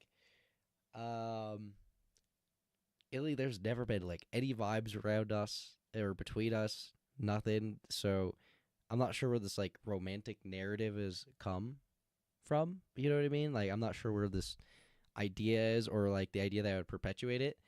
At the end of the day,